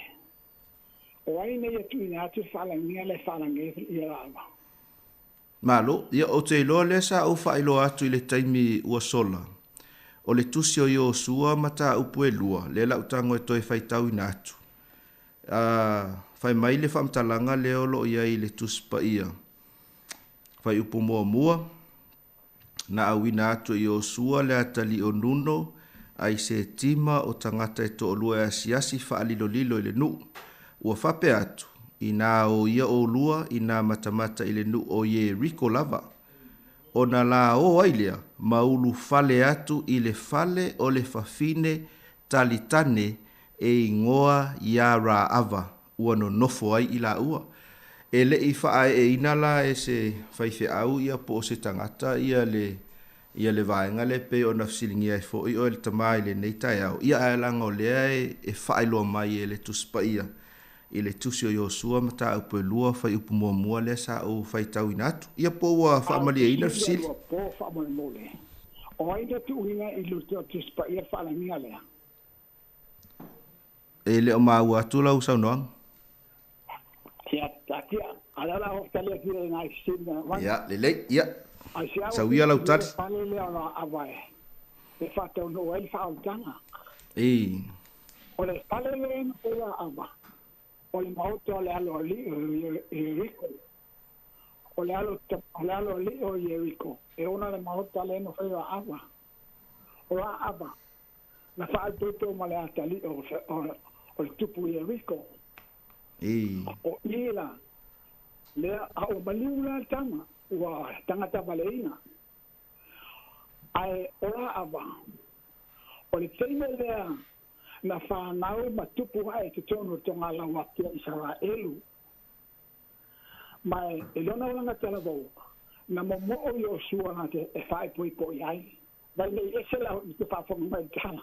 Ai la ngai tele tala, ai le mwhen whamo mo i nanti spaia. Na momo o Yosua e whae pui po i a ava. Ai tele whae papine a Israelu. E momo e whae pui po la te tamatene i a Yosua. Ai te ta. O le mafuanga na fasia i tine Israelu wa ava. Ma whaataua te tangata mai Aikupito, awe i o i Aikupito. Lea na alaina malanga fo tamale o Salemona i Aikupito. E su el tene leo ava, wa ava. E lesi tangata taitane. A o tangata whaatua tua. Ma fuala o tala whaatua tua. O le malanga na i o Salemona o Israelu ava. E le iari si tale ava. Ai no fu el malu le va e tai au ke me fale tau sanga. O ai nana te lo e te te na va. O le fale la le no foi da avale fa pe la no oficial fale te me tantane.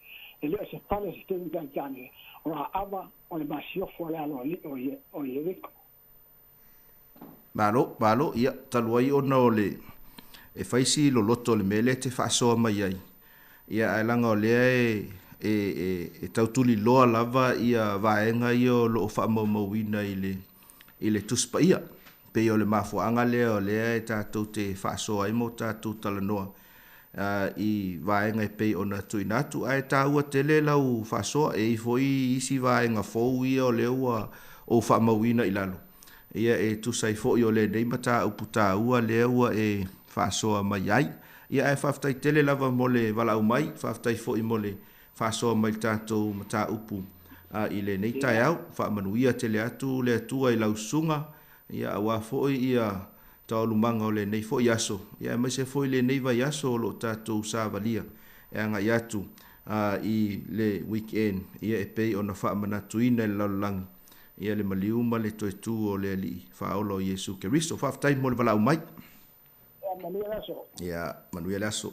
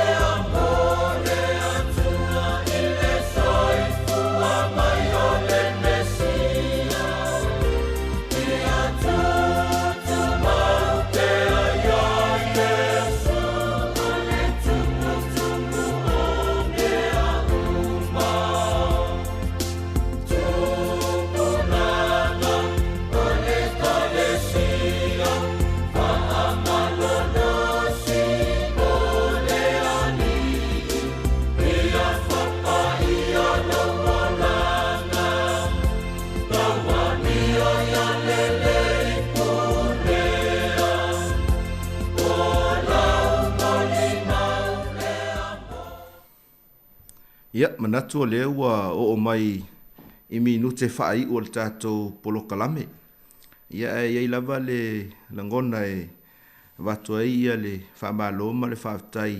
Ia te ilatou na maua wanoa e wala au mai ai ia mo tātou whasoa. Ia matu ina mai foi ia nisi o tali tā ua mo le tātou mata upu.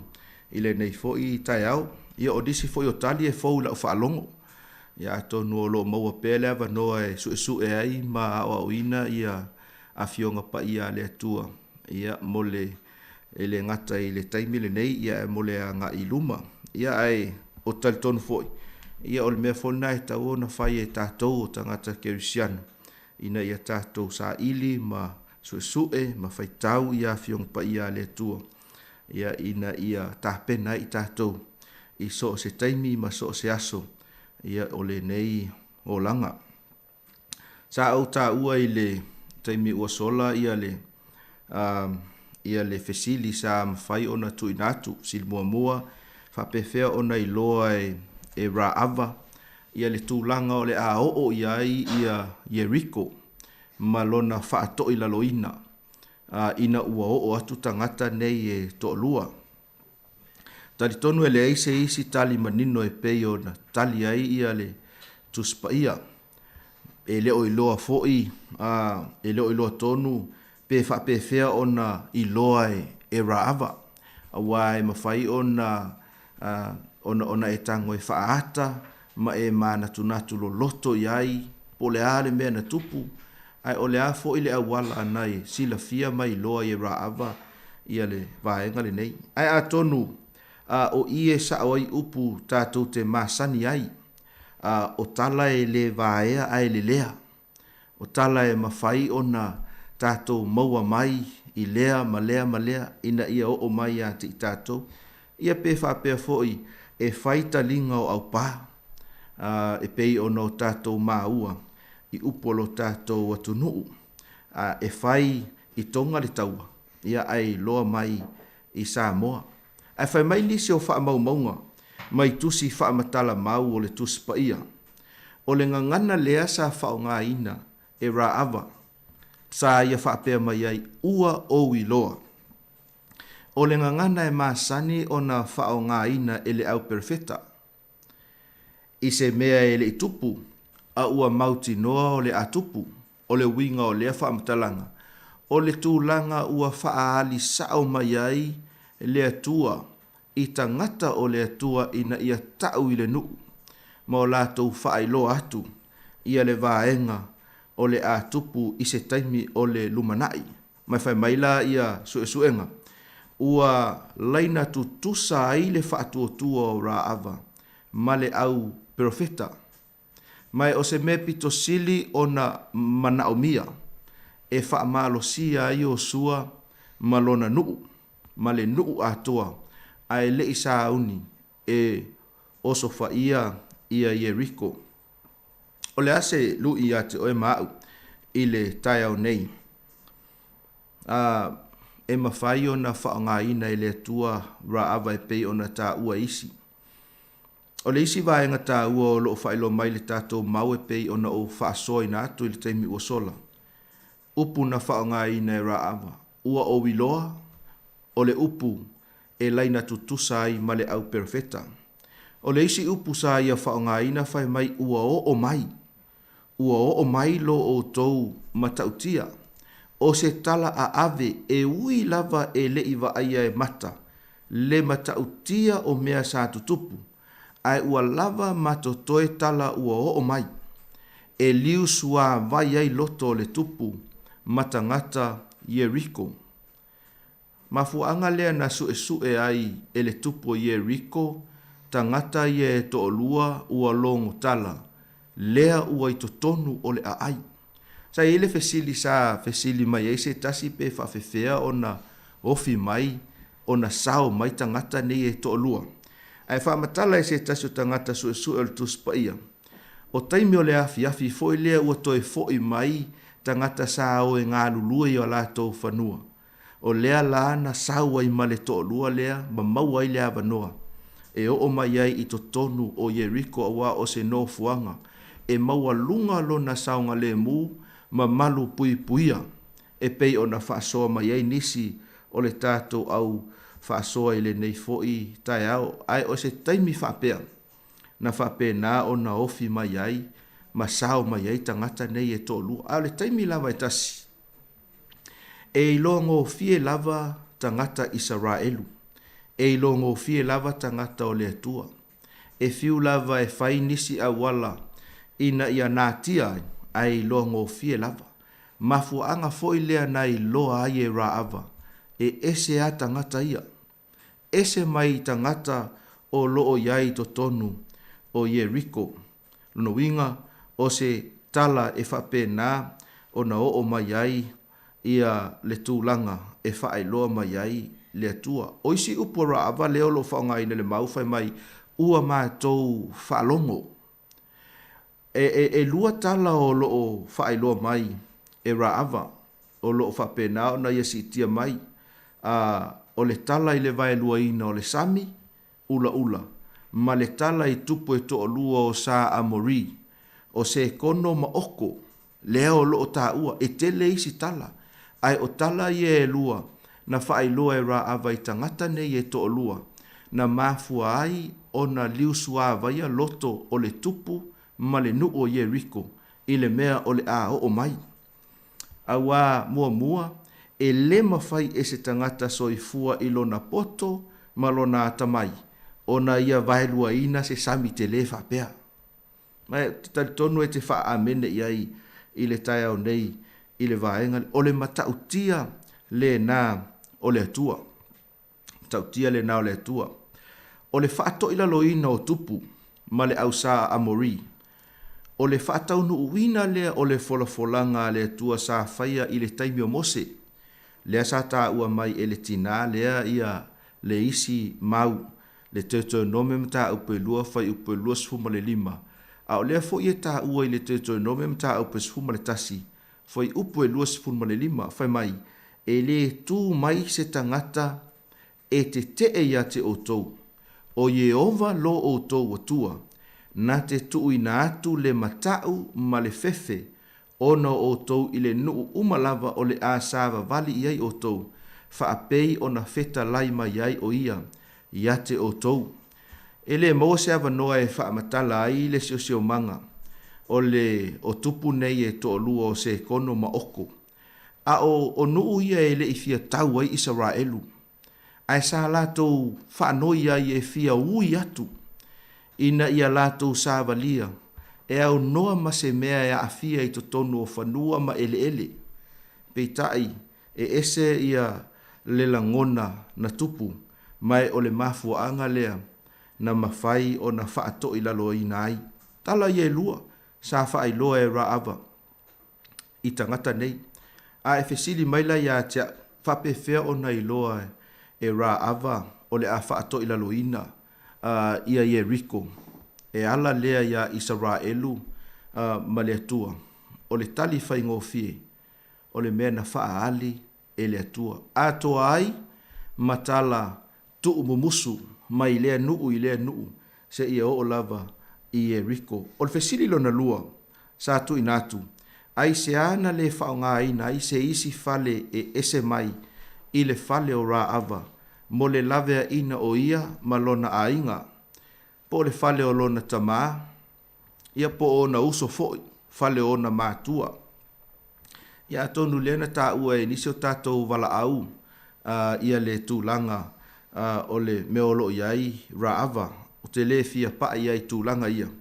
Ai a tonu e ese ia langona mata ofi. I le nei foi tala i le awala na whaonga ina i le atua raava. Ai mo le tātou wava ai le tuspa ia. Sa whaonga ina e le atua le fale o manu e soifua mai ai le whaola. Sa whaonga ina e le atua le whawhine su nema ina ua le ai lava se mea e tango lima iai. Sa whaonga ina e le atua manu whelelei e whawhanga ina e lia i le vau. Sa whaonga ina e le atua le au whaifaiva e le oni tangata na au onga e whai mao na soo. E ui lava e le oni tangata atoa. Whaonga ina e le atua ra ava ma lona whale whatau waa.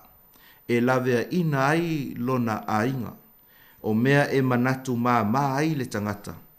e le o mai ai se whaolatanga, e whao ngā e le atua. Whao ngā ina e le atua le la au. Lea na whaasatauro i nai, Iesu, e te leisi whaasalanga na whaia i lunga o le la au. E lei lau i loa mai e lei tatele, ai a nei o na pō. Ua whape nā o na tā ua le sātauro, ona o le taulanga tōngi ola, na whaia Iesu Keriso, mo i tātou.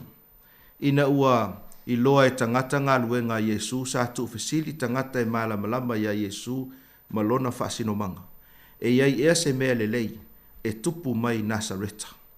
Whao ngā ina e le atua, mea whatau waa, mea e manatu mā i le tangata, e momoli mai aila na whaolatanga. Samo ai, a o ina a ave tala i le matautia o mea na whaia e le atua i lo soifua malo uolanga. E tau le whaia se la unga pe wha matala se tala. Ua lava matotoe le tala ya Iesu Keriso, mo i tātou. Tau ina ia wha manuia atu le atua, i le nei i tū la le aso, wha manuia i polo kalame o lo mulmuli mai, ia le au whaia se tātou tatalu. Whaaftai le atua i le tala ia Raava, e ui lava o se tala e maasani ai i mātou. Ai o loo awala mai ai ia le whaaulatanga. Mai o loo whaailoa ma whaamanatu mai a te i mātou. E te whao ngā ina so o se tangata. Tangata a ngasala. Pe ao ina suia o lātou o langa. Ina ia lavea ina ai se isi a nganga mō lo mālo. Whaaftai a te i lātou na maua le awanoa e wala au mai ai ma whaasoa mai. Talo i heilau whaamanuyanga. Whamanuia fo iso se tasi o loo whaafonga mai, o loo mai moa mai le neipolo kalame o le mo lio le afa. A vea o se awala ina ia mātou sa ili ai pea ia ua fionga, i lea aso ma lea aso. Whamanuia la ua fio i le nei ala leo, si ufonga lau mua ma lo lātou tautua o loo momoli atuai, ma abatu ai le tala o le matautia o le atua, i yailo wanga le leita maa whaamole mole. Whamangalo so mātou se ma so mātou whaleton i le suafo Iesu Keriso o mātou tatalo mawala au atuai nei. Amen.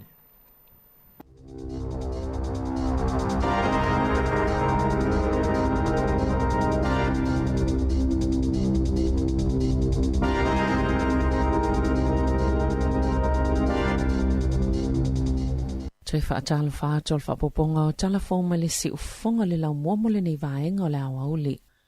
E ele tali tonunga lau whaito whaal tamau ainga o le atoi fuafole le il faltupe whaaleo leo le si itanga pasene tului po le official cash rate ne i tau fi leono whaale tonu ato atoal tamau ainga. E fitu tesima le lua pasene na si itia iai le tau le soifuanga ma o si itanga maa walunga. Sa le itoeva aia talu mai le silia ma le sefulu tau sanga o tua nai. O le ala lena si itia il faltupe whaaleo leo. Le pasene tulu i o tupe, ie whaonga ina faltupe whaapisenisi mo tupe no no. Sa mole mawina leo ngā o le whainga o ia si itanga il faltupe whaaleo leo. Pe ona ta ua leo whaito whaal tamau ainga. Ona na pa ua ile tau le soifuanga e uia la ititi. Ile whai unga le tau sanga taluai. Whaapea ai ma le tau o whale. Wana na fin whailo ai el whaululunga mta tau le tamau ainga. Il faltupe le ANC, le ono toi whaupopo le isi lua lima maka, ili pasene tulu i o tupe al faltupe whaaleo leo. O le awauli o le asoe toi whailo ai se isi suinga, i pasene tulu i ale faltupe whaaleo leo. E iese polo kalame watatala ina ili asoe fiso soani tangata, o lo whaawau peo na mafatia ma ya afiangal COVID, pole long COVID, na ta wale kulupolo o langlongo ina tangata wa afia ia whaafita hauli, e to otele tangata na vili mavala a watu, mai lava ile lua tau sanga watua nai, ona ua umele taimi, o a afia ile COVID, ma ua lata umo umieina se lango ma se fiso soani, ai maise o ni wha matalanga, ma o leo ngala o lea polo kalame, e fiso soani ili whaita wafio tangata New Zealand. O lo umele taimea afia ia unga o le COVID, ma o le amawhaiona fisosoani lea polo kalame na ia malamala maatili tangata ile wha mai. O le tonga fitinga, ma ia le leo na wa aio na unga ma le tūlanga o lo iailo na malosi, wha atasi e ma le fisosoani e wha li le iele o la maloloina, ma le o la lau li le o le tangata. Pea ma le sefulu ile lua sefulu pasene tangata, na afia le COVID sefulu iwa le a umele taimea afia ia unga o le COVID, po le lua se lau lima sefulu afio tangata New Zealand. ma o nisi o le aonga o ngā tele e le mawhai eo na whai ngā luenga pe whaatino ngā luenga sa masani ai. E tolu salau miliona tāla le tau se no whanga au tua teo ina i wha maumaunga ina ia malu pui pui a wha amatalanga e te tau mo no meo na matua pui pui malu iai. E na ole pauleo se no whanga au tua teo ina i wha amatalanga e u mia e le malo mai ni no whanga te tele wha apea ua iai te tono ni usela. E se lau lima sfulu le wha ingo tangata whai ngā luenga o lo o ngā lulu e nei le whaungo le no whanga tele ma ua tolu nei tau sanga o whau i le no whanga le whawa tau ni usela i whenua pai. Na tā ua le malo, o le ua o le whaungola ngā luenga le tōlanga ua mawhaio nei longo fia ato, ma ua alanga te tau e na whailoa loi le atuna o lau tele. E tu sai ma se saunanga le minsta mo le puipuinga, ma le minsta fo ilo na wha male GCSB o Andrew Little, o le ale tele ni wha maumaunga patino tangata taito tase te winai, ma le ati talaina le tau sanga lua whelua lima, tu sai ma se wha amatalanga le minsta. Wa taunu i au kilani ni whale la i te le tō mau, po ni portable cabins, e no nofo i tangata i na whale anga ina o lātou whale o no lolonga ma tā whenga, o atu le lua vesela wonus fulfā. Le au wha inga o ainga ua mai o ana ristala i le au nanga mō whale moni teime le tō mau, na tā ual whaululunga o le au nanga Steve Watson, e luas fultolu le au wha inga o whale po cabins ua tau nuu. Malo o tom whai sa ili ni no whanga tāla whianga iela talata, i le mea na no whaile to tele o tangata iena a fia. Ona o ainga iena whianga i mawhaafita au li whale ona o lolonga, e no whai i a nuu, mai masani foi, ona o i a onga, e whaapia foi a lātou ngā luenga, i a vaenga o le atu nuu. O lo whaatolanga pele au nanga, pe fiani tama i whale le tō mau e mo mia, pe i tai o lo o mātawina o lo o lava le whai numera mo mia, pe ona tā ua le reporti. O le maua le asosia lau whaita awa le afi, e ono o atu le masino iulai, o atu lava le fast fulu sene le siitanga wha au popo, o le tau o le penisini. O le tau sanga lua whelua lua, sa matoa mawalunga i lava le tau o le penisini, le na wha awha i le malo le tau o pasese mo wheo inga lau tele, i ama til tau sanga taluai, wha atase malafonga o penisini, e tau wha amama avenga i le tau ngata, sa whianga i e male atunu, peitai, na tau e se sui o le AA, ato e amata la fonga i penisini wha atase malisi iti o le tau le suau o paelo, i le lalolangi, e ono le otoe mamao e si iti alo le tau e totongi le au whaita wale afi, i totono ni usila, wa si iti le tau le suau o i fafo, ina ua whaata ia le lalolangi le folosanga Saudi Arabia, ma isi wha la potopotonga i le asolua, e valus fultolu tala valu tolu sene, na si itia ia le tau o le paelo, na wha alia le pale mia Chris Hipkins, i se tasi o le itio wha salalau le asoana nafi, e le mawhai le malo o na pule atu i le tau le suau o i fafo. Ai ua whaatino le tali le malo e whaafetau i ai le mawulu lunga o tau, e peo le whaetitienga o la fonga mo le penisini, ai o nisi whai ungai whaia peto e whaawau ia whaamama a venga, o le a whaaselasela le le paketi o le lua whelua tolo.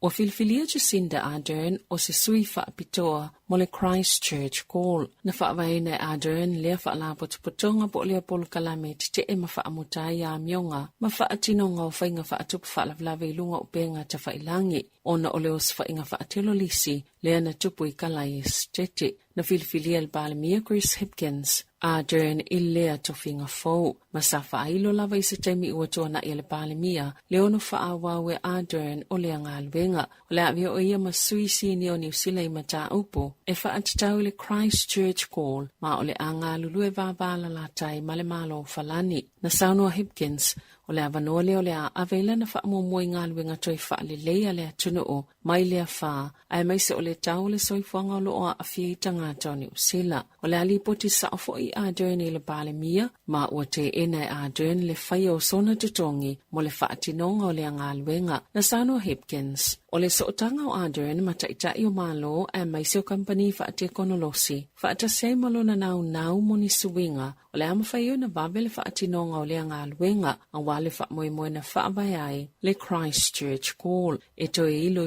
ina le tofinga o Ardern i le whai unga le tausanga, o le so le whaiela na saunonga whaamawai le Balamene. ai ole aia tu ualo ia upu fai o le malo i le vai a sofou. Wa filifilia fo i Adriani tutono le komiti fa atonu o le Earthshot Prize lea na whaavaina Belenise Viliamo na whaalia le Belenise o Welese o se whaaia yanga mo la lato whaala potopotonga le filifili ai o Adrian ia vea masitasi o sui o la lato komiti fa atonu.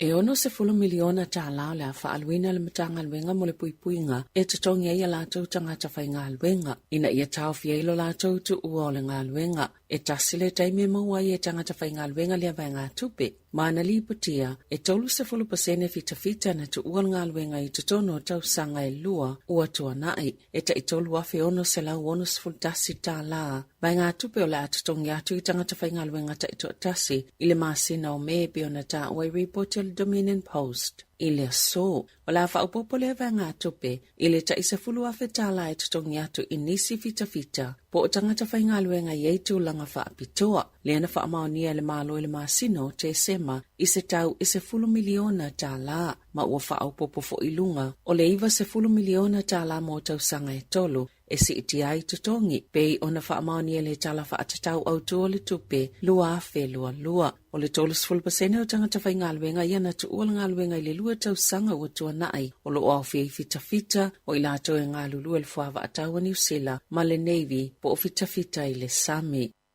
O le sole wa matafa o ngā i se pola kalame i masini kompiuta po o se software, e mawhai o nei loa ina i le wha o ngā ngau pola kalame popoto wha apitoa, o le Artificial Intelligence, e pe o le Chat GPT. O le polkalame lea ua whaingoa ina o le Turnitin, e whaonga ina University Umai Valu i tutono New Zealand. Ua ta ue whaapea, e mawhai o nei loa lile iai, ni whaamaumonga o lo whaonga ina i le AI. O le Artificial Intelligence, o le talitonunga tostosia malenga o singa o polkalame kompiuta, e whaatino ini ngā luenga e maasani o na mo o miele sila fia o le tangata soifua, e pei o mea e aia, i loa o le tautala, o whainga whaaiunga, ma le whaaliliunga i le vaonga ngana ese. Wali patia e whaapea, e iwas fulvalu pasene, le sao o le iloa i le software, po le polkalame o kompiuta o le 2010, le ua titala ina i le so. Ni tustu singa o whaonga ina i polkalame a le AI, na ta ua inisi o whaito whaia o onga i lunga le leitio New Zealand, o le afsosani tele lea polkalame kompiuta po le software, le 2010, peitai, e iei lava lo lato masal salonga, o le ale umise taime au ngā ai, po o tamaiti fo'i e loa lelei au wala e whaonga ai a polokalame whaate konolosi. Na ta uele sui presidente mo Asia Pasifika e mate le polokalame po le software le paseno le tostosinga na whaia le AI mai loa ni foi upo e le tala whiangai. Wa whaamawai po le silo le TVN said o Simon Power ma le amai ala na tautua ili whai ungon tausanga whaale tupe. Na amata Power ili TVN said ili maasina o mati ili tausanga lua lua. Ina watu uala na ngaluenga le Westpac i tutono New Zealand. Sa vea ma ministyle whainga malo le National. Isana emaili le au whainga luenga na ia whaali ai. O se whai unga whainga tā tele. Ma o le taimi tala whiangai fo ili nei ua whaamawai ai. O le maasina o February, na toi whaata atia e se le fōwhanga le malo, e tu whaata si le TVN said ma le leitio New Zealand, o me i le tausanga lua lua, na whaatonu ina i e Power, le whai o se ilo ilonga le whaanga salonga o ngā luenga le TVN said, pe a whaawhai ngā luenga se tangata fōu, o na o le mata upo, le na whaafua se iai o na le toi Vaia Carmel Santa Maria, na tiute le polokalame le breakfast. Na Sanua Power, o le alu SML TVN said, ai o lo i se tūlanga malosi le au nanga, o lo nā so muli, o le aso tolu se fulu o iuni. Ua tolu pepe umaola ona o le tale vivini po le whooping cough ile nei tausanga, na ta uele soifua malolo ina New Zealand, e le ise sootanga o le pepe le ana maliu muli ai nei, isi pepe ana mali liu mua. Ma whaasirisila le aso iwa o mati, na whaalia Dr. William Ranger o le te whaatu ora. E le mawhaia na whaalaulua ni si whaamatalanga i winga le pepe muli, le ua umalo na ola, ona o le whaaloalo i le ainga o le pepe. I whaamamonga le te whaatu ora, e tu sabale sfultasi tangata na awhia le tale vivini, pe ona whaamawina i le luawhelua tolu, pe tae, e ele tale tonunga, o le whainu merisa o lava o le a mawalunga atu, o sa saunuanga Dr. Ranger i le atunu o. o le uma ola o ia pepe o se whaamana tu wavelea mo tangata uma ina ia mātaala i le onga le talevivini ai mai se lava mo tamaiti pepe e te tau lava i mātua na avele tamaititi po o le pepe le fo mai pe awhai e whaalongoina le i o le tale le pepe pe ua whaaswati foi. O le puipuinga pitasile o na mo'umia o le whaamautino le ua mai atu i puipui o tina maitanga pepe ma ila to le ava aia ia tamaiti o le tale vivini e amata le fulu po le tafe o le isu tale ma le fiva ma e whainga tafo i o na vaveloa po se mai o ngaonga ai atua na ia soi fitu pe se fulu e ua whaalongoina wa amata na whaatitele le tale po le whaasuati o i tuia e au o na mata i tuina. Talafo ia ma le siu fonga le lau mua mo le nei vaenga o le aso.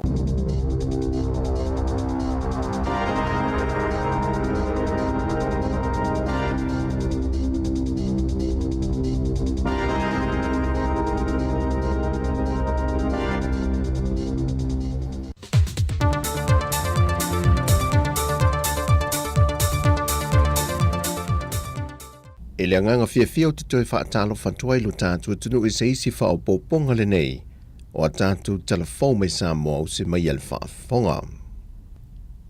E le whailo inga le fionga le te tai o le atunu o fia mena o mi mata awha ma le autu stana le neva yaso o ia wha mao nia mai ai le amatalia aloa i o le tātu malienga ma le malo Israelu e wha mao nia ai le mawhaile o na malanga ato so o se tangata sa moa e au noma se tā pāo se visa, mai whape nā fo i tangata Israelu e a sia lo tātou atu nuu. Sau nofia me, o le malienga le nei ua lewa na wha maunia mai i le whātau sanga tanuai, e le nofo inga an pāle mia sa iei mō mua, tui le epa lupe soli aisa i le malie le ngoi. Pei tai e iei vaenga sa mō umia e wha manino ma wha tino i tūla fono, e le ngata mo i tātou ai o Israel foi, na fuayo na tuayo na whaamao ni alo ia, le nei whiangainga e whemalanga inga. Wa whaamao ni mai al kabineta le toi wha ale lea leo malai ta alo il malai whaavao malo le Apia Park. Taruai olo iei tari ngā malo olo a nga ia tu iei le atunu e ao fie ma ta alonga le manu Samoa, ta alonga le moana Pasifika maisi i le tausanga le nei wa amata mo miai, le toi wha ale lea leo tātou malai ta alo. Whai lol ta mai tai pāle mia, o loo wha wau pēle ati na o ta alonga SS le atunu, ma o loo ua ta oto atu le matanga luenga wa onga ta alonga maa nganu, ma wha la po pitongo ta alonga Samoa, ta penanga masani ma le whaatau teinga o ia ta alonga uma. Na mo moli le ngang whaaftai o ta mai tai pāle mia i le atunu, e vaenga SS o loo whaatino i le lantu o onanga mo Samoa, ai mai se vai ngolo fa ali ai le fa lo fani mal fa avatai au fa wa wai ati na elo tele wa fa le nga ina le fa msi nonga le polo inga na tu ina tu ile afionga le fipule o faleata tolu le afionga le ala le pule rimoni ayafi e tau fielo na tu o le atunu e lana fainga malanga na fo moni usila e fa atasi atu inisio fo fanga na yo na alo. O le polo inga le nei na tu ina atu ia le ala le pule le asa tolu se fulmaltasi o le masina o mate. Peita i o le ua faa leo ngā ina le faa misinonga faa i tu malo. O le tangi le failau tusi el pati el faa tua tui le tua sa mo o tasi le ton faa va au au lo fipo. O lo ia tu wa ia ai le ala le pule. E ne fainga faa tua sina le fainga pālota la itite vai maunga numere tolu. O le mata opula vale e tasi lo wha udua i foi se tangi a le tu o le HRPP, e wha asanga e ni whainga wha ato sina e wha pesa whaia, e ni wha alawi loa le suita o wā le manu mā lo, le whionga lau timu ia wele seva ai.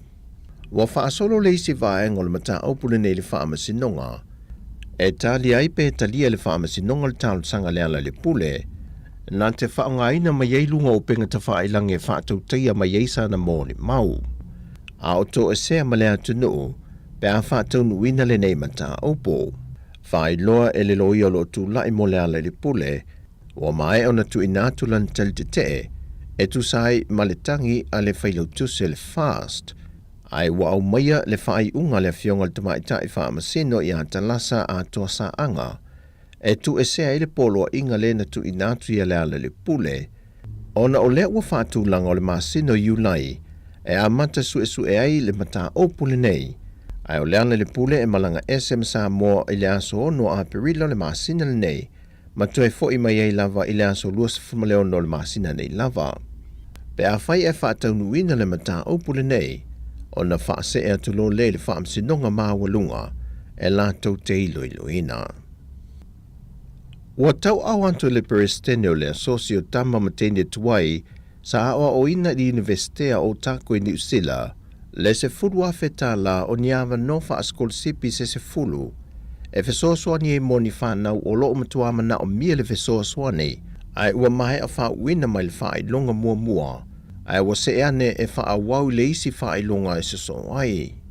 Na wha i loa le Peristenio le asosi i anto to le a ava Dr. Fanafi ai ono le tangaloa, o le fesoaswani le nei, mō pilia o ngā whanau o loo matua i mana o mia lava le fesoaswani, e wha a māma a venga i o lātou pilia o ngā maletaunga tā o le soi whanga wa iai, ina ua laa atu i leisi la asanga fōu wha ai longa i lunga atu.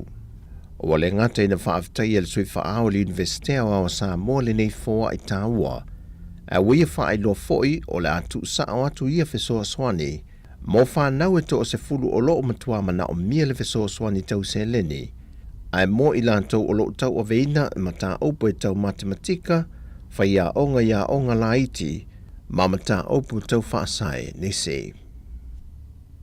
E leo luaisa se lenga le tu malo sa lenga numero mō mua, na whaaftai e le fionga le minister o whaatu angam whai ngā whaiva, la uli le ua teapola te Valfosia Schmidt, le lango sua le tu malo sa lenga numero mō mua, e le tali mai le te leo fua wha e le leanga mal tu langa tau whai ngā whaiva, na wha alia i le aso o lua maua i le tu malo i tau mawha. Na wha i loa le fionga le minister le tadi atu le malo e wha avtairu la tu lango sua. Le laua mamori mai ai le se furu afe, mo tato i tu malo sa lenga mua. O lau tau sao lea, le wau tau sisira mai ai, i saperu aulo umanei ma whaila aulo umanei ma. Ma mea ese ia wa mamori mai, se taimi ia whaifo e leon whaasoa al komiti ma le tato ngā renga. O fatu la au ese, whalauaina, whalau tau mawhamata, whalau whaisua, ma so o se itu a inga o fungala au wa mamori mai, e se fulu afe a toa lo na tau te a whatupe. Ia, e fitu afe wa whaalu i tato me whainga luenga malau, ale tolu afe. Tupe, tino tupe, o le nau whaao o atu.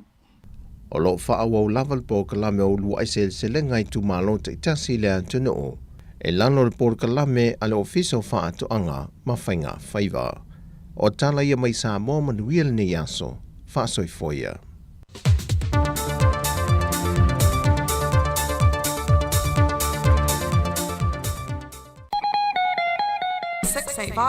Soul Foods. Ono Walu Lima Soul Foods. O le whalainga fōu o tatala ina nei Kenneth Creek i Polirua. Te le tau mawha Samoa, tau mawha Pasifika, vevela mo tau mawhtanga o le tai ao, awa uli maripo, awhia ne lo le tuatusi, Lewis Fulmanirua, Warspite Avenue i Kenneth Creek i Polirua. E te le toi popole tau tapena stau mawhtanga mo au malo. Fitu aso le vai aso ioe. Fitu aso le vai aso le tautua. Fai mai chance e vevela tau mawhtanga i so se taimi. Ai eisa fasili, pala au le telefoni o chance. O lua, whaono wha, o walu tolu lua. 685 Soul Foods. Ono Walu Lima Soul Foods.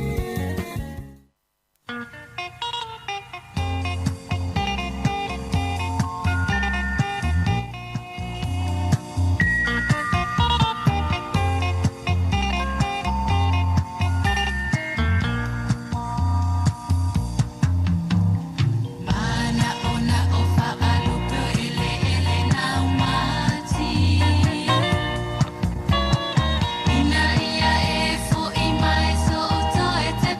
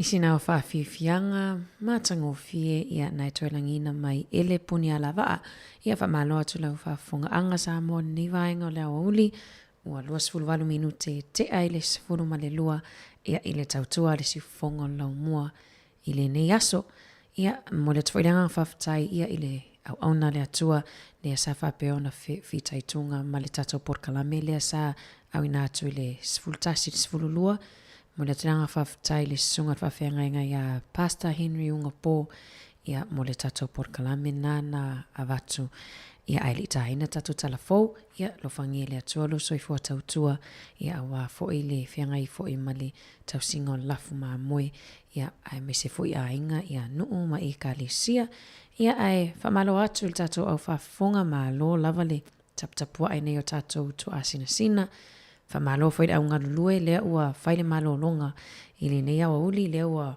whaile simo korsfuru lua, ia awa foi se whasiringa malosi, toi sauni toi foi whaawa wino ngaluenga nei aso, whamalo atu lea ngā sese, malo lava le tau si matua, whamalo atu foi ila atu leo lo o whapeona whafonga mai mua ma mao mai, ilunga o tato wala ata o le Facebook ma le YouTube, whaftai lava mafuta mai I Porkalame al siufonga lau mua nei aso, tale tu lai tasi, toi awina atu tato talafou, whamai e fwe mal tato tautua ilunga le tato frequency, tasi ono te si mal tasi wha mo, ia ai wha awawa tuai lava le tato tautua I le itu la e lua. Awani whangaloina le tato Samoa Capital Radio app, pe whape ua emisia ia Porkalame nei aso, mwhaiona e toi whafunga I ilunga le tato app I le awhiawhia nā nei.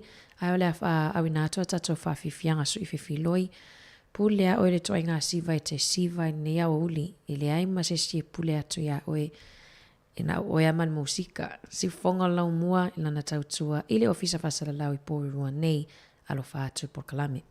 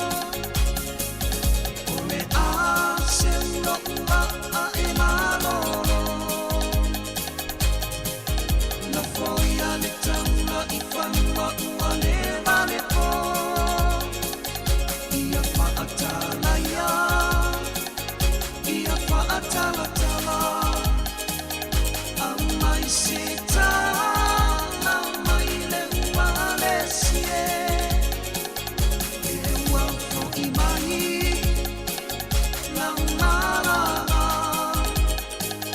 sa e ta amilo ia Samoa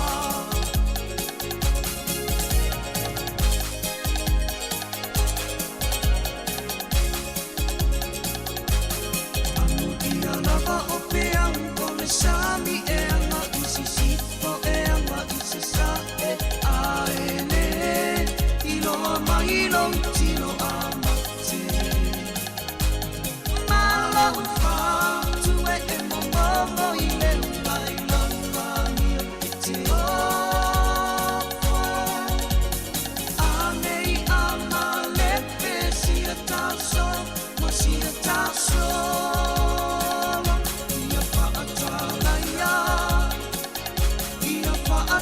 Tala au mai se tala mai le uale sie i le whafo i mai la marama sa e ta amila ia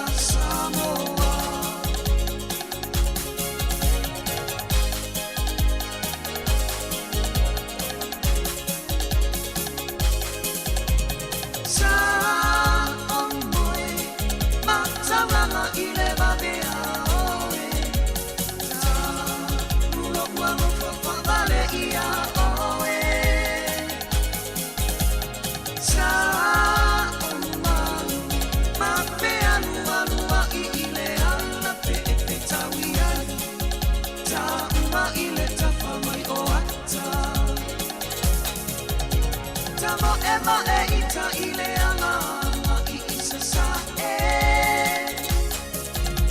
Petawi matanga tato e mo i anga i isi sipo E ta ino isi a mea pa ama le malea Wa ina mea tele ile la uleva o tele kea Tamo ema e ita ile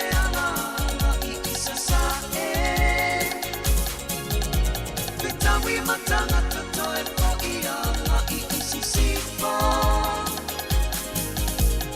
E ta ino isi a mea pa ama le malea Wa e la mea tele i le languleva o tele kea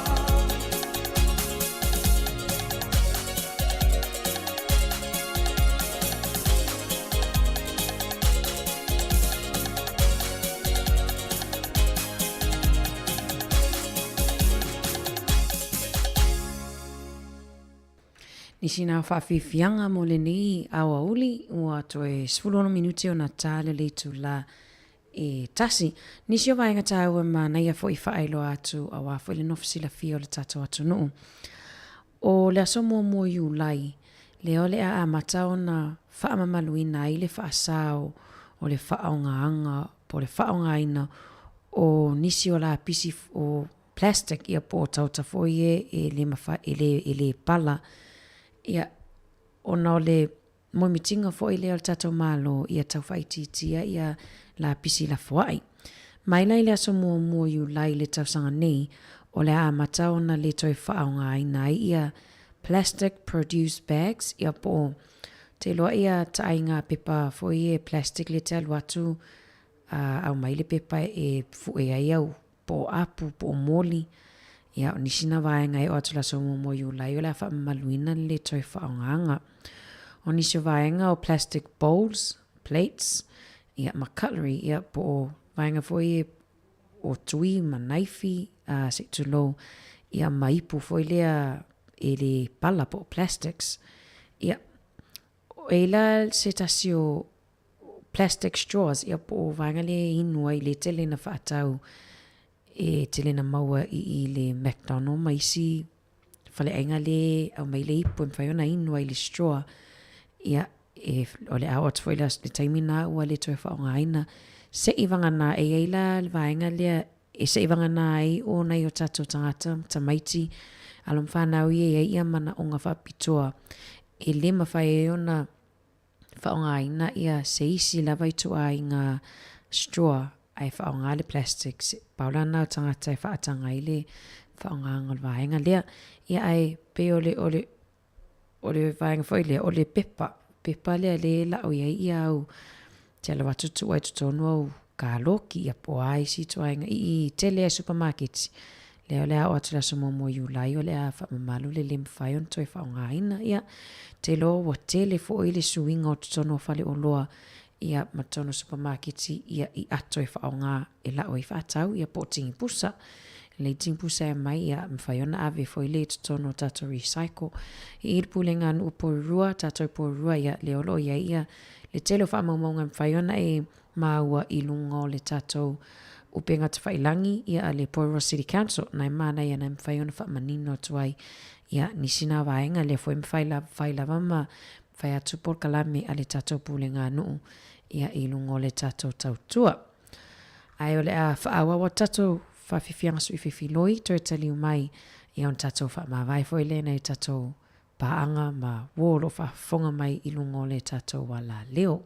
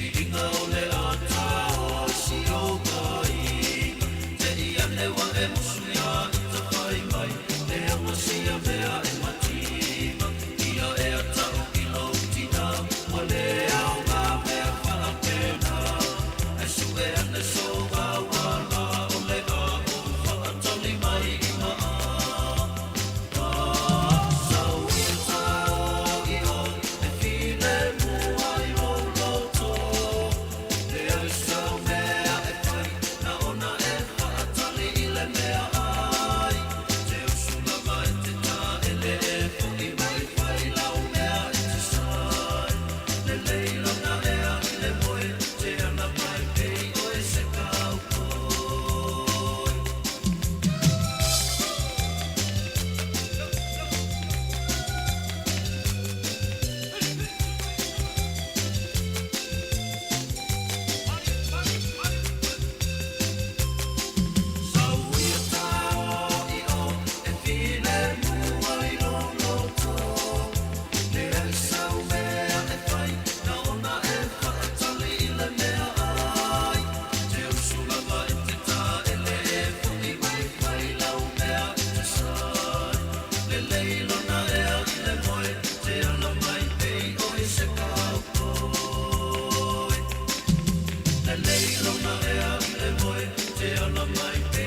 se kau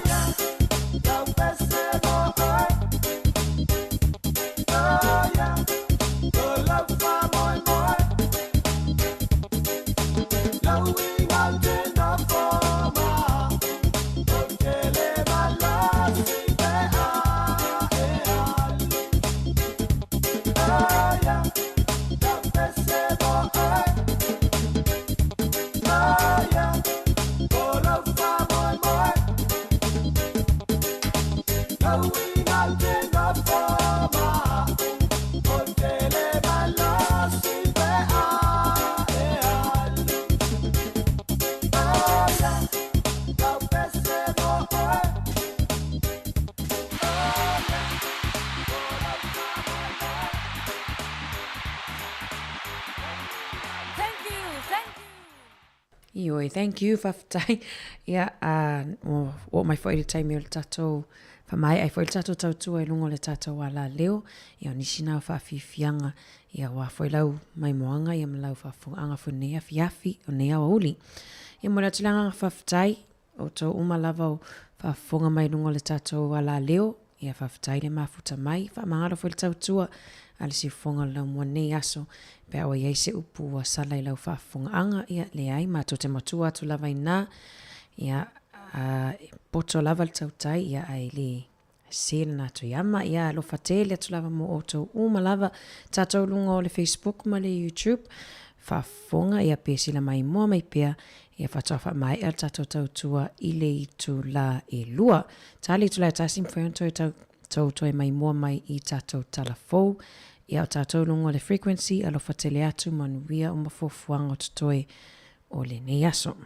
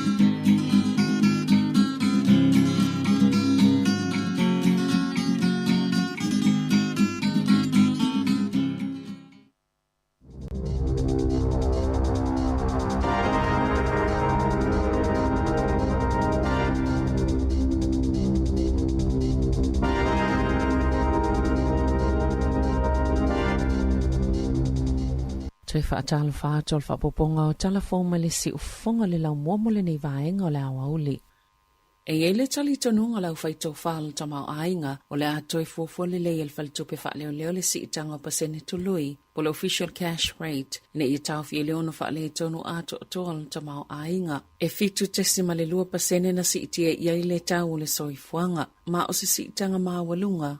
Sa le itoeva aia talu mai le silia ma le sefulu tau sanga o tua nai. O le ala lena si itia il faltupe wha leo leo. Le pasene tulu i o tupe, ie wha onga ine faltupe wha pisenisi mo tupe no no. Sa mole mawina leo ngā o le whainga o ia si itanga il faltupe wha leo leo. Pe ona ta ua leo whaito whaal tamau ainga. Ona na pa ua ile tau le soifuanga e uia la ititi. Ile whai unga le tau sanga taluai. Wha pe ai ma le tau o whale. Wana na fin wha ilo ai el wha ululunga ma tau le tamau ainga. Il faltupe le ANC Leono toi whaupopo le isi lua lima maka i le pasene tolu i o tupe alfale tupe wha leo leo. O le awauli o le asoe toi wha iloa i se isi suinga i pasene tului ale fale tupe wha leo leo.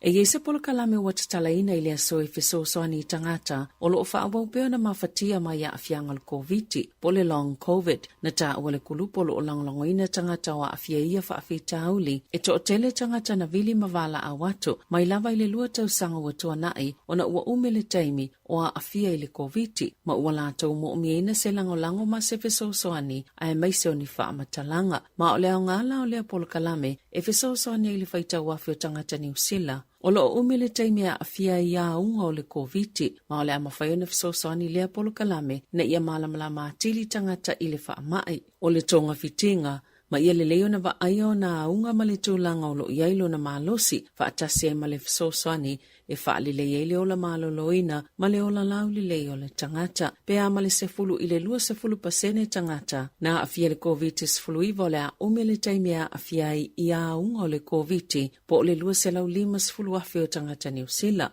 Ma onisi o le a unga o ngatele, e le mawhaieo na whai ngā luenga, pe wha atino ngā luenga sa masani ai. E tolu sa lau miliona tala le tau se no whanga au tua teu ina i wha maumaunga ina ia malu pui pui a wha matalanga e te tau mo no meo na matua pui pui malu iai. E na ole pauleo se no whanga au tua teu ina i wha matalanga e u mia e le malo mai ni no whanga te tele wha apea ua iai te tono New Zealand. E se lau lima sfulu le wha ingo tangata whai ngā luenga o lo o ngā lulu e nei le whaungo le no whanga tele ma o tolu nei tau sanga o whau i le no whanga le whawa tau New Zealand i whenua pai. Na ta ua le malo, o le ua o le whaungo le ngā luenga le tōlanga ua mawhaio nei longo fia ato, ma ua alanga te tau e na wha iloa loi le atuna o lau tele. E tu sai ma se saunanga le minsta mo le puipuinga, ma le minsta fo ilo na wha ma le GCSB o Andrew Little, o le ale tele ni wha maumaunga patino tangata taito tase te winai, ma le atatala ina le tau sanga lua whelua lima, tu sai ma se wha amatalanga le minsta. Wa taunui au kilani ni whale lai te le tō mau, poni portable cabins, e no nofo ai tangata ina whale anga ina o lātou whale o no lolonga mata whenga, o atu le lua vesela wonos fulfaa. Leo wha inga o ainga ua mai o ana restala, ili au nanga mō whale moni teime le tō mau, na tā ual whaululunga le au nanga Steve Watson, e luas fultolu leo wha inga o whale po cabins ua tau nuu. Malo o tom whai sa ili ni nofo anga tala whianga iela talata, ili mea na nofo ili to tele o tangata iana a fia. Ona o ainga iana whianga i mawhaafita uli whale ona o lolonga, e no nofo ai i a nuu, mai masani foi, ona o ia onga, e whaapia foi a lātou ngā luenga, i a vaenga o le atu nuu. O lo whaatolanga pele au o nanga, pe fiani tama i whale le tō mau e mo mia, pe tai o lo o mātawina o lo o lava le whainu mera mo mia, pe ona tā uele reporti. O le maua le asosia lau whaita awale afi, e ono o atu le masino iulai, o atu lava le fast fulu sene le siitanga wha au popo, o le tau o le penisini. O le tau sanga lua whelua lua, sa matoa mawalunga i lava le tau o le penisini, le na wha awhai le malo le tau o pasese mo feo inga lau tele, i ama til tau sanga talwai, wha atase malafonga o penisini, e tau wha amama avenga i le tau ngata, sa whianga i e male atunu, peitai, na tau e se sui o le AA, ato e amata lafonga i penisini wha atase malisi iti o le tau le suau o paelo, i le lalolangi, e ono le otoe mamao e si iti alo le tau e tutongi le au whaita wale afi, i tutono New Zealand, wa si iti le tau le suau o i fafo, ina ua whaata ia le lalolangi le folosanga Saudi Arabia, ma isi wha la putuputonga i le asolua, e valus fultolu tala valu tolu sene, na si itia ia i le tau o le paelo, na wha alia le pale Mia Chris Hipkins, i se tasi o le iti o wha salalau le asoana nafi, e le mawhai le malo o na pule atu i le tau le suau o i fafo. Ai ua whaatino le tali le malo e whaafetau i ai le maulu lunga o tau, e peo le whaetitinga o la fonga mo le penisini, ai o nisi whai ungai whaia peto e whaawau ia whaamama a venga, o le a whaaselasela le paketi o le lua whelua tolo. O Filfilia Jacinda Ardern o se sui whaapitoa mo le Christchurch Call. Na whaavaina Ardern lea whaalapotopotonga po lea polo kalame te e ma whaamutai a mionga ma whaatinonga o whainga whaatupu whaalavlave ilunga upenga ta whailangi. Ona o leo whainga whaatelo lisi lea na tupu I kalai estete. Na Filfilia Balamia Chris Hipkins Ardern ilea tofinga fau. Masafa ailo lava I se taimi uatua na ile Balamia leono whaawawe Ardern o lea ngalwenga. O lea vio o ia masui sini o New Zealand mata upo. E whaatitau le Christchurch Call ma o le anga lulu e vāvala la tai male malo falani. Na sauno Hipkins o le avanole o le a avela na whaamumui ngalwenga toi whaalelea lea tunu o mai lea wha ai mai se o le tau le soifuanga o loa a fie tangata o New Zealand. O le alipoti saofo I Ardern I le Balamia ma ua te ena I Ardern le whai o sona tutongi mo le whaatinonga o le angalwenga. Na sauno Hipkins o le sootanga o Ardern ma taitai o malo ai mai se o company whaate konolosi. Whaata se malo na nau moni suwinga o le amawhai o na vavele whaatinonga o le angalwenga ang wale whaamoe na whaavai ai le Christchurch Call. E toi ilo ina le tofinga o Ardern I le whai unga le tausanga. O le sole whaiela na saunonga whaamawai le Balamene. Ai o le aia tu ualo ia upu whai o le malo I le vai a sofou. Wa filfilia fo I Ardern I tutono le komiti whaatonu o le Earthshot Prize lea na whaavaina Belenise Viliamo na whaalia le Belenise o Welese o se whaaia yanga mo la lato whaala potopotonga le filfilia ai o Ardern ia vea masitasi sui o la lato komiti whaatonu.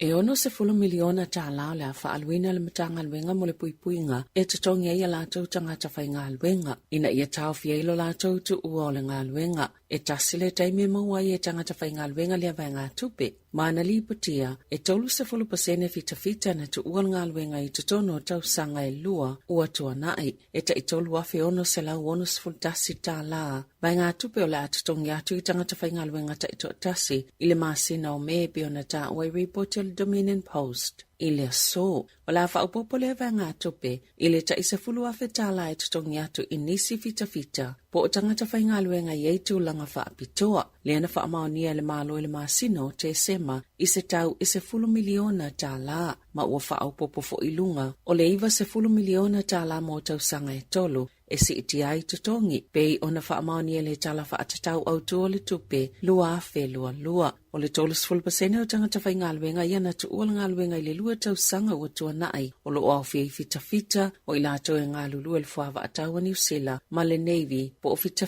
I le Sami.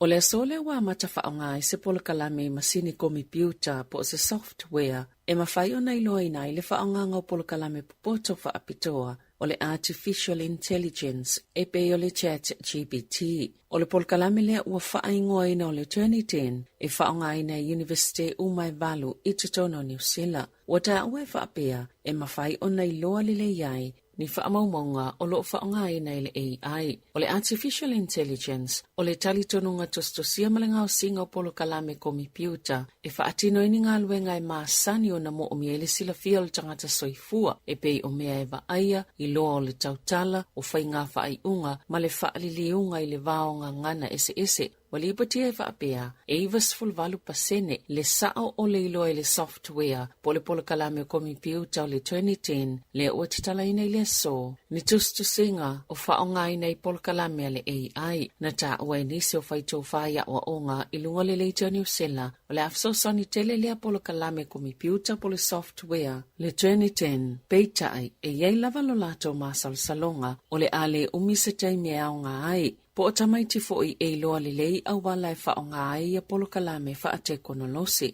Na ta uele sui presidente mo Asia Pasifika e mate le polokalame po le software le paseno le tostosinga na whaia le AI mai loa ni foi upo ele tala whiangai.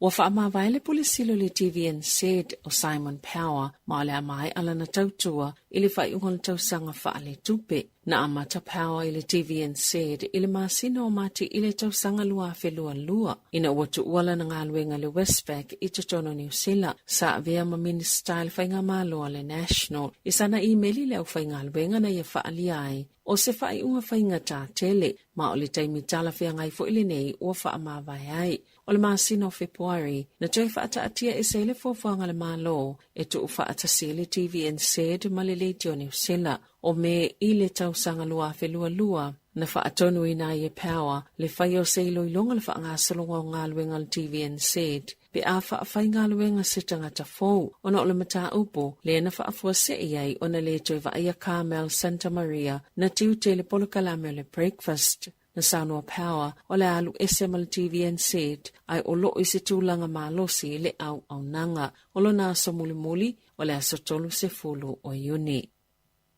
Ua tolu pepe umaola ona o le tale vivini po le whooping cough ile nei tausanga, na ta uele soifua malolo ina New Zealand, e le ise sootanga o le pepe lea na maliu muli ai nei, isi pepe ia na mali liu mua, ma whaasirisila le aso iwa o mati, na whaalia Dr. William Ranger o le te whaantu ora. E le mawhaio na whaalaulua ni si whaamatalanga i winga le pepe muli le ua umalo na ola, ona o le whaaloalo i le ainga o le pepe. I whaamamonga le te whaantu ora, e tu sabale sfultasi tangata na awhia le tale vivini, pe ona whaamawina i le lua whelua tolu, pe tae, e ele tale tununga, o le whainu merisa o lava o le a mawalunga atu, o sa saunuanga Dr. Ranger i le atunuu. O le uma ola o ia pepe, o se whaamana tu wavelea mo tangata uma, ina ia mātaala, i le onga le tale vivini, ai mai se lava mo ta maiti pepe, e ta tau lava i mātua na avele ta maititi, po o le pepe le fō mai, pe a whai e whaalongoina le i o le tale le pepe, pe ua whaaswati foi.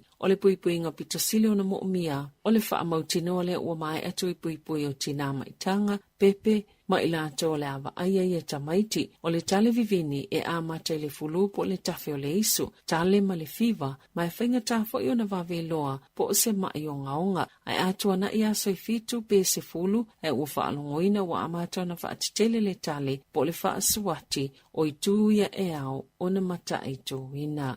Talafo ia ma le siu fonga le lau mua mo le nei vaenga o le aso.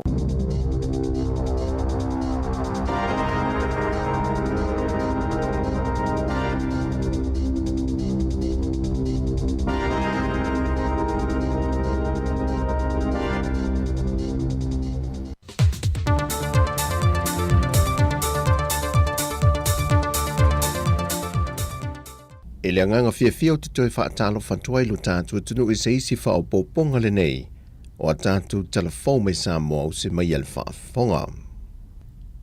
E le whailoa inga le whionga le te tai o lea tunu o fia mena o mi mata awha ma le autu stala le nei vaiaso, o ia whaamau nia mai ai, le amatalia aloa i o le tātu malienga ma le malo Israelu, e whaamau nia ai le mawhaileo na malanga ato so o tangata Samoa, e au noma se tā pāo se visa, mai whape na fo i tangata Israel e a sia lo tātou atu nuu. Sau nofia me, o le malienga le nei ua lewa na whaamau nia mai i le whātau sanga tanuai, e le nofo ingan pāle mia sai ei mō mua, tui le epa lupe soli aisa i le malie le ngoi. Pei tai e iei vaenga sa mo umia e whaamanino ma whaatino i tūla whono, e le ngata mo i tātou ai o Israel foi, na fuaio na tuaio na whaamao ni alo ia, le nei whianga inga e whemalanga inga. Ua whaamao ni mai al kabineta le toi whaale leia leo malai ta alo il malai whaavao malo le Apia Park.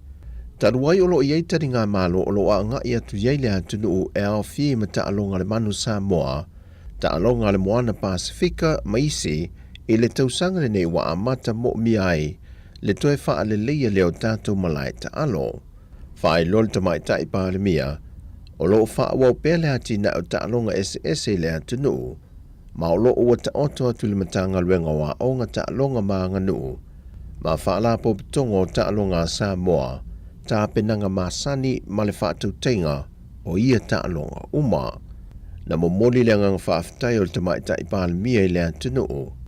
E vaenga SS o loo whaatino i le lantu o onanga mo Samoa, ai mai se vai ngolo fa alia ile fe alu fani mal fe ava tai au fa awa wai ati na elo tele. Ua whaaleo ngā ina le whaamasinonga le polo inga na tui nātu i le awhionga le whipule o whaleata tolu, le awhionga le ala le pule Rimoni a Iafi, e tau fielo na tuua o le atunuu, e lana whainga malanga na fua moni usila, e whaatasi atu inisio fuanga nei o na alo. O le polo inga le nei na tui nātu i a le ala le pule le asa tolu se fulmaltasi o le masina o mati, peita i o le ua whaaleo ngā ina le whaamasinonga wha i tu malo. O le tangi al whailau tusi al pāti al whātua tui le tua sa mo o tasi, le tō whāwa au au lo fipo, o lo ia tu o ia ai le ana le pule, e ne whainga whātua sina le whainga pālota lai tite vai maunga numera tolu. O le mata opula vale e tasi lo whāuru ai foi se tangi a le tu o le HRPP, e whaasanga e ne whainga whātua sina e whaapesa whaia, e ne whaalawi loa le suita o vā le manu malo, le fionga lau timu ia wele seva ai. Wa whaasolo le isi vaenga o le mata opule nei le whaamasinonga, e tali ai pe talia le whaamasinonga le talo sanga le ala le pule, nā te whaonga ina mai ei lunga o penga ta whaailange e whaatau teia mai ei sana mō le mau. A o to e sea malea tunu, pe a whaatau nuina le nei mata opo.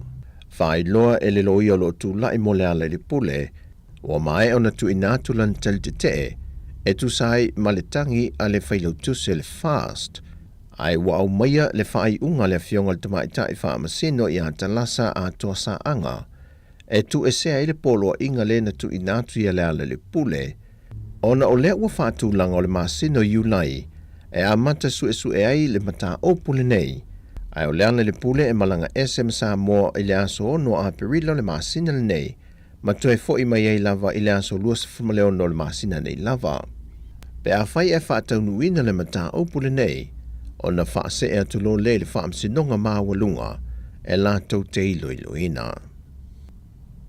Ua tau awantu le peristene o le asosio tama matene tuai, sa awa o ina di Universitea o Tako i New Zealand, le se fulu afeta la o niawa nofa askol sipi se fulu, e fesoswani e moni whanau o loo matuama na o mia le fesoswani, ai ua mai a wha uina mai le wha ilonga mua, ai ua se ane e wha awau le isi wha ilonga e se so ai. Na wha iloa le peristene o le asosi i anto to le aava Dr. Fanafi ai ono le tangaloa. O le fesoswani le nei, mō pilia o ngā whanau o loo matua i mana o mia lava le fesoswani, e wha mama a venga i o lātou pilia o ngā maletaunga tau le soi whanga wa iai, ina ua laa atu i leisi la asanga fau o wha ai longa i lunga atu. O le ngata ina wha aftai le soi wha ao le Universitea o sa mo le nei fōa i tāua, a wia wha ai loa foi o le atu sa o atu ia fesoswani, mo whanau e to o se fulu o loo matua mana o mia le fesoswani tau se leni, ai mo i lantou o loo tau o veina mata opo e tau matematika, whai a onga la iti, ma mata opo tau whaasai ne se. E leo nuaisa le se lenga le tu malo sa lenga numero mo mua, na whaaftai e le fionga le minister o whaatu angam whai ngā whaiva, la uli le ua teapola te va Fosse Schmidt, le langolanga sua le tu malo sa lenga numero mo mua, e le tali mai le tele o fuofa e le leanga mal tu langa tau whai ngā whaiva, na wha alia i le aso o lua maua i le tu malo i tau mawha. Na wha i loa le fionga le minister le tadi atu le malo e wha aftai ro la tu langolanga sua. Le laua mamoli mai ai le se fulu afe, mo tato i tu malo sa lenga mua. O lau tau sao lea, le wau tau sisira mai ai, i sa peru aulo umanei ma whaila aulo umanei ma. Ma mea ese ia wa mamoli mai, se taimi, ia whaifo e lor whaasoa al komiti ma le tato ngā renga. O fatu la au ese, whalawaina, whalautau mawhamata, whalau whaisua, ma so se i tu a ingo fungala au wa mamoli mai, e se fulu afe a toa lo na tau te awhatupe.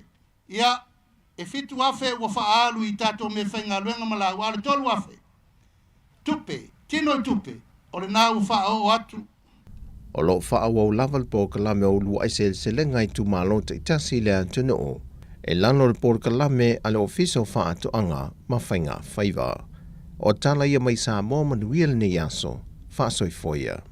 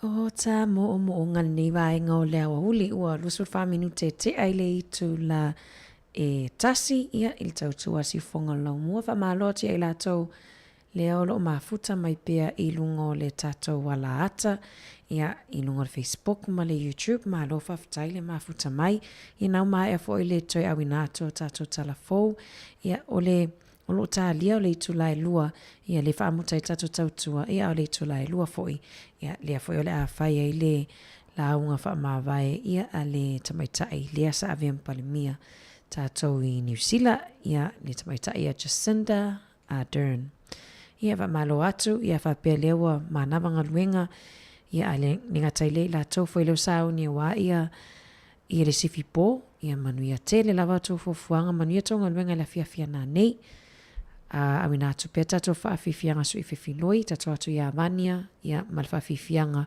fautuanga ia o lau tupulanga. Te atua te langi, te atua te tamana, atua te lalolangi, te atua te moana. Ko watangi atu moto malama.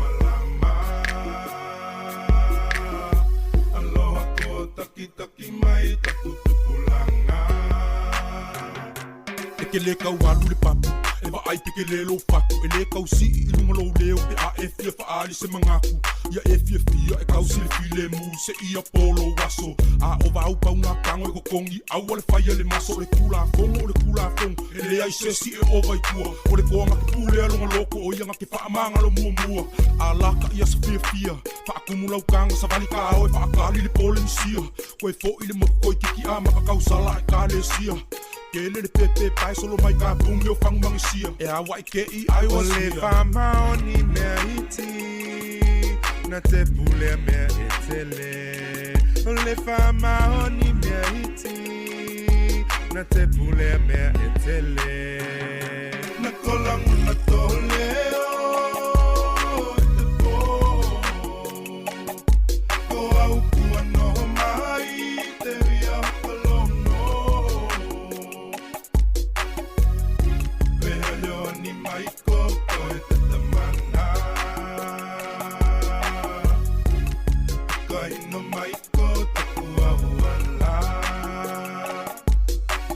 Kai milingei a ele pipi I lo ai nga se si I lunga o lima I lokai o e mole fia masinga o le lalo langi lingei e kumu I mea masei liu mai lo loko malo alofa I maka o ngai okay ia e loa le va ka alo ava yo makua awa vole upo le kusi e fa afuolo I ngai lo soifua pu ele le lau panga ai au e ka alo leanga se o ki hofo awa nei eva ai I leo o lima o kama wa o kala ngei e fai aka ngaka pe aka ape le fale fe mai o le fesi le la se pingi lo o fale fia o le vale ke le koe fia ki e se mea sai ki ai o I le fale sea e eva sai ki ai o I le fale te atua te langi te atua te tamana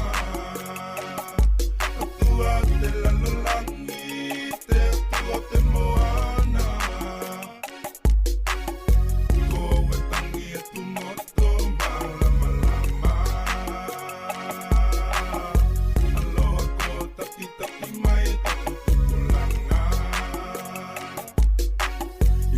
fai o ngā kia le fia o lo wanganga o ngā o le kele whenangulang wai o le maukalingi o I lau kupulanga o le au kala kupe o ngai fō mai kele le whai maumanga o le au whai wa o ngai lo ia o ngai kai au manga o au laka pi o ngai au voli o au whai pepa maranga we o lo pui malo si ilo kako si o manga o ali I malo lo ka malo o uso a whai a onga I ai fo I la mare au se I whanga kele le au whai ponga kai peia o se ngua e pupula e pungi kia e se au ngefu mga kua po I so se le fuma moe e ai o le luko o le whamao ni mea iti na te pule mea e tele o le whamao ni mea iti na te pule mea e tele na kolangu na toleo te po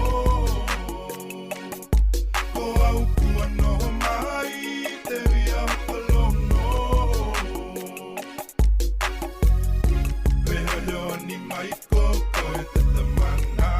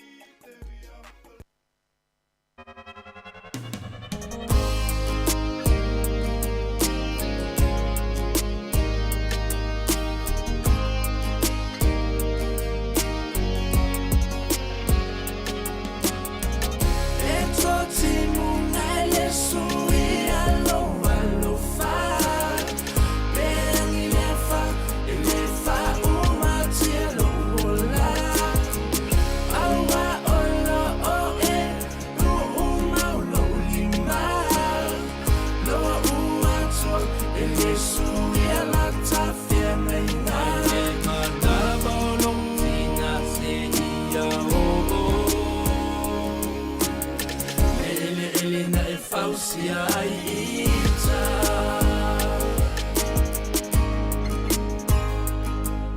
a oto manatu ile tele o solo uolanga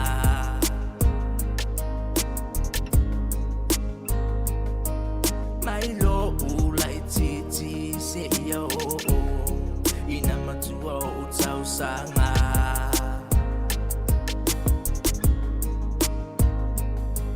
sa o sa vali ai ile ala o lelele ma lele anga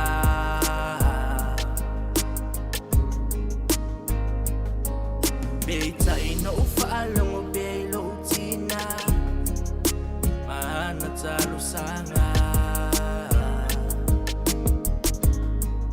le atua alofa ia lavea isi autama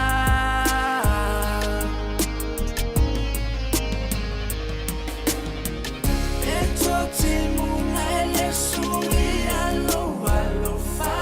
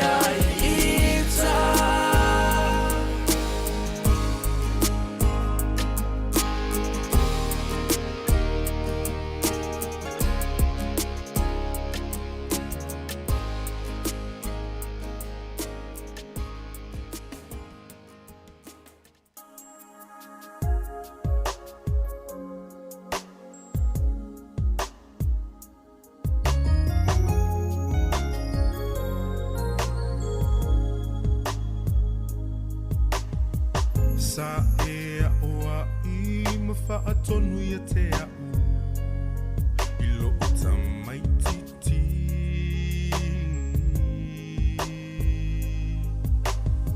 Sa e wha ofu mawhawhanga ia te au I lo tamai titi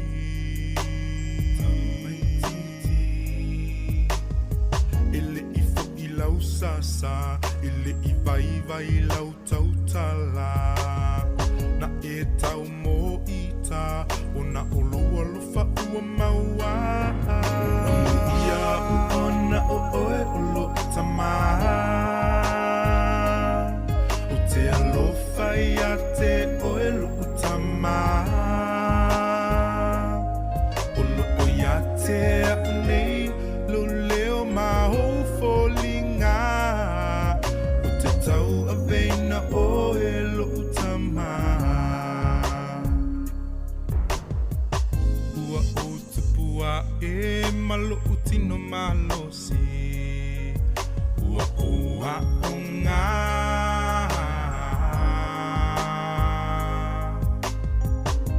Sa e mata I tu ina uma uo Awa o whaau so songa Whaau so songa Na e oa I au Ia lofa I so o se tangata Ua o matua nei O te leto e te a e se lava Ia uona o oe o lo tama O te alofa ia te oe lo utama O lo o ia te a nei Lo leo maho folinga O te tau a veina oe lo utama Na e wha ma whana mai ina ua timunga Na e whawhaina ina ua ole lava Na e whaamoti noa ina o te lenga lala O se whaawhetai whaale lava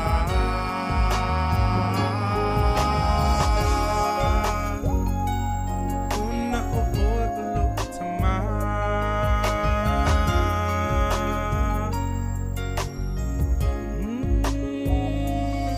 Olo o ia te nei Lo leo maho folinga O te tau a veina oe O te tau a veina oe Ia uona o oe olo tama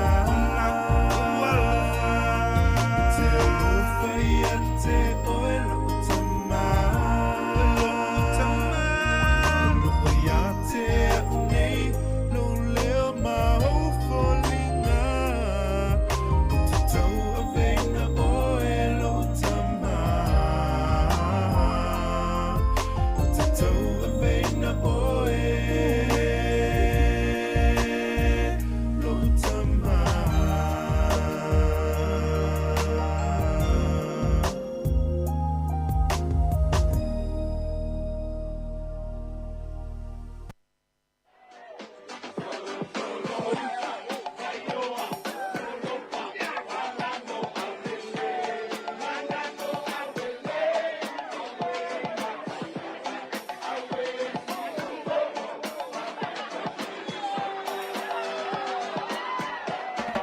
Solo, solo, usa, baioa, solo pa, manamo aulele. Awe la tayala, awe si umo, fapea masi upapa. Solo, solo, usa, baioa, solo pa, manamo aulele. Awe la tayala, awe si umo, fapea masi upapa. Ae fia I loa ngai yo piko ngu Asi asi mai si o mako ngu A fia o ai le kau fia mali e koa kaula papa A fia o ai le lako kama Le alo ali I kupo le sava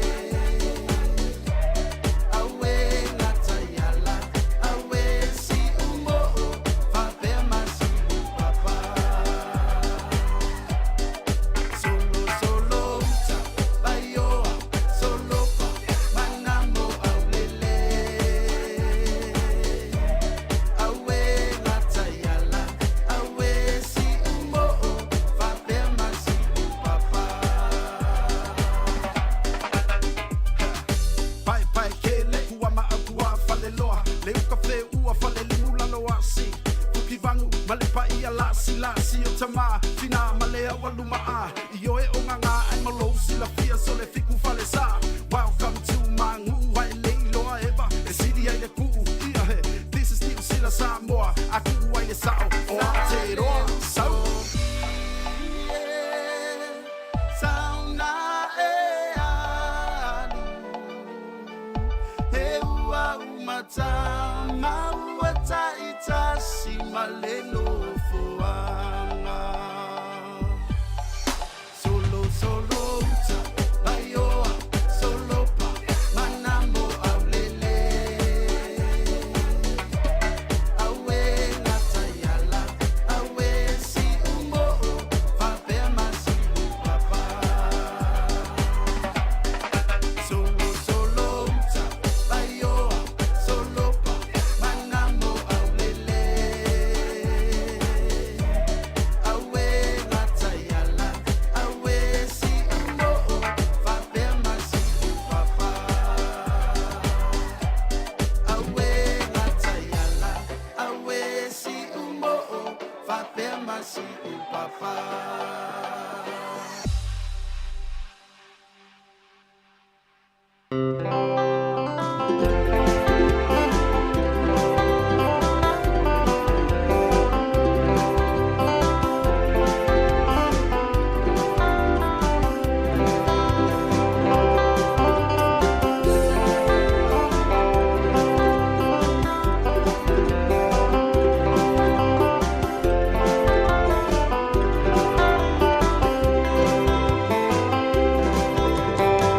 Atatoa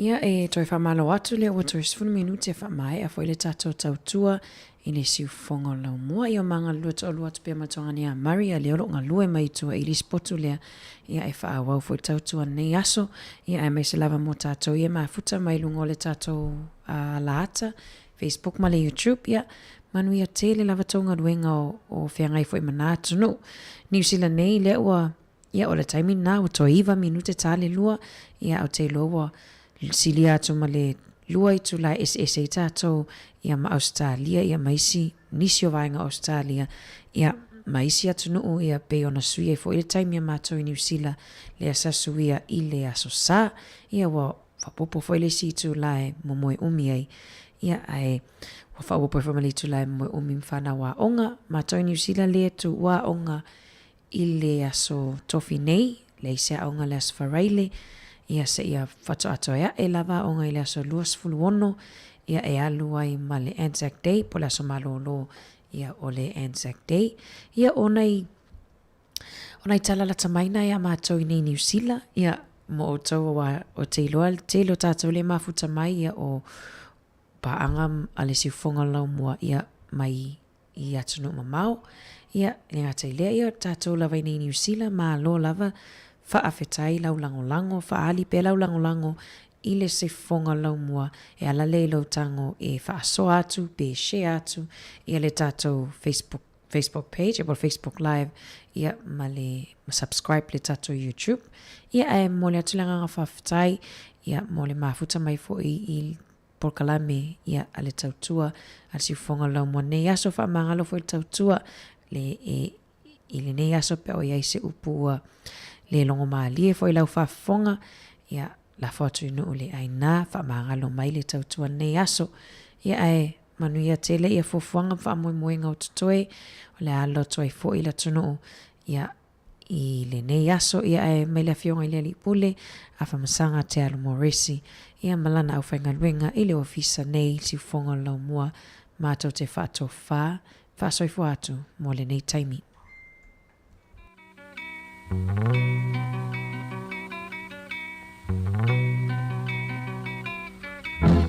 le fufui whaatasi o malima o ia le na o le ai a whaalachaina le au so le malama o le a le winga Pāteria le tausa minga i lana whetalainga O le fufui whaatasi o malima o ia le na o le ai a whaalachaina Le au so le malama o le a le winga Pāteria le tausa minga i lana whetalainga Ta lingo o le poa le ngase O le au so amomo e ngā pepe Wa umaona whai e uta le tonu mautu O leo te songi ai o ia o Yesu Tolu se fulu Tolu se fulu Tolu se fulu Tu pesiliva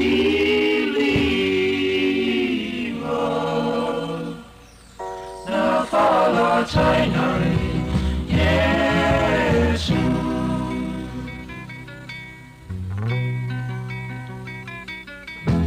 Tulai ai na tātou o atu Wala tamai le na te whala taina au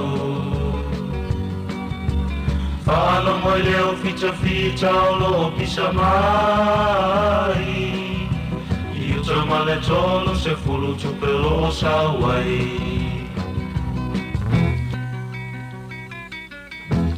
Tulai ai na tātou o atu Wala tamai le na te whala taina au Whala mo Moi leo fita fita o lo pisa mai I o tama le tolo se fulu tupelo sa wai Tolu se fulu Tolu se fulu Tolu se fulu Tupe silima Na fala tainai Yesu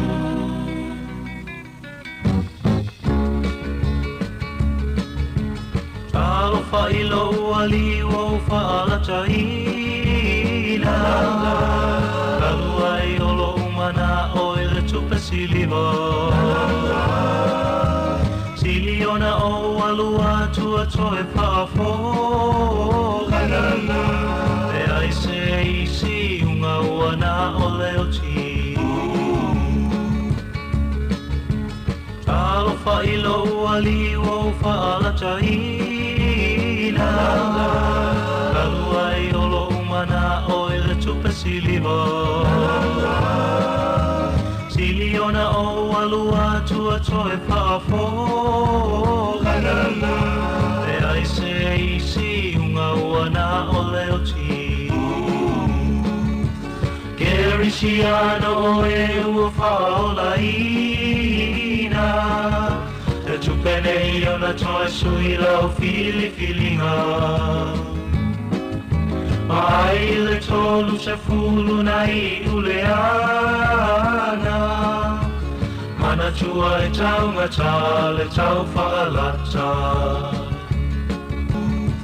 Gerisiano o e ua whaola ina E tupene I ona toe sui lau fili filinga Ai le tolu se fulu na I uleana Mana tua e tau ngata le tau whaalata Gerisiano o e ua whaola ina E tupene I ona toe sui lau fili filinga Ai le tolu se fulu na I uleana Mana tua e tau ngata le tau whaalata Tolu se fulu Tolu se fulu Tolu se fulu Tupe silima Na fala tainai Yesu Yesu